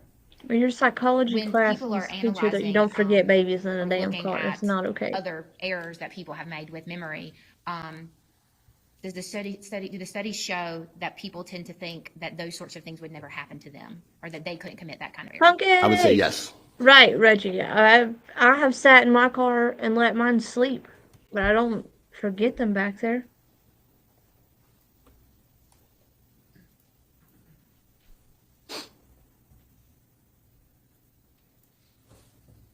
Could you give the jury an example of the fundamental attribution error and the dispositional versus situational? His hair's like not even blended very well. I'm sure. So we've all experienced this. You're driving down the road and someone cuts you On the off. side. You may That's gonna drive me immediately kind of insane. have Get that him gut reaction off of, here. oh, they're being inconsiderate. They're just cutting me off and they're not being nice about it, right? Instead of thinking about, well, maybe they're hurt and they're trying to get to the hospital, or their wife's giving birth, or whatever the case is, right?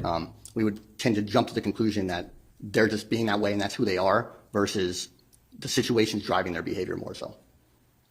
We talked about the factors It's that have over. been shown by the research $3. to increase the likelihood that a prospective memory error would occur. And you None went of them through big enough several to of those. shoot. Have you had an opportunity to Yeah, learn got long. It's information Wednesday related to this already. case? I have. And did you, through your analysis, apply those factors or look for those factors in the case of Rhonda Jewell? Yes, I did. What got a week and a information half, were you Pumpkin. provided related to this case? May I look at my notes for that? Yes, please. So I read the deposition of Good, I Brooke could get- Page. I don't I have read the a clue. deposition of Stacey Pascal. How do they think it looks I read the acceptable? police That's report. what I wanna know. I watched the interview of Rhonda Jewell, and I looked at some text messages I received. When Logan had a mullet, I'll in have to show y'all a applying picture these of it. factors A lot to of you Mr. weren't case, around when he had let's go his through them mullet. one by one, if we may. Yes. You mentioned that one of the big factors His at was least sleep or blended sleep really issues. good. Was that factor present in this case, to your knowledge? Not to my knowledge, no. What about the I'm gonna multitasking or divided attention? Send myself a picture. Yes, that so I can was. show y'all. And specifically in your analysis of the case, what sort of things are you talking about in that Ms. Jewell's attention was divided or she was multitasking? Sure. So driving in and of itself is multitasking. So you're driving and you're at the same time trying to remember other things you have to do throughout the day. You're trying to make sure you don't get into a car accident. You're trying to see what the time is. Am I running late? All those kind of things. So that's all multitasking. Once she got to the house throughout the day, she's multitasking. She's babysitting 3 kids. And from what I read in the deposition, she was very attentive with the children. She played with them. So that's multitasking throughout the day, and that's going to continue that that factor beyond the, yeah. What about changes in the routine? Yes, that's a big one, yeah. What sort of changes in the routine were you aware of in this case? So from my understanding, this was not the normal way for her day to start. It wasn't normal for her to have a Raya on this day. The schedule changed quite frequently. So that would throw things into a realm of increasing prospective memory error. If it were normal for her to have a Raya on Y'all this can't Wednesday, see it good on this one. but the timing was off, Hey, would that go have on, increased the machine. possibility that a prospective memory error occurred? Yes, that's still throwing off the routine, yeah. What if earlier in the week, You can't see hypothetically on it Monday, real good. I'll have to she find a had better had Raya picture of but his not mullet. the other But children of Stacy's, which was a non-usual oh, change. Would Lord. that Let me have see if I can get it to the possibility of a focus. prospective Hang memory on. error? Based upon the empirical data, yes. Look at him. One of the things that you talked about was the I'm gonna lack find of a better retrieval picture of his cues. hair, but look how You cute. said that you mentioned, you mentioned that you saw some text messages related to this case. Specifically, I believe you saw the text messages. Dawn between used to Rhonda see Jewell and Logan Paige. Smollett all Is the that time. accurate? Correct. And I believe you were also provided a copy of the Snapchat message between Rhonda and Nevaeh Carter. Is that also correct? Yes. Usually, would you expect these text messages of this type to be a retrieval cue for Araya? I'm sorry, can you repeat the question? Would these text messages have been a retrieval cue for Araya, in your opinion? I'm saying, in my opinion, they would not be a good retrieval cue for Araya. And why is that? Araya was not mentioned in the text messages or the Snapchat. If it were evident that Brooke Page and Rhonda Jewell texted on a very frequent basis, That's crazy, Funky. We would get that like months. decrease the likelihood that these particular texts would be a retrieval cue? Absolutely. Same question with regard to Nevaeh. If it were evident that Rhonda Jewell and Nevaeh Carter texted often or communicated often, would that decrease the likelihood that this Snapchat would be a retrieval cue? Absolutely. As an example, if my son's grade school or daycare teacher texted me, the only time I talk to her is with my son in the context. So that would be a good retrieval cue. But if I talk to her every day about many, many other things, or not necessarily just every day, but regularly, that would not necessarily serve as a good cue for my son. What about other retrieval cues? Was there generally a lack of retrieval cues on that particular day related to Araya? Based upon my review of the evidence, there were a lack of retrieval cues, yes. And can you give the jury an example of what some of those may have been? So a couple. So the diaper bag was in the back seat when she was driving, my understanding. And then when she got to the house and inside, the diaper bag was still in the car. So there's no reminder of Araya at the house when she was inside babysitting. Miss Pascal and I believe the daughter, I don't remember the daughter's name off the top of my head, but they did not know, if I remember correctly, that Araya was going to be there that day. So they didn't ask her. Usually they, from my understanding of the depot, they were very excited to see Araya and they would want to play with her and interact. And they didn't know she was coming that day, so they didn't do that. So those are two examples of that. And in general, retrieval cues are very, very, very important for memory. They may be the most important thing to trigger memory. And I would assume that the studies would show that the stronger the retrieval cue is, the more likely it is that it would trigger memory. Correct. And then, yeah. Does the factor of Rhonda Jewell's attention being divided and her being multitasking make it more likely that a prospective memory error occurred on July 19th? Yes, it would.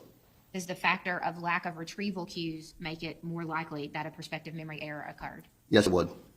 Does the factor of the changes in the routine of who she's keeping, when she's keeping them, where she's keeping them, does that factor make it more likely that a prospective memory error occurred? Yes, it would.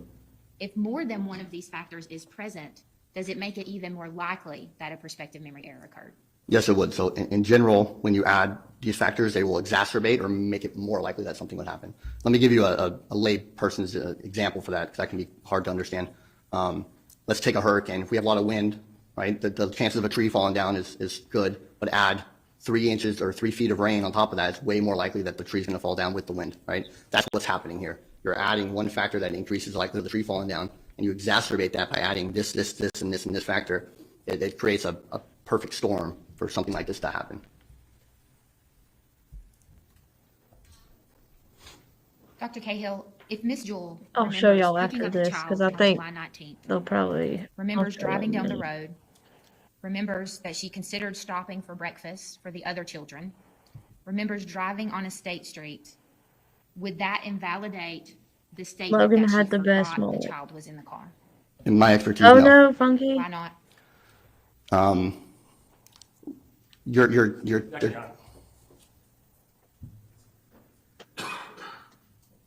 Oh my God, Dawn Michelle. Go ahead, I'm sorry. Oh, sorry, vouching for credibility. Objection. Okay, I'll overrule that. You can answer, Dr. Okay. Cahill. Let me gather my thoughts. So one thing, retrospective and prospective memory are two separate tasks. In general, we have a lot better retrieval cues for a retrospective task. By definition, when you're doing a retrospective task, for the most part, you're being asked, do you remember X? That fact right there is a retrieval cue. So it's going to help you remember that. Two, Miss Jewell has retold this story to police, to lawyers. She's run it over in her head, I would imagine, thought about it a lot. Recalling those over and over and over again, that's going to strengthen a memory. Anything you think about a lot. Hang on, I'll put this back on. That's Logan.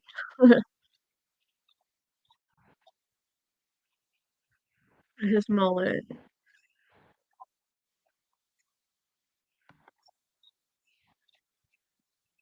And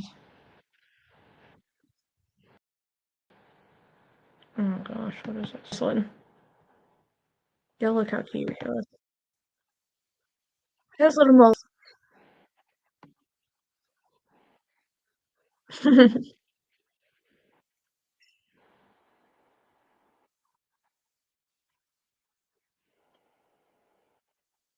Logan definitely pulled it off. Okay, let me put this back.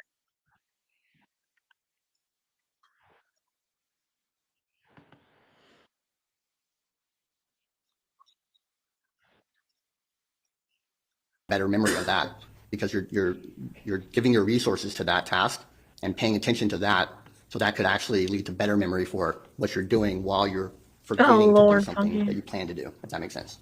So is it fair to And say then he that got a what you hold mean of is that the clippers more and focused cut you are his on the hair. other things, it's potentially more likely that you're going to forget the task that you have to remember in the future? Yeah, because again, remember, prospective memory is a complex cognitive process that requires a lot of resources. I'm and trying you're to grow devoting it those back out, resources so we'll see instead what to that happens. to do this other thing. It's not a conscious choice that you're doing that. You're just doing the task at hand. You're doing whatever you're doing now. And the more you do that, the more you pay attention to something, generally speaking, you're going to recall it better, the exposure time. Let me make this bigger so y'all If will someone have is it. extremely diligent, is there ever a time when prospective memory errors are always avoidable? No, it's impossible. There you Even, go. I mean, like I talked about before with airplane pilots, Don't surgery, like- I mean, we set things up because we know these errors are going to happen. Remember when it was wet, myself, it I'm a looked like memory he expert. had My wife never forgets firmed to or something. It give me a was hard curled time up when I so forget to much. do something that she told me to do and brings up the fact that you're a memory expert. I thought you would never make this mistake. So no matter how diligent you are, we are going to make these kinds of errors. You can set up all the reminders you want necessarily. There can be situations when they don't occur. For instance, I had a reminder the other day to email a student. And at that time, the reminder went off. A student walked into my office and got me distracted. I had to help that student. And I forgot to email that student back. So The factors that we've That's talked not about life today or death, have been though. scientifically shown to increase Forgetting the to email likelihood somebody. of forgetting something or a prospective memory error. The multitasking, divided attention, being hurried, lack of retrieval cues, changes in routines. In your professional opinion, do they support Rhonda's statement that she forgot Araya was in the vehicle? yes, I would. I have no further questions for the witness. Tender. Thank you, Dr. Cahill. You're welcome. Thank you. Cross-examination? Thank you, Your Honor.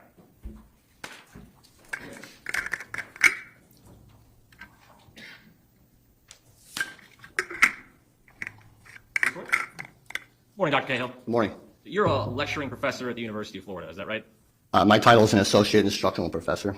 Moonlight, And not you did your at all. dissertation on eyewitness choosing behavior, the role of ekphoric experience, and non-memorial cues. That is correct. You did your master's thesis on the prevalence of ADHD, its subtypes, and comorbidity in adult prison inmates. That is correct. Looking over your CV that was introduced into evidence, it looks like you've done some professional peer-reviewed journals on witness accuracy in lineups. Is that correct? Correct, among other things, yes. Among the other ones, neuroimaging evidence of mock juror decisions, Yes, personality disorder profiles of incarcerated male rapists and child molesters. correct. You've given Whoa. professional talks to the Florida Association of Criminal Defense Lawyers. Yes? Yes. And wrongful conviction speaker series. You spoke there as well. I believe that one, I organized that one. I can't remember if I actually Oh, spoke, but I Lord. organized one. If you're talking about the one at University of Florida, yes. So prior to today, in this Reggie. case, you've never testified about prospective memory in court. Is that fair to say? That is correct. Now, prospective memory, as you testified on direct, Right, Nicole. is An email is talking about not. forgetting to do something you intend to do in the future. An email is A fair also way not of life or saying it. death. Forgetting to do something that you intended to do in the future, yep. So I have two daughters. I always An plan email to can remember wait, their a baby birthdays. cannot. If I forget their birthdays, that's an example of this prospective memory error. Correct. So this is something that is everyday life. for These every arguments human are being on the stupid. planet. We all make these errors. Everybody in the courtroom can understand, know that we made these errors, yeah. So this isn't a medical affliction or like it's not amnesia or a stroke. No. It's a result of normal cognitive processing, if anything. Normal everyday life. Correct. It's normal to forget a baby in a car, is what he's saying. Somebody needs to fire him. I want to talk a little bit about the retrieval cues that you discussed with defense counsel. You said there were 6 categories, Exactly, I believe, Nicole. and correct me if I'm wrong. You said sleep, lack of sleep, stress, retrieval cues, multitasking, divided attention, and then violating a ritual routine. Is that correct? Correct, yep. So let's go through those. Yeah, this lack is, of sleep, you said that like didn't a apply in this minute. case, right? Not from the information I was provided, no. Stress. All people deal with stress. Is that a fair statement? I don't know if all people deal with stress. People have stress. Everybody has stress, yes. Fair way of saying it. Now, retrieval cues. Example of a retrieval cue would be what? You gave some examples, but what would be the retrieval cues in this case? For example, the diaper bag, or Aria's diaper bag would be an example. And you said that diaper bag was not a retrieval cue in this case because why? It wasn't a retrieval cue because when it was from my understanding, it was in the back seat of the car when she was driving, and then she went inside. So she may not have seen it there. And then when she's inside, she didn't take it inside. From my understanding, in the police report, I think it was that it was still in the back seat of the car, so it wasn't in the house with her throughout the day. So you would agree with me that the defendant in this case could have taken the diaper bag and put it in the front seat if she was concerned about forgetting the child? I don't know if I would agree with concern about forgetting the child. I would say she could have put it in the front seat instead of putting it in the back seat, but I don't know her motives behind that.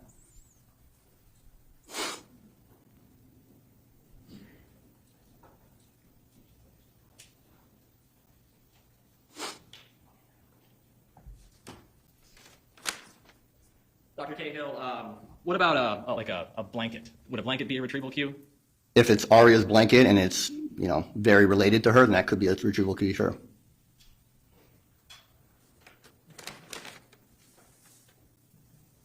Like this blanket?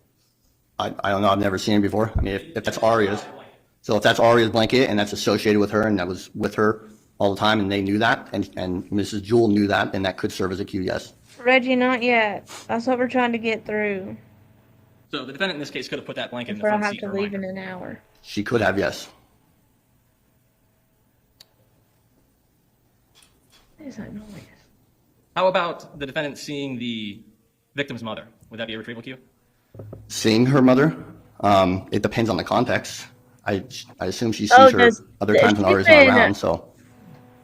How about if they're This is routine every time the from defendant last week. So yeah, they watches Araya. She picks Araya up from her sent mother. it to Every her. time. That's the way it happens. So you're talking about Brooke. So every time, can you say that again? Yeah, if the victim's mother, Brooke Page, Mm-hmm. and the defendant see each other, Oh, every he's time that the trained. Let defendant me watches mute. Araya, would that be a retrieval cue? Seeing Brooke. If that's, yeah, that could be, yeah. So if the defendant saw Brooke the morning of July 19th, that would be a retrieval cue that would link with watching the child, Can you be more specific, seeing her where? picking up the child. So when she was coming to pick up the child, yes, that can be a retrieval cue. Now, with these memory failures, I want to talk a little bit about time.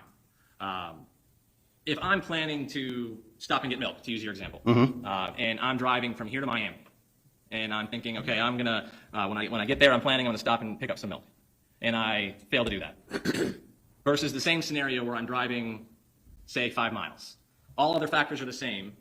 There's a much more the probability of a prospective memory failure would be much less the shorter the drive. Is that fair? So I would say every other condition being ideal, so no distractions, good retrieval cues, all that stuff. If you held all that to optimal conditions, then yes, shorter retention I interval. really can't will pass lead to this less guy if errors y'all and don't longer care, retention interval. because he is quite boring.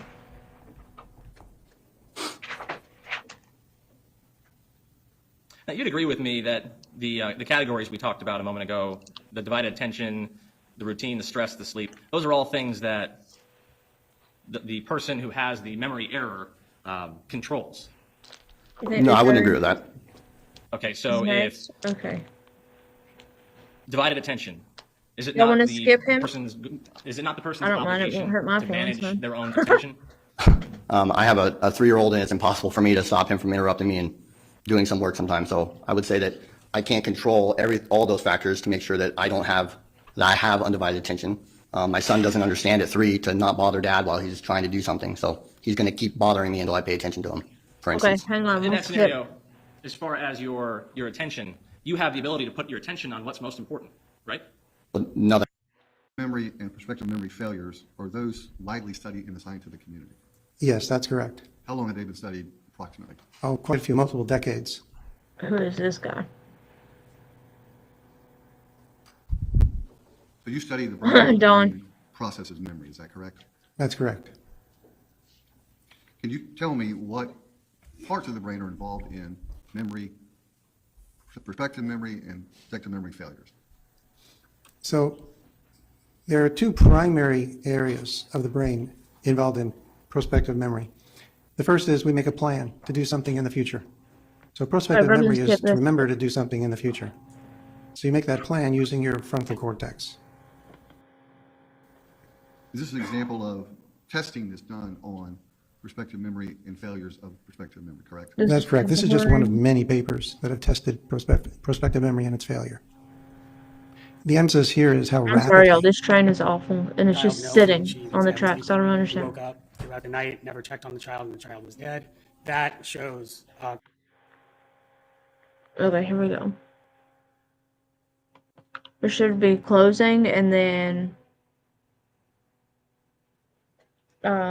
verdict at the end.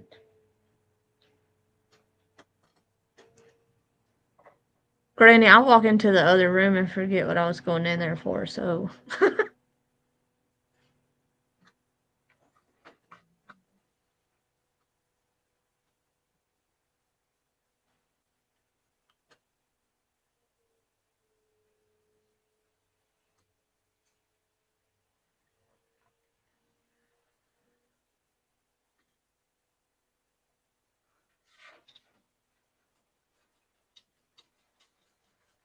Reggie, I guess Florida don't, South Carolina don't. Lord help. I'm craving Kit Kats and I have none. Oh, well, I had this little pink one, that's it. Dang it.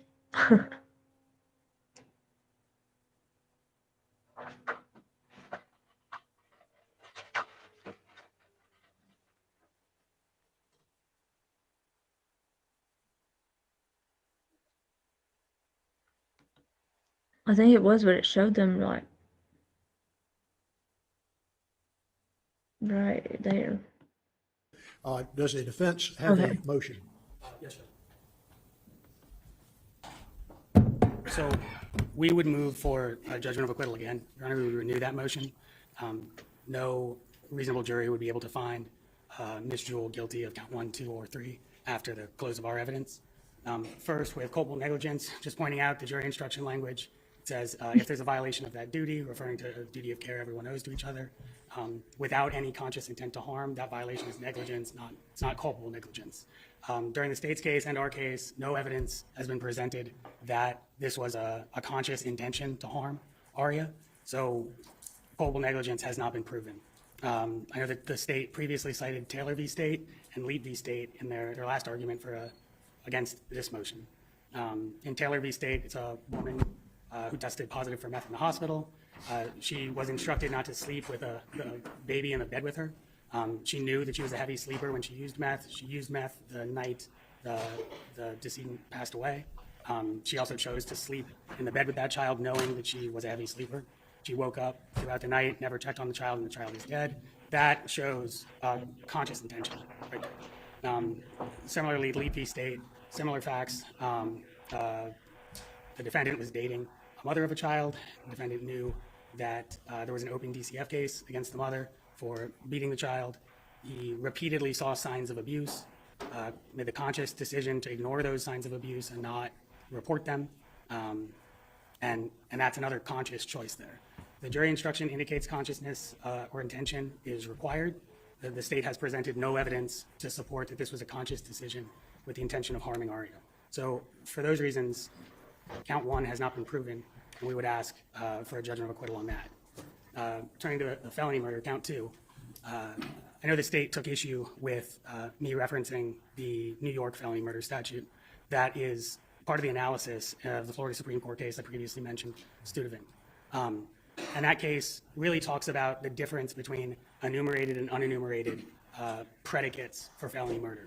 And that case was dealing with an aggravated child abuse. She did it. But that is enumerated. Granny, that's the whole. And the court determined that because it's enumerated, Yeah. and it was just one signal. It'd be like if single we act, got in a because car it was wreck and enumerated, accidentally it doesn't matter that it's wholly subsumed killed into somebody, felony murder. we'd go to prison. It can provide a predicate in and of itself, and they can be convicted of both.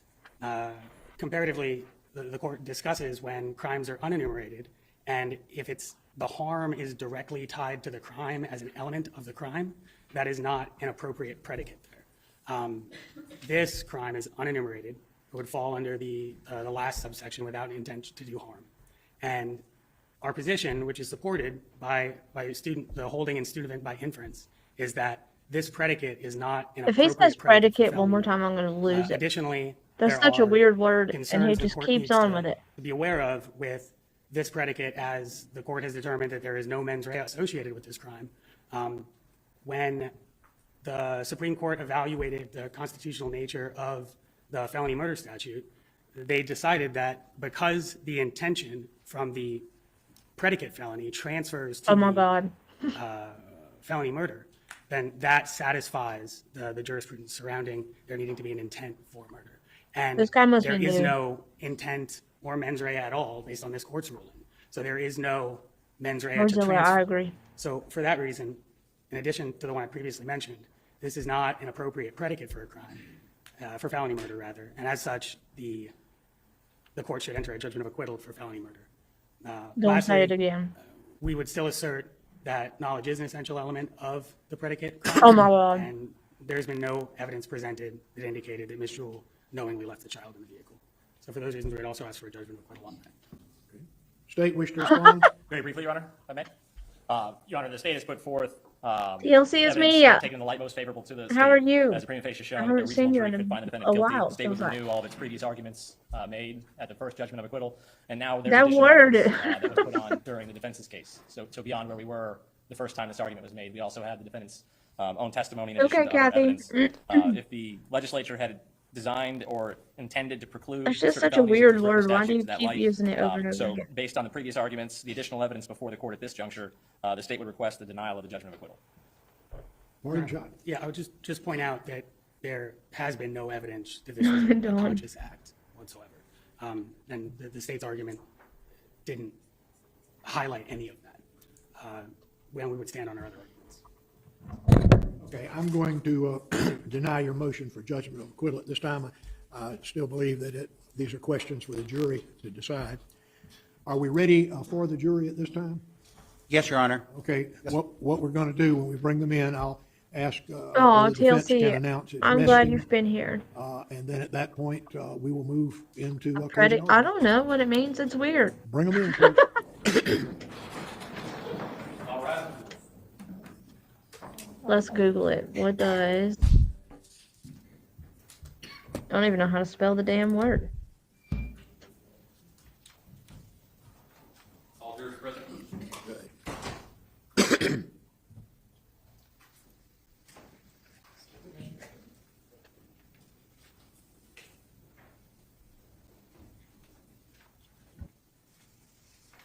Be seated, please. Would the defense call its next witness? Your Honor, the defense announced rest at this time. Very well. Members of the jury, both the state and defendant have rested their cases. This means that you've heard all and received all of the testimony and evidence pertaining to this Oh, hell, case. it has a bunch of different The meanings. attorneys will now present their final arguments. Please listen to what the attorneys say, and remember, it is not evidence, but you should listen carefully to their arguments. In means making to their arguments, proclaim or the make attorneys will be referring known. to the evidence presented or not presented during the trial. The attorneys Or will to not assert intentionally misrepresent the evidence. Rather, they'll be relying upon their recollection of what the evidence was. And in legal Your usage, recollection it of the means evidence may differ a from that of the basis attorneys, of and in that foundation event, on which you should something rely upon rests. your own recollection of the evidence. That still doesn't tell me. These arguments are intended to aid you in understanding the case. Okay, Each this side is the will have jury equal time, but the state is rules. entitled We're gonna to skip past that, divide so this if I can hear time between an opening argument and a rebuttal I don't argument wanna hear after the defense has spoken. State ready to proceed? Yes, Your Honor. Please do. May it please the court, counsel? Oh no, this is closing arguments. Crap, we're not going to get through this before I have to leave.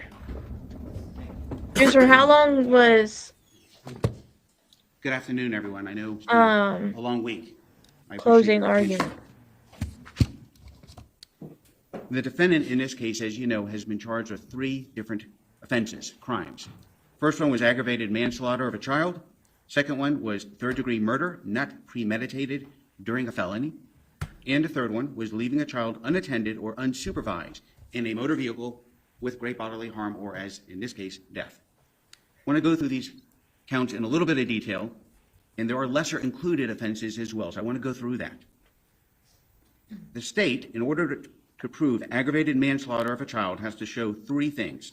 One, that Araya Page, the victim in this case, the 10-month-old infant, is unfortunately deceased. She is dead. We have proven that. Number two, the death of Araya Page was caused by the culpable negligence of the defendant, who is seated in the courtroom today. I want to tell you, the court's going to tell you later They may during have the to jury hang instructions out what is culpable negligence. while they The do like the judge is going to verdict read you a watch bunch of instructions, but I until want I to tell get you back. just a small portion of it. Culpable negligence means User, that you already every know what the person has a verdict is, duty but to act reasonably towards others.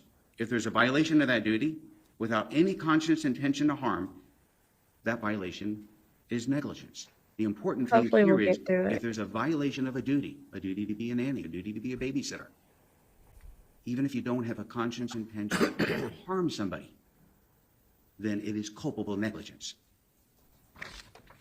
Culpable negligence is consciously doing an act or following a course of conduct that the defendant must have known or reasonably should have known was likely to cause death or great bodily harm to the victim, in this case being Araya Page.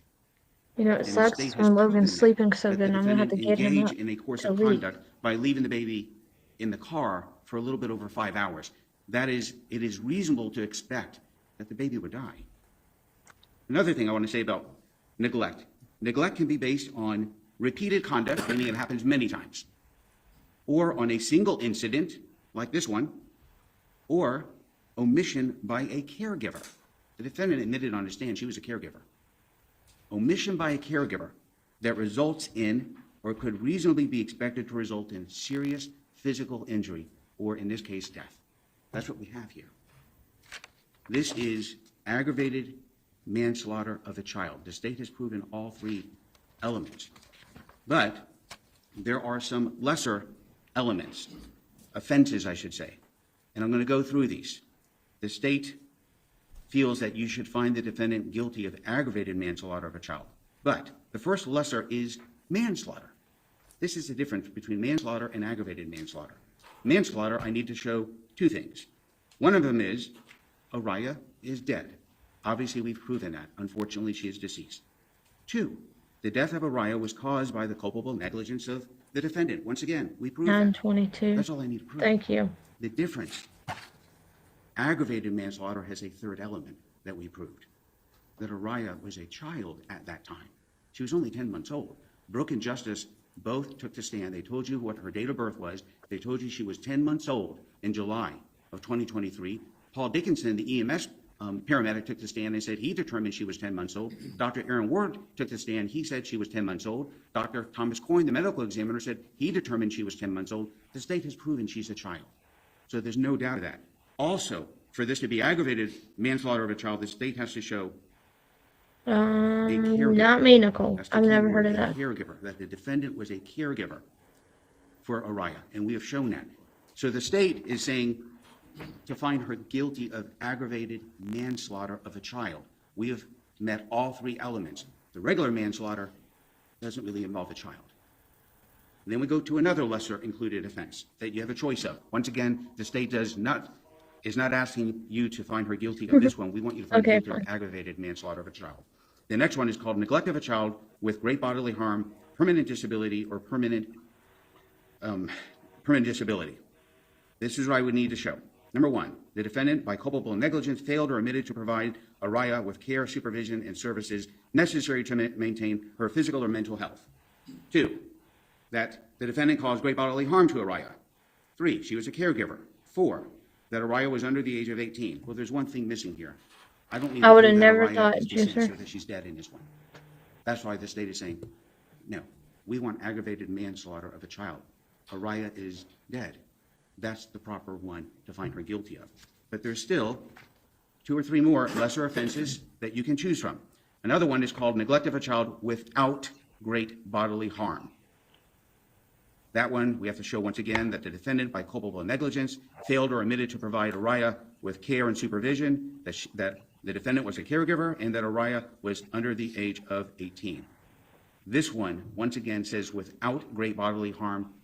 No, Araya is dead. We go back to the aggravated manslaughter of a child. There was that is body the proper harm. one to She find. sat in The that defendant hot didn't ass die. car for 5 Then we have hours. 2 more left. Culpable negligence, inflicting injury. After two, I would I have could have proved two caused things her to here. go into The defendant seizures or inflicted anything actual else. personal injury on Araya, and she did through, once again, culpable negligence. In this one, the state would not even have to prove that Araya is a child. Obviously, we prove she's a child. We go back to the aggravated manslaughter of a child. That's what we want you to find her guilty of. And the very last one is just culpable negligence, exposing a child to injury. No, Araya wasn't just exposed. Araya died because of this. So in the end, with aggravated manslaughter of a child, and you'll see on the verdict form that there are all these lessers, the state is asking you to find her guilty of the very first one, aggravated manslaughter of a child. Now there's 2 more counts that I want to go through, but I want to go do it a little bit backwards. Rather than doing count 2 and then count 3, I'm going to go to count 3, and I'll explain why in a second. Count 3 is leaving a child unattended or unsupervised in a motor vehicle with great bodily harm, or in this case, death. This is what the state needs to prove. The defendant was a person responsible for Araya. The state has proven it. Araya was under the age of 6 years old. Once again, the state proved that she was 10 months old. The defendant left Araya unattended or unsupervised in a motor vehicle for a period of in excess of 15 minutes. Think about this for a minute. All the state needs to show you is she left her in the vehicle for over 15 JLR minutes. said there's This defendant left Araya another in the hurricane vehicle watch that Florida 20 may be times more than that. 15 minutes is all I need to prove. at She risk left her for a little over 5 again for hours. the 4th major hurricane. And But lastly, still what I need to uncertain show where is it's that gonna in hit. so doing, Rhonda Jewell, the defendant, caused great bodily harm, permanent disability, or permanent disfigurement to Yeah, Nicole, I had child, never heard of Araya. that one. Obviously, she did because Araya is deceased because of this. We are asking you to find her guilty, the defendant, of leaving the child unattended or unsupervised in a motor vehicle which resulted in great bodily harm, as in this case, Araya is deceased. There's only one lesser, and basically what that one says is that the defendant left Araya in a vehicle, that the child was under the age of 6, it was over 15 minutes, but there's no injury.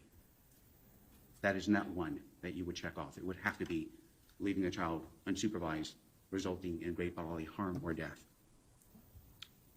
Now I want to go to count 2.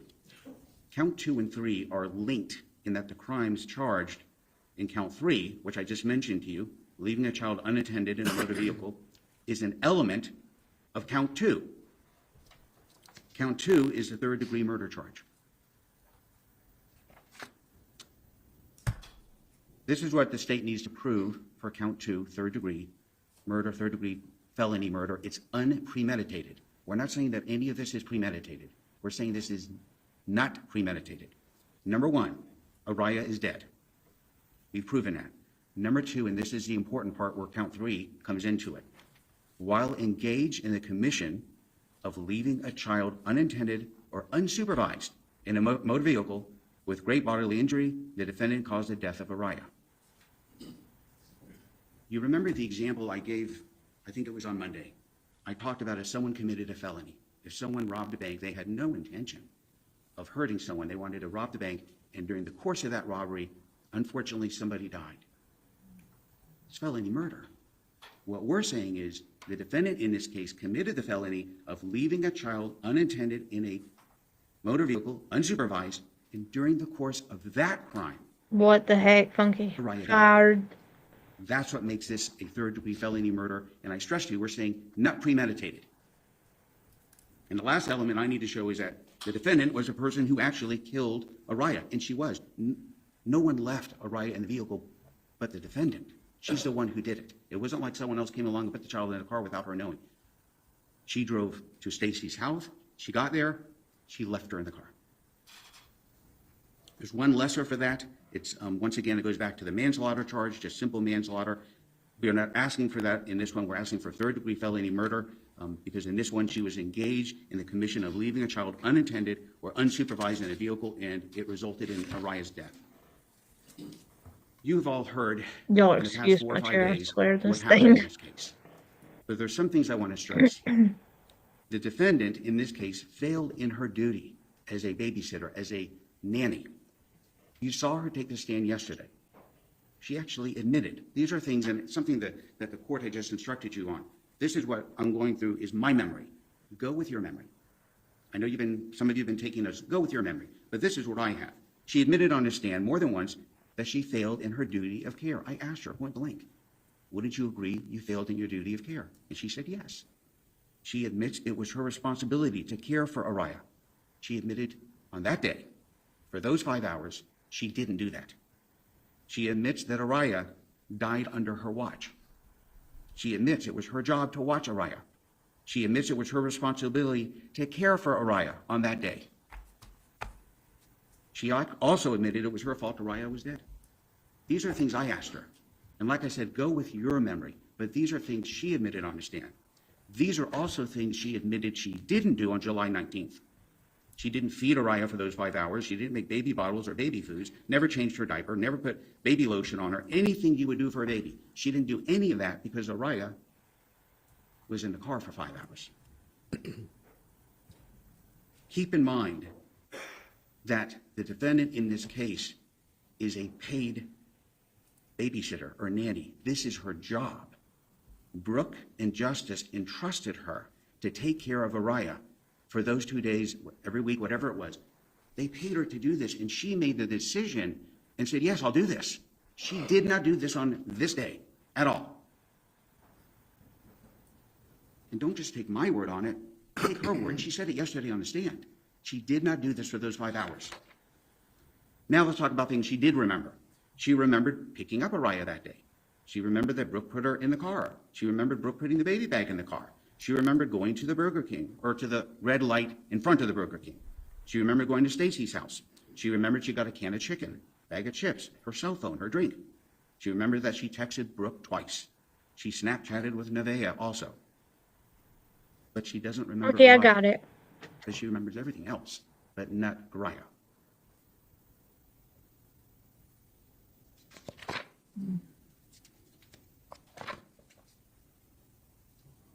The evidence that you heard and what the state has Blue. proven is Stop. that the defendant went to Brooke's house, Brooke and Justice's house, a little bit before 8. Her job was to get Araya. That's why she got up that morning, was to watch her. And the other case at Stacy's house. She drives to Brooke's house. Brooke puts Araya in the car with the baby bag. And the defendant then leaves.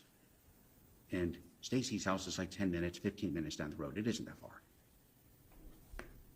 But when she was asked yesterday on the stand by me, did you forget Araya when you were at the Burger King or the light in front of the Burger King?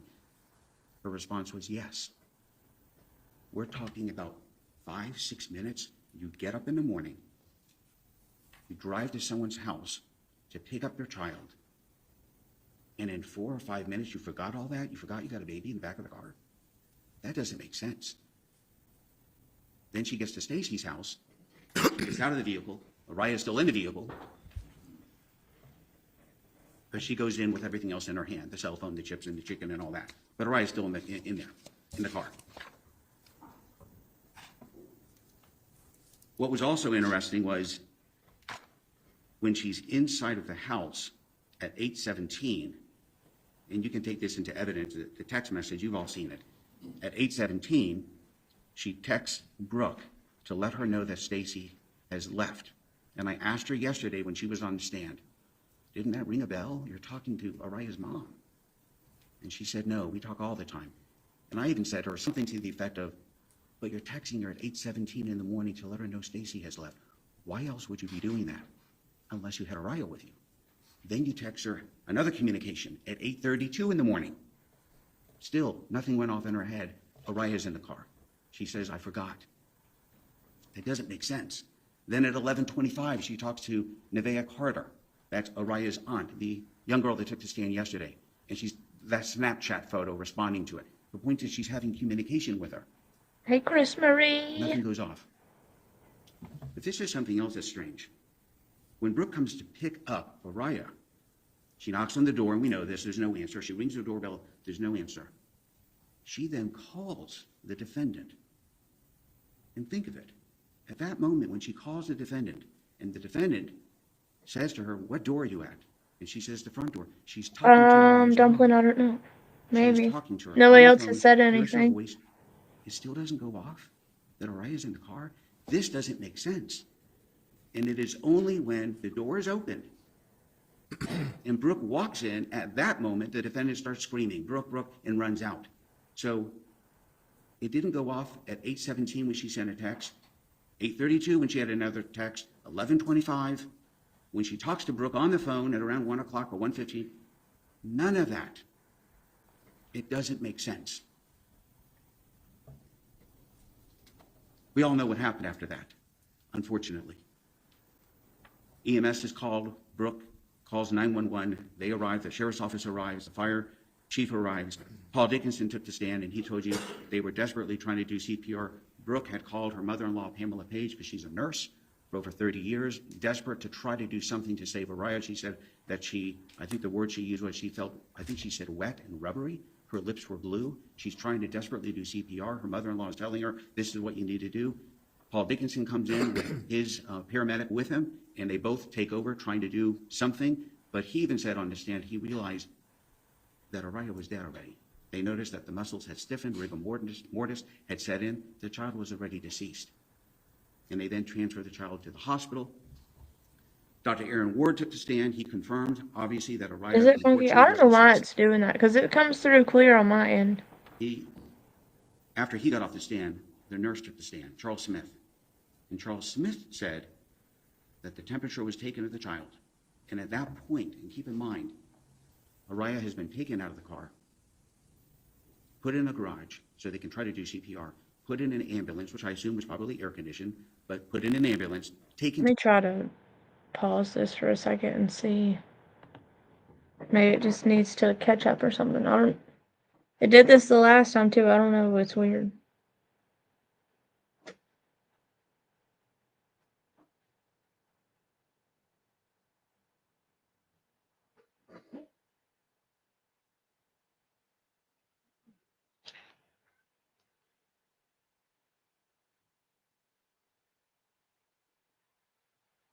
Yeah, I don't know why it's doing that, because it doesn't come through like that for me. It's clear.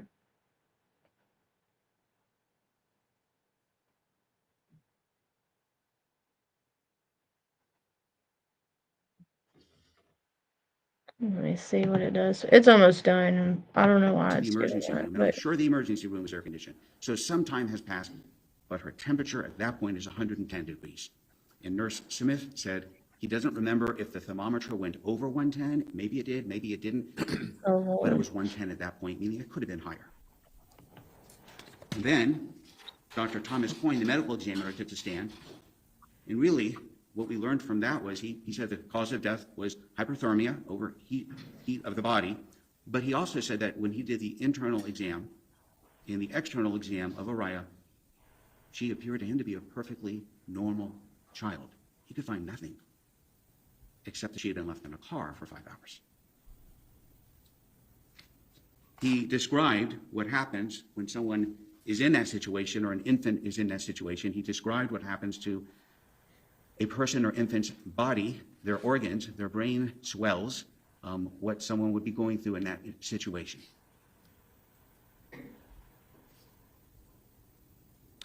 The defendant, as you know, was interviewed by investigator Brad Dougherty. I'd like to show you a clip of that if we could.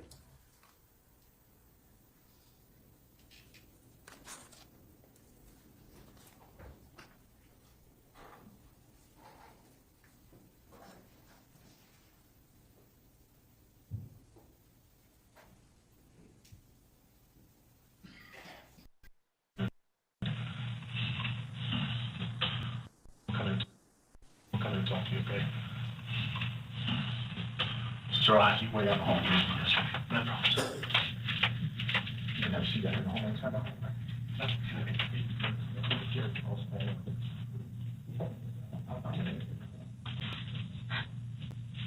Hey, Alabama mom.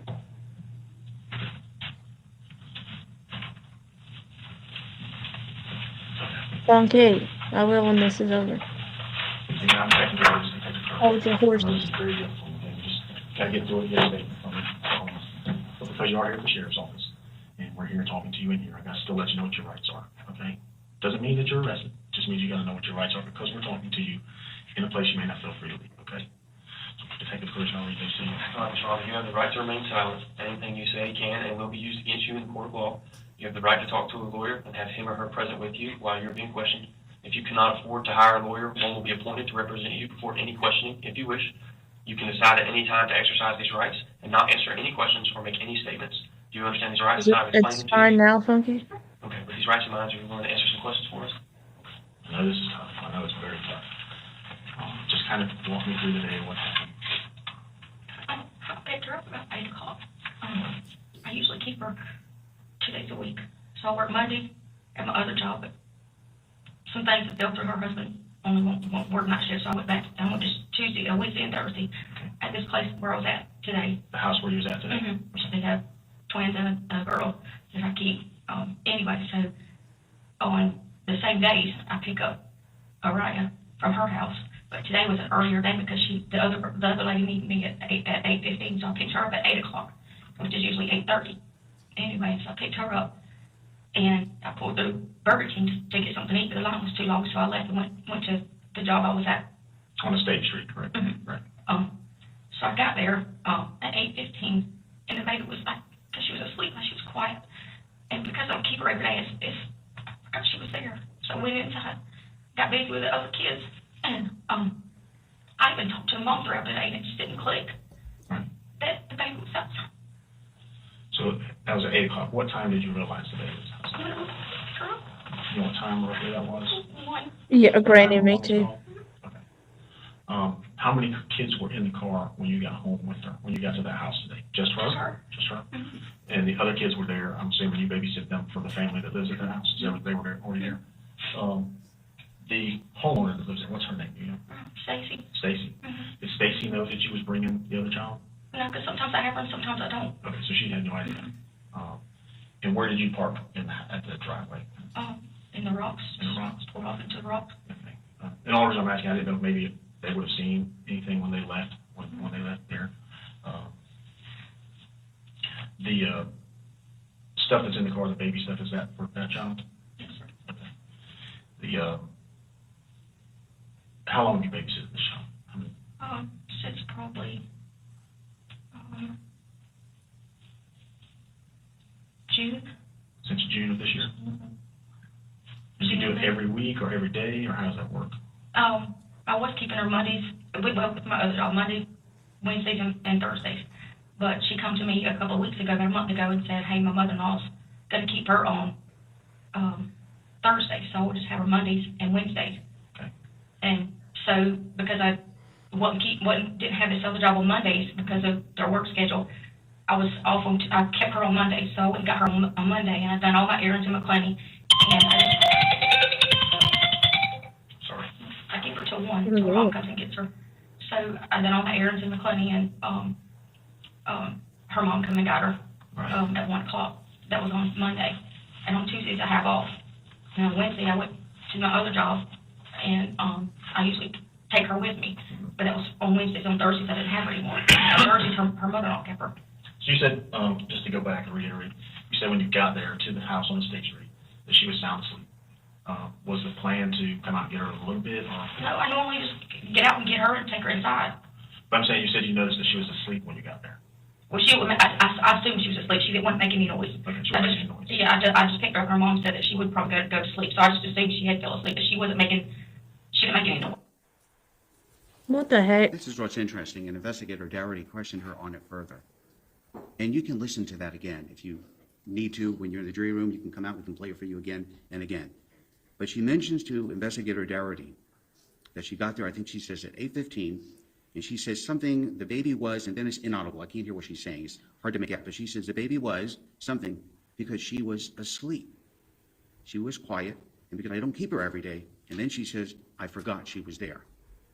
And I go inside, I get busy with the other kids. Then she says, I even talked to the mom for a bit. It didn't click that the baby was outside. The investigator, Doherty, then says to her later, like 3 minutes later, he says, you said you noticed she That's was what's going to asleep?" get her for And her sure. response is, I assumed she was asleep. She wasn't making any noise. The mom told me she would probably go to sleep, and she wasn't making any noise. It's like two different stories. There's an inconsistency there.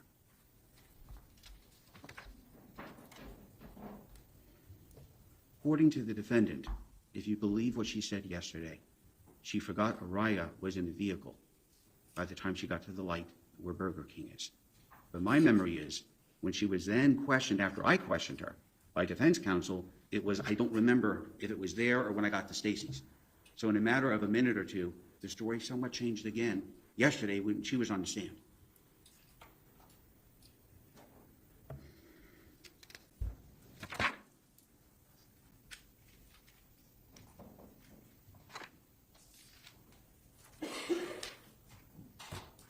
You've seen this video. Keep in mind that this video, this interview with this defendant, was done, I believe, at you can look at the time, I think it's at 2:42 on July 19th, or 2:41. Brooke has testified that she got to the house about 1:15. So it's roughly, I'll say, about an hour and a half later, she's being interviewed. About an hour and a half after realizing Araya is now dead. You can judge her demeanor on that video, how she appears to you. And I ask you to take that into account. You can judge her demeanor yesterday on the stand, how she appeared to you. And I ask you to take that into account.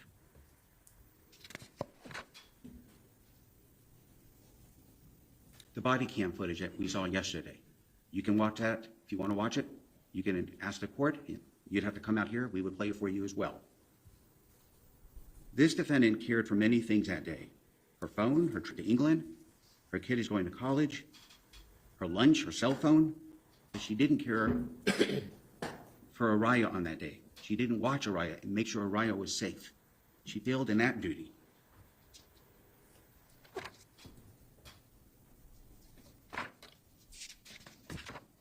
Today, we heard from Dr. Brian Cahill. That was the expert that the defense put on the stand. I have a few things I want to say about Dr. Cahill. He talked about this thing called prospective memory error, forgetting to do something. In this case, it would be forgetting that Araya is in the car. When the court reads to you the jury instructions, you will never see the words prospective memory error. It's not in there. You will never see the words, I forgot. It is not in there. It's not part of the jury instructions. A reasonable person might forget to lock the door when they leave the house. They might go back and check on it and realize, okay, I didn't lock the door. That isn't what we're talking about here. We're talking about a babysitter that left a 10-month-old in a car for over 5 hours. That's what we're talking about here. Dr. Cahill mentioned something. He said 25 is a number he threw out. 25% of parents forget their kids are in the car. That was a number he threw out. He didn't mention, at least from what I heard, unless you heard something different, do these parents, did they forget their child was in a car for a minute and then remember the child was in a car? Did they forget their child was in a car while they were listening to a song and 3 minutes later they realized the child's in a car? Did they forget their child was in a car for 2 hours, for 3 hours, for 5 hours? He didn't say. Is it just a moment? Is it hours? He didn't elaborate on that. But in this case, once again, we're talking about a babysitter who's being paid. She took the responsibility to care for this child, and she failed, and she admitted that on the stand. Dr. Cahill also talked about being rushed in a routine, that it can affect your memory. This isn't an excuse. Every person has some sort of a routine, and every person probably every day, something comes up you're not expecting, and you're rushed. What the heck?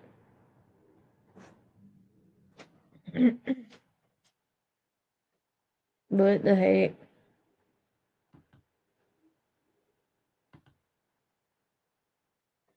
Am I completely frozen or was it just the video?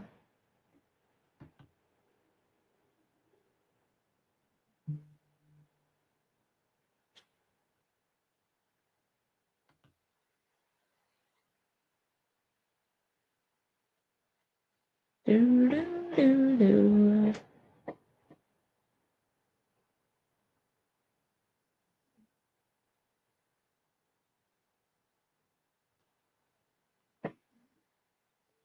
I'm frozen. It's the video. What is happening?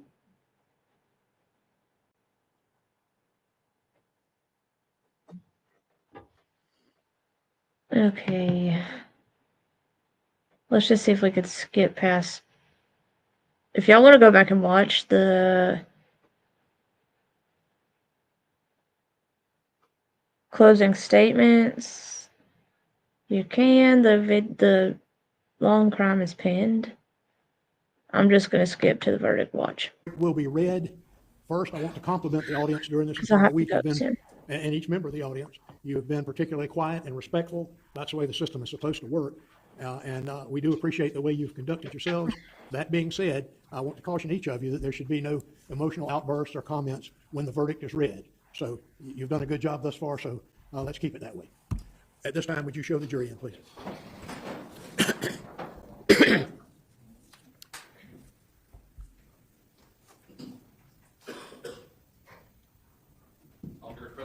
Very good, thank you. Be seated, please. Speaking to the foreperson, has the jury reached a verdict? Yes, Your Honor. Would you hand it to the bailiff and he'll hand it up to me? Thank you. Damn it. Come on, law and crime. We're almost done.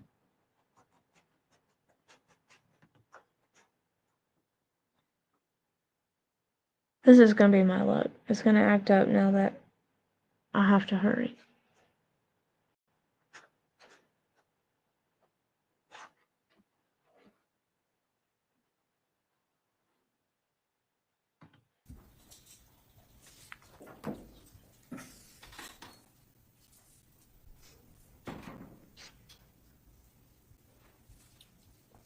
Ms. Jewell, would you and your attorneys please stand while the verdict is read? At this time, I'm going to ask the clerk to please publish the verdict.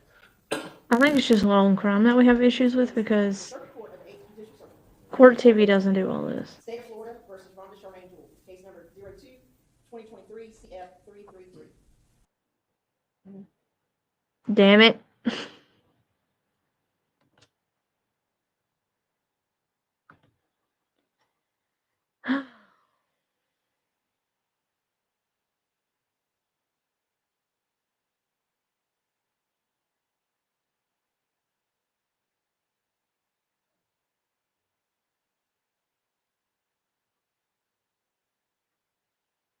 I'm gonna let it load for a minute. We, the jury, find as follows as to count one of the information. The defendant is not guilty. We, the jury, find as follows as to count two of the information. What? Oh my gosh. I didn't even hear what the first one was. What'd they say? Count one.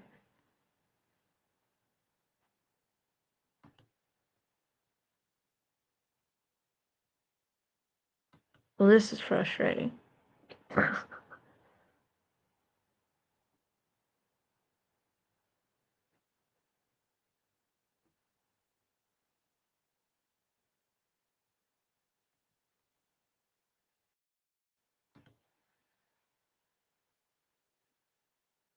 I don't know why it's freezing so bad. It's done so good all day.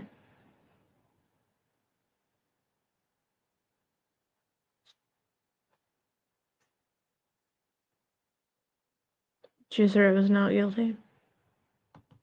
The first count. The defendant is guilty of third-degree felony murder as charged in the information. We, the jury, find as follows as to count three of the information. The defendant is guilty of leaving a child unattended or unsupervised in a motor vehicle causing great bodily injury as charged in the information. So say we, this 8th day of November 2024, at McClenny, Baker County, Florida, signed by the foreperson, David Saints. Very good. Be seated, please. Is either counsel aware of any further proceedings that would require the presence of the jury?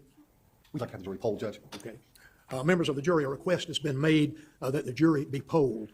The purpose of conducting a poll is to verify that the verdict of the jury is unanimous. Shortly, the clerk will be asking each of you individually if the verdict that was just read is your verdict, and you should respond appropriately, yes or no. I remind you that you are still under oath that you took at the commencement of this trial. The clerk will now conduct the poll of the jury. Juror number 288, is this your verdict? Yes. So they said not guilty on all counts? Are you serious? Juror number 150, is this your verdict? Is that what that said? Is this your verdict? Yes, ma'am. Juror number 50, is this your verdict? Yes. Very well. Any further proceedings involving the jury?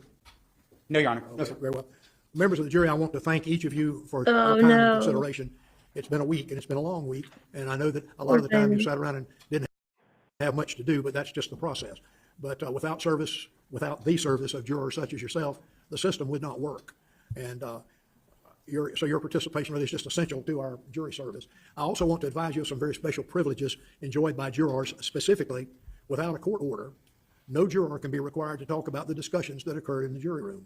And although you're free to speak with anyone about your deliberations, Okay, so Juicer, what were the charges? Because I didn't hear it. the lawyers and their representatives are not permitted to initiate any communications with you about the trial. However, you may speak to the lawyers or anyone else about the trial.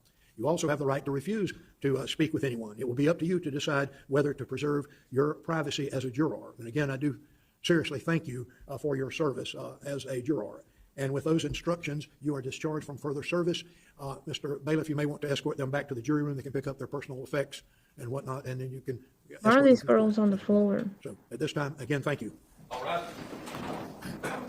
Guilty on counts 2 and 3.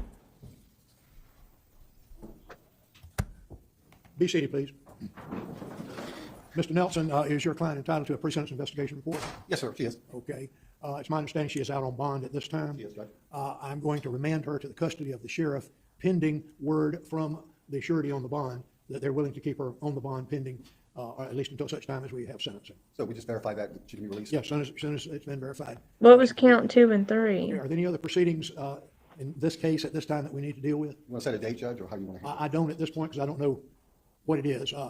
Something will be coming out very soon, though, probably first part of next week. Who do you want to notify probation parole about the PSI? You want me to Would do you that? like to do it? I'll do that. Okay, very good. That'll be fine. Your Honor, Mr. Nelson and I, please. Manslaughter?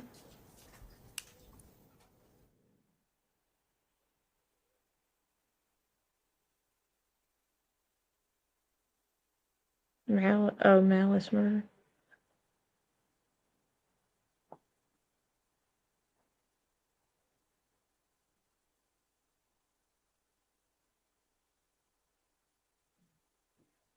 Anything else Wow. you need to do at this point? No, sir.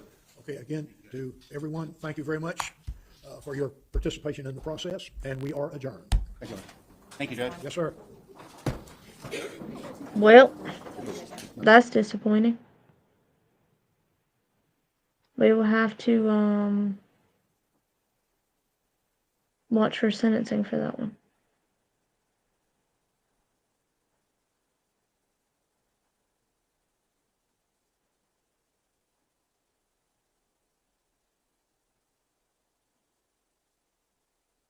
That's dumb. And then she still gets to stay out on bond until sentencing. Are you for real right now?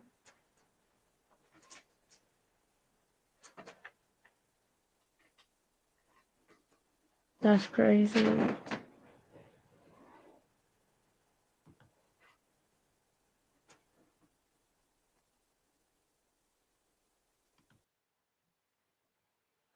Thanks, Nicole. Well, that's that one. We have another one tomorrow. We will start on Georgia versus Chloe Driver, which is a trial about a mom who stabs her daughter. So that one will be interesting. And then we'll watch for a verdict on the other, or not verdict, but sentencing on the other one.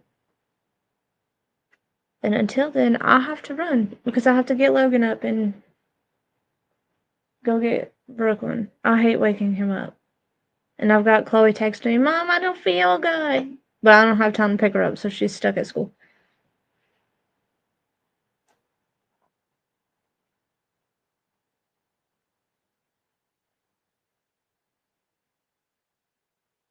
Oh, the picture. Okay. I can do that real quick. Oh, that's Logan's. Oh, well, I'll just close the whole Facebook down.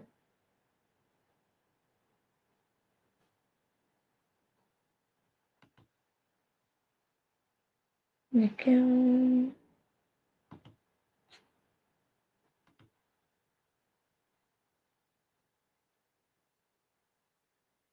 Allsane, you missed it, Allsane. I was looking for you earlier.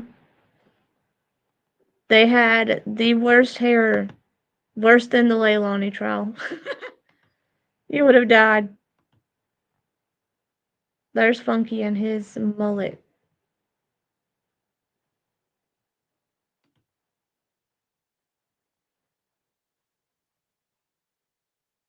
Funky and his mullet.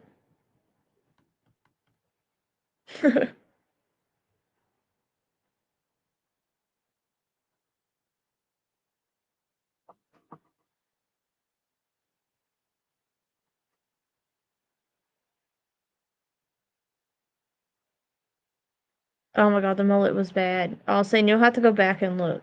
A Funky.